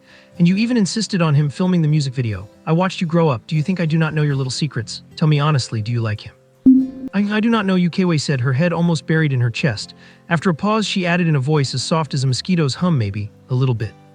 That is more than a little bit. Do you think I am blind? Songmei said helplessly, Weiwei, you know that being in a relationship right now is very detrimental to your career. Yukeiwei's voice dropped and she said, I know, Aunt Mei. But seeing the expression on her niece's face that she had never seen before, Songmei's eyes softened. She gently stroked Yukeiwei's hair and said softly, When did you start liking that kid? Is it because he is handsome or because of his talent? Ukiwe whispered, I do not know, we met in our freshman year. I sprained my ankle and he helped me to the school clinic. Then we realized we were both in the literature association. He played the guitar okay back then, but he could not sing as well as he does now. One night I was locked in the practice room and that bad guy. Ukiwe calmed her embarrassment a little and continued, we did not talk much back then. I had a little crush on him, but it was not much. But after his breakup, his personality changed a lot. It feels like he is different from before. I do not know why, but the more we interacted, the more. Watching Ukiwe go on and on, Songmei gave up all hope. What about him? Do you think that kid likes you? Faced with Songmei's sudden question, Ukiwe was stunned. Uncertain, she said, I do not know. After saying that, she remembered the way Zhiqiu would sometimes look at her blankly by accident, and her tone unconsciously carried a hint of a smile as she added, I guess. He does not hate me. Songmei sighed again and said seriously, Wei, from a professional development standpoint, I do not recommend you date right now. Ukiwe's gaze dimmed, then gradually became filled with a spark of determination. However, Songmei's tone suddenly shifted and she said indulgently, I am first and foremost your elder. From that perspective, I naturally hope you find a happy destination. Honestly, Zhiqiu is not only handsome but also exceptionally talented. After getting to know him, he seems like a decent person. If the two of you end up together, I would not be against it. Ukiwe looked up in surprise, her eyes sparkling with joy. But there is one thing you must listen to Aunt May about, Songmei snorted. You cannot make it so easy for that kid. You have to give him a little test. He is indeed very talented, but he is still too weak right now. Listen to Aunt May, wait until he achieves more before going public. That way the pressure you both face will be much less. What more could Ukiwe say? She just nodded repeatedly, her face flushing red. Songmei said thoughtfully, come to think of it, Zhiqiu is indeed a good kid. Since you have met him, you should grab hold of him. Aunt May will teach you a few tricks. This is how I managed your uncle back in the day, listen to me. Ukiwe blinked, listening to Songmei's advice. At Huhai Media University, a phone rang. Professor Liu Mingqing looked at the name on the screen and answered with a kind smile. Hello, Wei, what is wrong? You want to participate in the Sing Out the New Sound program? I do not have any spots left here and it is an original music program. Everything performed must be original works, which does not really suit you, does it? Okay, do not be angry, my little princess. Please do not tell your grandmother. Let me see. It seems the program team is still missing a young, popular singer as a judge. Let me see. Fine, leave it to me. I will go all out to fight for it for you. Putting down the phone, Professor Liu Mingqing looked puzzled. Why did his sweet granddaughter suddenly take an interest in a program like Sing Out the New Sound, and why was she so determined to join it? Zhiqiu returned to the dormitory, finished his daily 10,000-word update, and logged back onto Weibo. There were already quite a few comments under the electric scooter picture he posted earlier, ranging from jokes to people urging him to write more. A pinned comment had actually received over 200,000 likes. My take on the dog author's location. This photo was likely taken casually on the side of the road, but we can infer a lot of information from it. First, it is December now, but looking at what the pedestrians are wearing, the temperature should be above 10 degrees so we can rule out the north.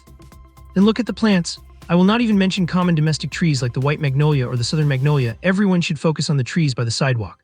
The ones with thick trunks are called camphor trees. These trees are not very cold hardy and prefer a warm and humid climate, so we can preliminarily judge that the author is in a coastal city. Here is the key point. There is a tree with sparse leaves in the distance. This is actually called a plane tree, also known as the French sycamore. In China, the answer for a city that meets both the coastal and French sycamore criteria is already obvious. The dog author is in Huhai City, everyone let us go. Underneath this comment were countless messages echoing the sentiment. 666. I bow down to this master detective. This guy would definitely be a pro at catching a cheating partner. I am in Huhai City too, what a coincidence. I am a loyal fan of Bai Yao. Which genius knows the author's address? Post it, I want to send him some friendly gifts. Same here, fellow Bai Yao fan in Huhai City. Author, shall we meet up for a chat? The readers were truly talented. Zhiqiu broke into a cold sweat. It was fortunate that he was outside at the time. If the photo he uploaded had been taken inside the Huhai Media University, his identity would have been exposed long ago. He had been careless, he must take this as a lesson. This must never happen again. In the following days, apart from updating Zhu Xian, Zhiqiu spent his time training with Professor Liu Mingqing. According to Liu, he did not worry about Zhiqiu's creative writing, but his singing skills still needed improvement. For a great piece of work, aside from being well written, the performer's ability to convey the right emotions played a crucial role. Zhiqiu's talent was not bad to begin with, and under Liu Mingqing's one-on-one guidance, his progress could be described as leaping and bounding. In Liu Mingqing's view, at least he would not embarrass himself out there. A week later, the crew for the music video of The Wind Rises was assembled, and Zhiqiu returned to the Huhai Entertainment Building. The concept of the music video was simple. It told the story of a couple from their first meeting, getting to know each other, falling in love, having a breakup, and finally getting back together. Although they were just fragments of daily life and Zhiqiu would only show his side profile at most, some basic makeup and styling were still necessary. When Zhiqiu walked out after changing his clothes and getting makeup done, everyone could not help but gasp in amazement. He was too handsome. Zhiqiu's features were already quite deep-set, and with a bit of makeup they appeared even more three-dimensional, making him look completely flawless. Plus, he usually wore solid-colored clothes, but even though the music video focused on daily life, there were still requirements for the wardrobe. The well-tailored casual wear fit him perfectly, making him look like a model. When he walked up to Zhiqiu, the sight of the handsome man and beautiful woman made the crew feel a bit dazed, as if they were a natural-born couple. The first scene was set on a busy street, where the two strangers caught a glimpse of each other. Naturally, they could not film on a real street, so they used the streets of the film studio. A man and a woman meeting for the first time on the street as if destined by fate. The bustling crowds and traffic seemed to fade away, leaving only each other in their eyes. The first segment ended there. It was mainly to highlight the beauty of the scene. Neither of them needed to speak, as Zhiqiu's singing would be the background music later. In the second segment, on a swaying bus, the two who already knew each other were not a couple yet. Zhiqiu, playing the man, was incredibly nervous, and when the bus braked suddenly, he reached out to hold Zhiqiu's hand. This was the second time they had held hands. The first was at the graduation gala, where Zhiqiu helped Zhiqiu, who was in her performance costume, onto the stage out of courtesy. The moment their palms touched, Zhiqiu clearly felt Zhiqiu's small hand tremble slightly before steadying itself. Turning his head to look at her, he saw that her delicate earlobes were flushed crimson. This scene was meant to show the bashfulness of the early stages of love. The director watched Chinese letter on the monitor with satisfaction, nailing it in one take. Next were the scenes of their sweet, passionate love. The two setting off fireworks in a small alley at night, Zhiqiu running on the track with Zhiqiu following behind on a bike with a bright smile, and them lying head-to-head in a field with a breeze blowing as they looked at the sky. These scenes only had two requirements: be beautiful and be sweet. Just go all out on the public displays of affection.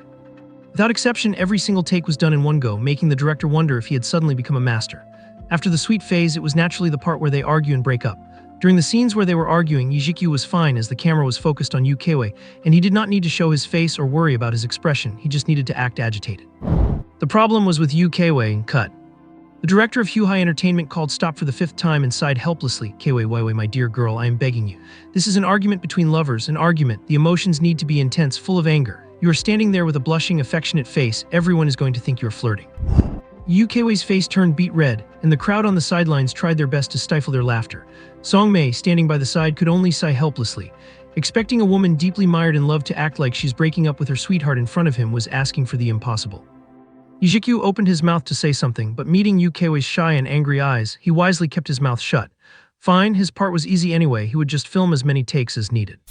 Finally, after the 10th failed attempt, the director let out a desperate roar, changed the script. It was just a music video, not a movie. He thought he had set the bar low enough for the actors, but they still could not pass the hurdle. He decided to just scrap the argument scene. Let the man do the shouting while the woman turns away with a cold expression. Playing the cold, distant beauty was something Zhiqiu was actually good at. After changing the script, they finally got past this segment. They added a few more breakup scenes, the two of them back-to-back against a wall, visiting the old track separately. These scenes only required one person each, so they were much simpler. Finally, there was the reunion scene. Late at night, under the warm, dim streetlights, the two arrived at the street where they first met without prior arrangement. Gazing at each other from a distance, their expressions shifted several times. Finally, Zhiqiu seemed to let go of everything, running toward Zhiqiu like a bird returning to its nest, and dove into his arms. Zhiqiu looked at Zhiqiu in the distance, his heart pounding wildly. A hug, although it was for the sake of the shoot, it was still the most intimate act they had shared other than holding hands. Looking across, Zhiqiu seemed to see a trace of nervousness in Zhiqiu's eyes, or perhaps his eyes were playing tricks on him, but there seemed to be a hint of excitement too. The next moment, Zhiqiu ran over and Zhiqiu could not help but swallow hard. With a thud accompanied by a waft of fragrance, Zhiqiu felt a soft body press into his arms. There was a height difference of about 15 centimeters between them, and Zhiqiu's chin rested just above Zhiqiu's hair, a pleasant fragrance filling his nose. Zhiqiu could not tell if the heat came from the beauty in his arms or his own body, but he felt burning hot and his breathing became rapid. It was as if nothing else mattered. Between heaven and earth, there were only the two of them. Zhiqiu felt a strange sense of peace, wishing that time would just stop there.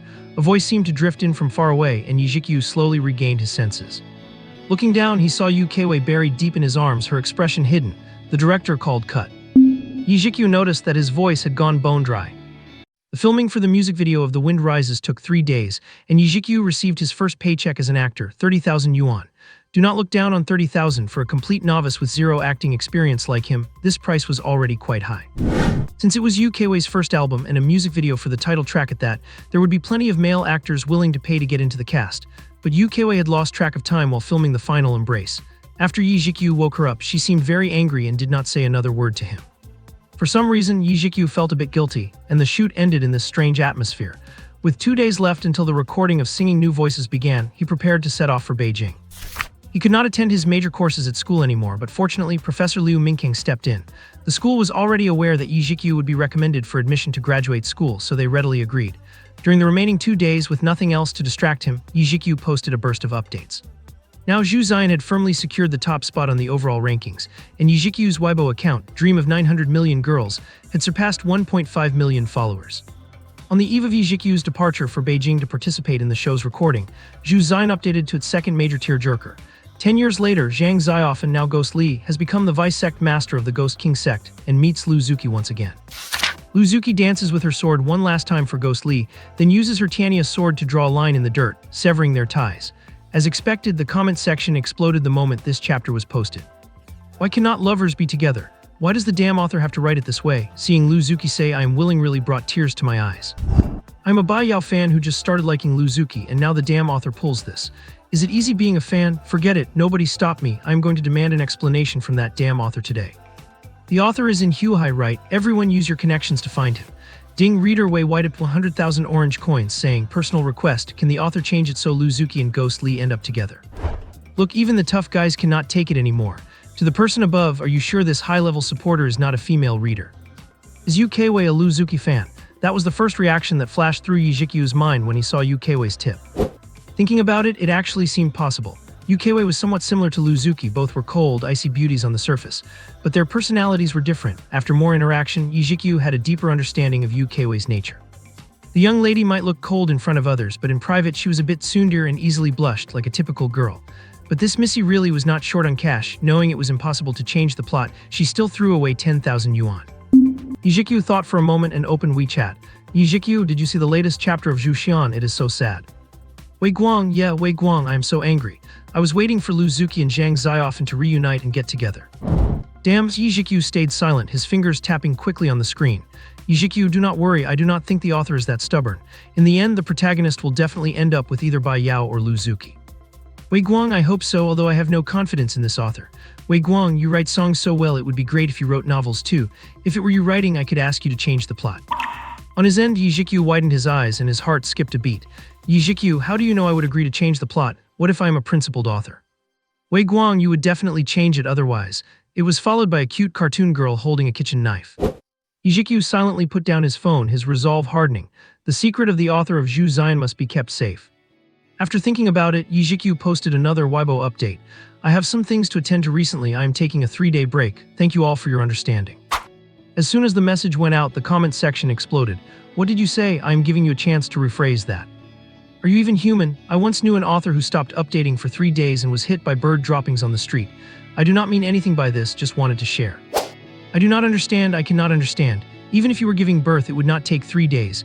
I realize that this jerk calls us brothers when he wants us to click on his referral links, but calls us dear when he wants to take a break. Bah. Zhiqiu calmly closed Weibo. 3 days was quite reasonable, 2 days for the round trip to Beijing and at least 1 day for recording the show. What? Using spare time on the road to write? That was absolutely out of the question. The penguin icon in the bottom right corner flickered wildly. To his surprise, it was his editor, Stone, who had already clocked out for the day. Stone, you are taking a 3-day break. Did something happen? Stone, is there anything I can help with? This editor was actually quite responsible, Zhiqiu replied casually. Zhiqiu, thanks for your concern. Zhiqiu, I have to go to Beijing for a few days, so there will be a break in updates. In a rented apartment in Beijing, Nuan was stunned when she saw the message and quickly replied. Stone, you are coming to Beijing, where exactly? Do you have time to meet at the office? Stone, your poem Ode to the Hero won first place in the poetry contest, and the results will be announced in the next couple of days. It would be a great chance to give you the prize money in person. Zhiqiu, not sure if I will have the time, we will see. Nuan's face fell as she sat in front of the computer. The person's avatar had already gone dark. At the Beijing TV headquarters, the show Singing New Voices was being recorded. The program used an elimination format, and 36 contestants participated in the first round of open auditions. The production team was indeed generous, booking rooms for each contestant in a 5-star hotel in advance, a standard double room, of course. The high-speed train from Huahai to Beijing took 5 hours. Zhiqiu arrived at the hotel leisurely the night before the recording and collected his room key. When he entered the room, his roommate had already arrived, a thin young man with glasses named Li Su. When Zhiqiu entered, Li Su's luggage was still on the table, and he shyly let Zhiqiu pick his bed first. A people-pleasing personality, shy and polite, this was Zhiqiu's first impression of his temporary roommate, not bad. Want to go out and get a bite? Zhiqiu said to Li Su while tidying up the luggage that had not quite fit in his backpack. Li Su naturally had no objections. In fact, he had not had dinner yet either. The two did not choose to eat inside the hotel. After arriving in a new city, Zhiqiu preferred small street-side eateries. These places truly captured the vibrant atmosphere of a city. As they walked toward the hotel entrance, a noisy commotion came from ahead. A group of bodyguards in suits seemed to be surrounding someone, a human wall slowly moving from the entrance toward the hotel lobby. Make way, make way, a man walking in front of the circle kept shouting. Zhiqiu walked forward with a calm expression. Li Su, walking beside him, was looking down at his phone searching for something and did not notice the group approaching. The man in front shoved him aside forcefully. Li Su staggered and his phone hit the ground with a smack. Li Su gave a soft cry and quickly picked up his phone from the ground. The screen already had a crack. The man in the lead kept walking without even looking back, shouting as he went. Zhiqiu frowned, reached out and grabbed the man in the suit. What are you doing? The man in the suit turned back, displeased. Seeing Zhiqiu's unfamiliar face, he asked in confusion, who are you? Zhiqiu said calmly, you bumped into someone, do not you need to apologize and pay for the damages. The man in the suit was taken aback. He glanced at the phone in Li Su's hand and said bluntly, you are crazy. He tried to keep walking, but he stumbled in the same way. Zhiqiu's grip was as firm as an iron hoop. The man could not break free, damn it. The man was furious and started cursing, do you know who we are? You were not watching where you were going and blocked our way. What does your fall have to do with me? Let go of me. Li Su looked nervous, pulled on Zhiqiu's clothes lightly and whispered, Brother Yi, it is not a big deal, let it go. Zhiqiu stood firm and uttered 4 words. Apologize, pay up. The man in the suit was extremely irritated. Since his leader had not moved, the circle of people behind him also came to a stop. What the hell? The man in the suit was enraged and was about to step forward when a voice came from the crowd. Assistant Liu, why did we stop? The circle of people parted to leave an opening, and a man about 1.75 meters tall with a rather feminine appearance walked up. The man in the suit, addressed as Assistant Liu, quickly said, these 2 kids do not know what kind of trouble they are looking for. They bumped into us and broke their phone, and now they actually want us to apologize and pay compensation. Brother Chen, go back first. Be careful of fans rushing in. Do not worry, I will handle this quickly. There were many people coming and going in the hotel lobby, and the other contestants and their families accompanying them gradually turned their attention to this scene. The feminine-looking man frowned as he looked at Zhiqiu and Li Su, then said impatiently, do not waste time, just give them some money to send them away. With that, he turned and walked back into the circle of people. With a hard shove, the man in the suit shook off Zhiqiu's hand, pulled out his wallet, counted out several $100 bills, threw them at Li Su and glared fiercely at Zhiqiu before walking ahead. The group continued to move forward slowly, and the feminine man did not look at Zhiqiu and his companion again from beginning to end. Li Su hurriedly caught the money in his arms. After a moment's thought, he picked up the 2 bills that had drifted to the floor and said gratefully, thank you, Brother Yi. Zhiqiu shrugged and asked casually, with such a big entourage, which celebrity is that?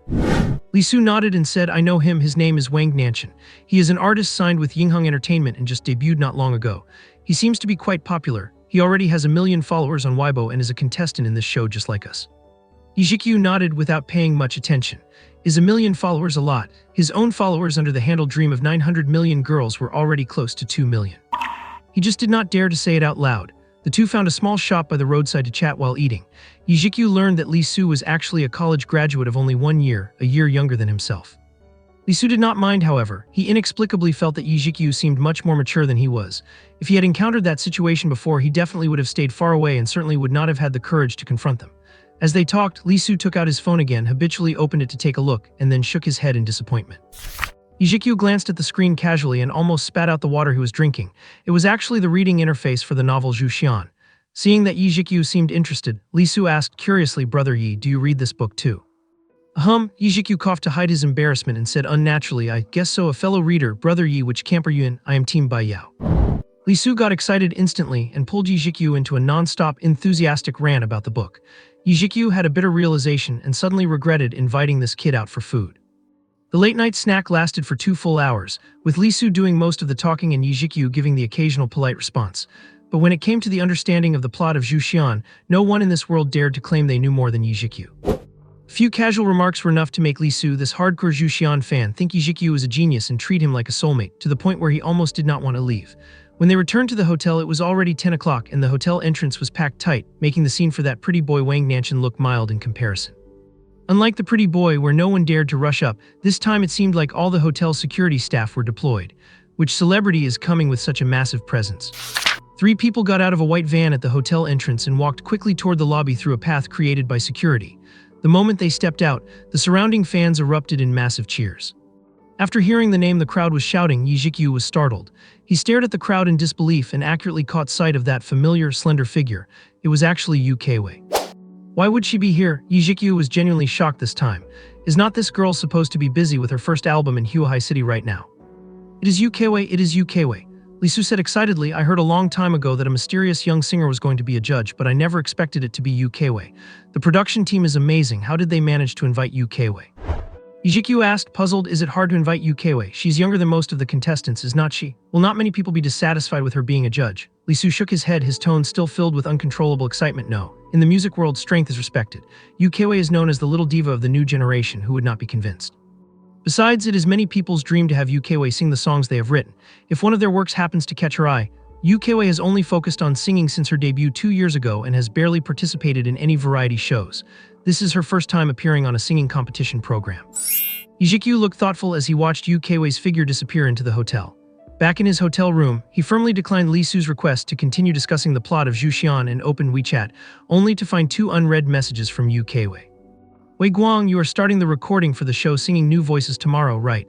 2 minutes later, since Zhiqiu had not replied, Yu Keiwei sent a second message. Wei Guang, guess where I am right now? Zhiqiu was speechless and replied directly.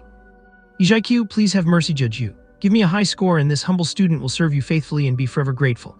In an executive suite on the top floor of the hotel, Yu Keiwei, who was lying on the bed looking at her phone, let out a startled cry, her face flushed red as her slender fingers tapped quickly on the screen. Wei Guang, how did you know? Wei Guang, HMPH, trying to bribe this judge? No way. Wei Guang, you want me to be your mentor, unless you write another song for me. Zhiqiu chuckled and replied, Zhiqiu, if I can win the championship, 10 songs are fine. In the executive suite, Yu Keiwei pouted her rosy lips and muttered, liar again. Even though she said that, her fingers did not stop replying. Wei Guang, I would be crazy to believe you. Let me tell you, I am very selfless. I can only give you an extra 0.01 points at most. After waiting for a while, Zhiqiu still had not replied. Yu Keiwei grew impatient and started kicking her legs on the bed. Ding dong. Hearing the notification sound, she quickly picked up her phone to check. Zhiqiu, is this what it feels like to be favored, so touched? What the heck? Yu Keiwei's face turned red instantly. She noticed that now that they were slightly more familiar with each other, Zhiqiu's tone had become much more casual. Miss Yu, who had initiated the offensive, was now getting cold feet. Yu Keiwei calmed herself down and changed the subject. Wei Guang, I am so bored. There is no update for Zhiqiu today. I have said that the narcissistic author is unreliable. He actually took 3 days off in a row. That is too much. Zhiqiu, maybe he really had an emergency. Did not he post about it on Weibo? Wei Guang, HMPH, I hope so. I am really looking forward to the next part of the story. Zhang Xiaofan must end up with Lu Zuki. Wei Guang, if the author does not let them be together in the end, I will not let him off the hook. In his room, Zhiqiu looked at the cute cartoon girl on WeChat doing a sharpening knives gesture, and a cold sweat rolled down his forehead. The night before the recording, unlike the other contestants who were nervous or excited, Zhiqiu and Yu Keiwei chatted on WeChat until late at night. The next morning at 9, considering the traffic in Shangjing, the production team sent sponsor shuttle vans to pick up the contestants and take them to the studio building. Inside the 7-seater van, there were 6 contestants excluding the driver. In Zhiqiu's van besides him and Li Su, there were 2 other men and 2 women. When Zhiqiu got on, he saw that the pretty boy named Wang Nanshan from yesterday was actually there too. The car drove smoothly along the road. Wang Nanshan pretended to be cool with his eyes closed to rest, and Li Su felt too shy to talk, but the beautiful, sophisticated woman sitting in front of Zhiqiu was quite outgoing. This lady introduced herself as Ding Jai, and for some reason she was very interested in Zhiqiu, asking one question after another. When she learned that Zhiqiu had not even graduated yet, she exclaimed in surprise. When she found out he was not even a music major, she kept going on about how amazing that was. In the confined space, the 2 of them chatting was naturally heard by the others, and even another good-looking girl could not help but stare at Zhiqiu curiously and join the conversation. Wang Nanshan, who was sitting in the front passenger seat pretending to be cold and aloof, could not keep it up anymore. He glanced at Zhiqiu, who was surrounded by 2 girls, through the rearview mirror, a flash of jealousy in his eyes. He, who was used to being the center of attention, had actually been overshadowed by an unknown kid. Little brother Zhiqiu, what type of songs do you sing? Ding Jai asked curiously, pop, rap, or song and dance? Zhiqiu said helplessly, Sister Ding, just call me Zhiqiu. As for the music style, the first round should be folk songs. As soon as he said this, except for his temporary roommate Li Su, who already knew Zhiqiu's style, everyone else was stunned. Ding Jai widened her eyes in disbelief and said, do not try to fool me. Everyone who participates in this show has some fame. I have been in the bar scene for so long, and I have never heard of a folk singer as handsome as you. Zhiqiu shrugged and said, believe it or not. Ding Jai rolled her eyes and asked again, then little brother Zhao, what works have you had before? Tell me about them. Zhiqiu said casually, you would not know them if I told you. They have not been released yet. The White Doves Turkonces won. Wow. Just as Zhiqiu finished speaking, an excited scream startled everyone in the car. Ding Jai's eyes sparkled with excitement, and she said excitedly, "You are the one who sang this song." No wonder it looked a little familiar. I have seen that video of yours. This is my favorite song. If she had not been wearing a seatbelt, the excited Ding Jai would have almost pounced on Zhiqiu. Suddenly, Ding Jai seemed to remember something and said pitifully, "Little brother Zhao Yi, I have sung this song when performing at the bar. You will not mind, right? I tried to buy the copyright from you but could not." Just then, a voice suddenly came from the front. "So he sings folk music, no wonder." It was Wang Nanshan sitting in the front who finally could not stay quiet anymore and blurted out. Before Zhiqiu could say anything, the sophisticated Ding Jai could not help but speak up, saying bluntly, "What is wrong with folk music? What is with that sarcastic tone of yours?" Wang Nanshan looked disdainful and said leisurely, "I mean, does picking up a broken guitar and humming a few tunes really count as being a singer? I did not expect the production team's standards to be so low." Li Su was very angry, his face turning bright red. Ding Jai was even more fiery and was about to continue the retort when Zhiqiu pulled her back. Zhiqiu looked calm and said, "Sister Ding, there is no need to lower yourself to such a person's level." Ding Jai turned to a smiling face and giggled. "Okay, I will listen to you, little brother Zhao Yi." Wang Nanshan sneered, "I hope your skills are as tough as your mouth and that you do not get eliminated too soon." Idiot! Zhiqiu could not be bothered with this kind of person and just said these two words. Clear and articulated perfectly. Li Su quickly covered his mouth in horror, his eyes filled with innocence. "I did not mean to, but it was just too funny." Wang Nanshan's face, which did not know how many layers of powder were applied to it, was as gloomy as water. In front of the Shangjing TV station building, groups of people were gathering. Among those participating in the Sing Out the New Voice program were washed-up singers, behind-the-scenes producers, new artists trying to make a name for themselves, and academic-style singer-songwriters like Zhiqiu. In addition to the friends and family of the contestants who came to support them, there were also many fans in the crowd. Although the Sing Out the New Voice program used a recorded broadcast format, the production team started a live stream today from the moment the contestants entered until the start of the official competition. This was also a method of preheating and generating buzz. Putting on sunglasses at some point, Wang Nanshan was the first to get off the bus, walking towards the building entrance with a cold face. "Ah, Wang Nanshan, I love you." "Nanshan, Nanshan, charge forward." A group of Wang Nanshan's fans started screaming. Wang Nanshan did not smile but waved to respond coolly. When Zhiqiu and the others got off the bus, this was the scene they saw. PSSH, what a show-off. Ding Jai really lived up to being a straightforward woman. She said exactly what was on her mind. As the contestants entered, the online live stream comments for the Shangjing TV station started to fill up. "Who is this guy? Why does he have so many fans? I think his name is Wang Nanshan. He participated in a talent show before, did not make it, and is back here again. PSSH, his face is whiter than a woman's. He looks like a sissy. What do you know? Do you know how hard Nanshan has worked? We will not allow you to slander him like this." "Wait, everyone look behind, there is a handsome guy." As Zhiqiu stepped out of the car, the camera captured him, and the live stream's comment section reached a small peak. "Wow, he is so handsome, his profile looks amazing. He is so tall, at least 1.83 m, right? He has such a great physique, way more handsome than that sissy from before. Can someone tell me this guy's name? I have decided to become his fan." Zhiqiu's appearance caught the attention of many singers' families and cheering squads, and the crowd immediately began whispering. "Is he an original singer too? He is so handsome and can write songs, no way. Is he an artist debuted by some agency? Maybe what should we do? Should we go ask for an autograph? Were not we here to support Wang Nanshan? Would not it be rude to do that? But he is just so handsome. If he gets famous later, it will be worth it." As they spoke, a few girls from Wang Nanshan's fan club actually walked out and hesitantly ran up to Zhiqiu. "Hello, we're your fans. Could we get an autograph? Can you sign it here, please? Thank you." Zhiqiu looked in astonishment at the young girls holding t-shirts printed with Wang Nanshan's name. He was caught off guard. "Hey, are not you guys supposed to be Wang Nanshan's fan club? I do not need your protection." Wang Nanshan also noticed his defected fans, his expression turning incredibly ugly, yet he could not lash out. At this moment, the live stream's comments were going wild. "Ha ha, he got his house raided. Ha ha, they defected. We have got some traitors in our ranks. If it were me, I would pick this handsome guy too. They are clearly not on the same level. Woo, so envious. I want this handsome guy's autograph too." Zhiqiu looked at the girls with expectant eyes and suddenly asked, "What is my name, huh?" The sudden question left the girls stunned, their expressions turning awkward. How would they know? They had just claimed to be his fans, but they did not even know his name. It was truly embarrassing. Zhiqiu shook his head helplessly. Although he did not appreciate these fans' behavior, the girls were about the same age as his younger sister, so he could not really bring himself to be angry. Taking a marker, Zhiqiu thought for a moment and scribbled a stroke on their shirts. He finished all 5 autographs in under 3 seconds and continued walking forward. The girls looked at the flourished character, one with confusion. "One, is there anyone with the surname one?" Entering the competition passage, each contestant has a small blackboard where they are required to write a line. It could be a motto, something they want to say, etc. Then, they head to the interview area to face entertainment reporters, which is also broadcasted live. The show recording officially begins after the interviews. At this time, all 36 contestants are entering one after another, making for a lively scene. Wang Nanshan walked ahead of Zhiqiu and the others. Li Su seemed overly nervous, his steps stiff whenever the camera focused on him as he stayed close to Zhiqiu. In front of the blackboard, Wang Nanshan picked up a pen and wrote a few words without hesitation. Wang Nanshan must work hard, and work harder, fighting. After writing on the board, it was time for the interview. Facing these unknown newcomers, entertainment reporters would not be very gentle. Contestants who are not good with words are often left red-faced and at a loss, but this is for the sake of the show's effect. Imagine a viewer being interested in a random person. Only by asking shocking or difficult questions can they grab attention.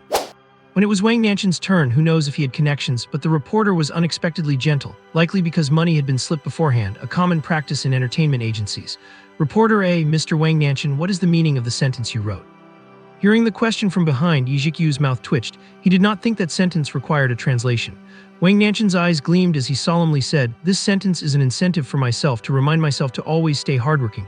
I believe I can do better." At this moment, the live stream's comments were scrolling constantly. "Go Wang Nanshan, we will support you forever." "Well said, but why do I feel like this kid is just showing off?" agreed with the person above. "The interviewer is an idiot too, asking about a sentence even an elementary student can understand." The interview continued. Reporter C: Mr. Wang Nanshan, if you advance in the first round, which mentor would you choose as your recommender?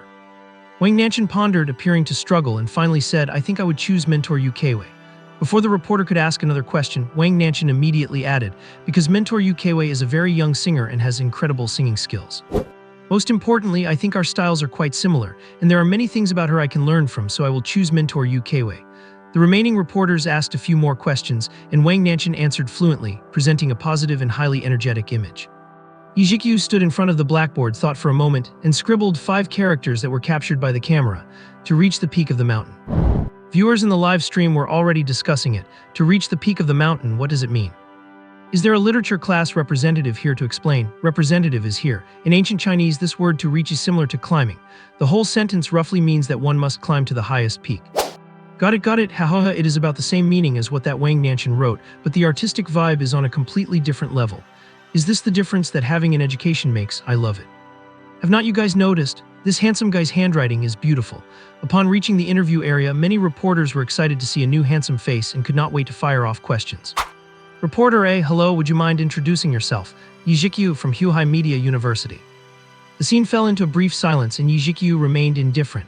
That is it. The reporters looked at each other. With such a good opportunity for exposure, which creator would not try their best to introduce themselves more? This handsome guy, on the other hand, was stingy with his words. Reporter B: To reach the peak of the mountain, could you explain the meaning of that sentence? Zhiqiu: The literal meaning. Reporter C: Are you feeling very excited to be participating in the show Sing for the New Voice?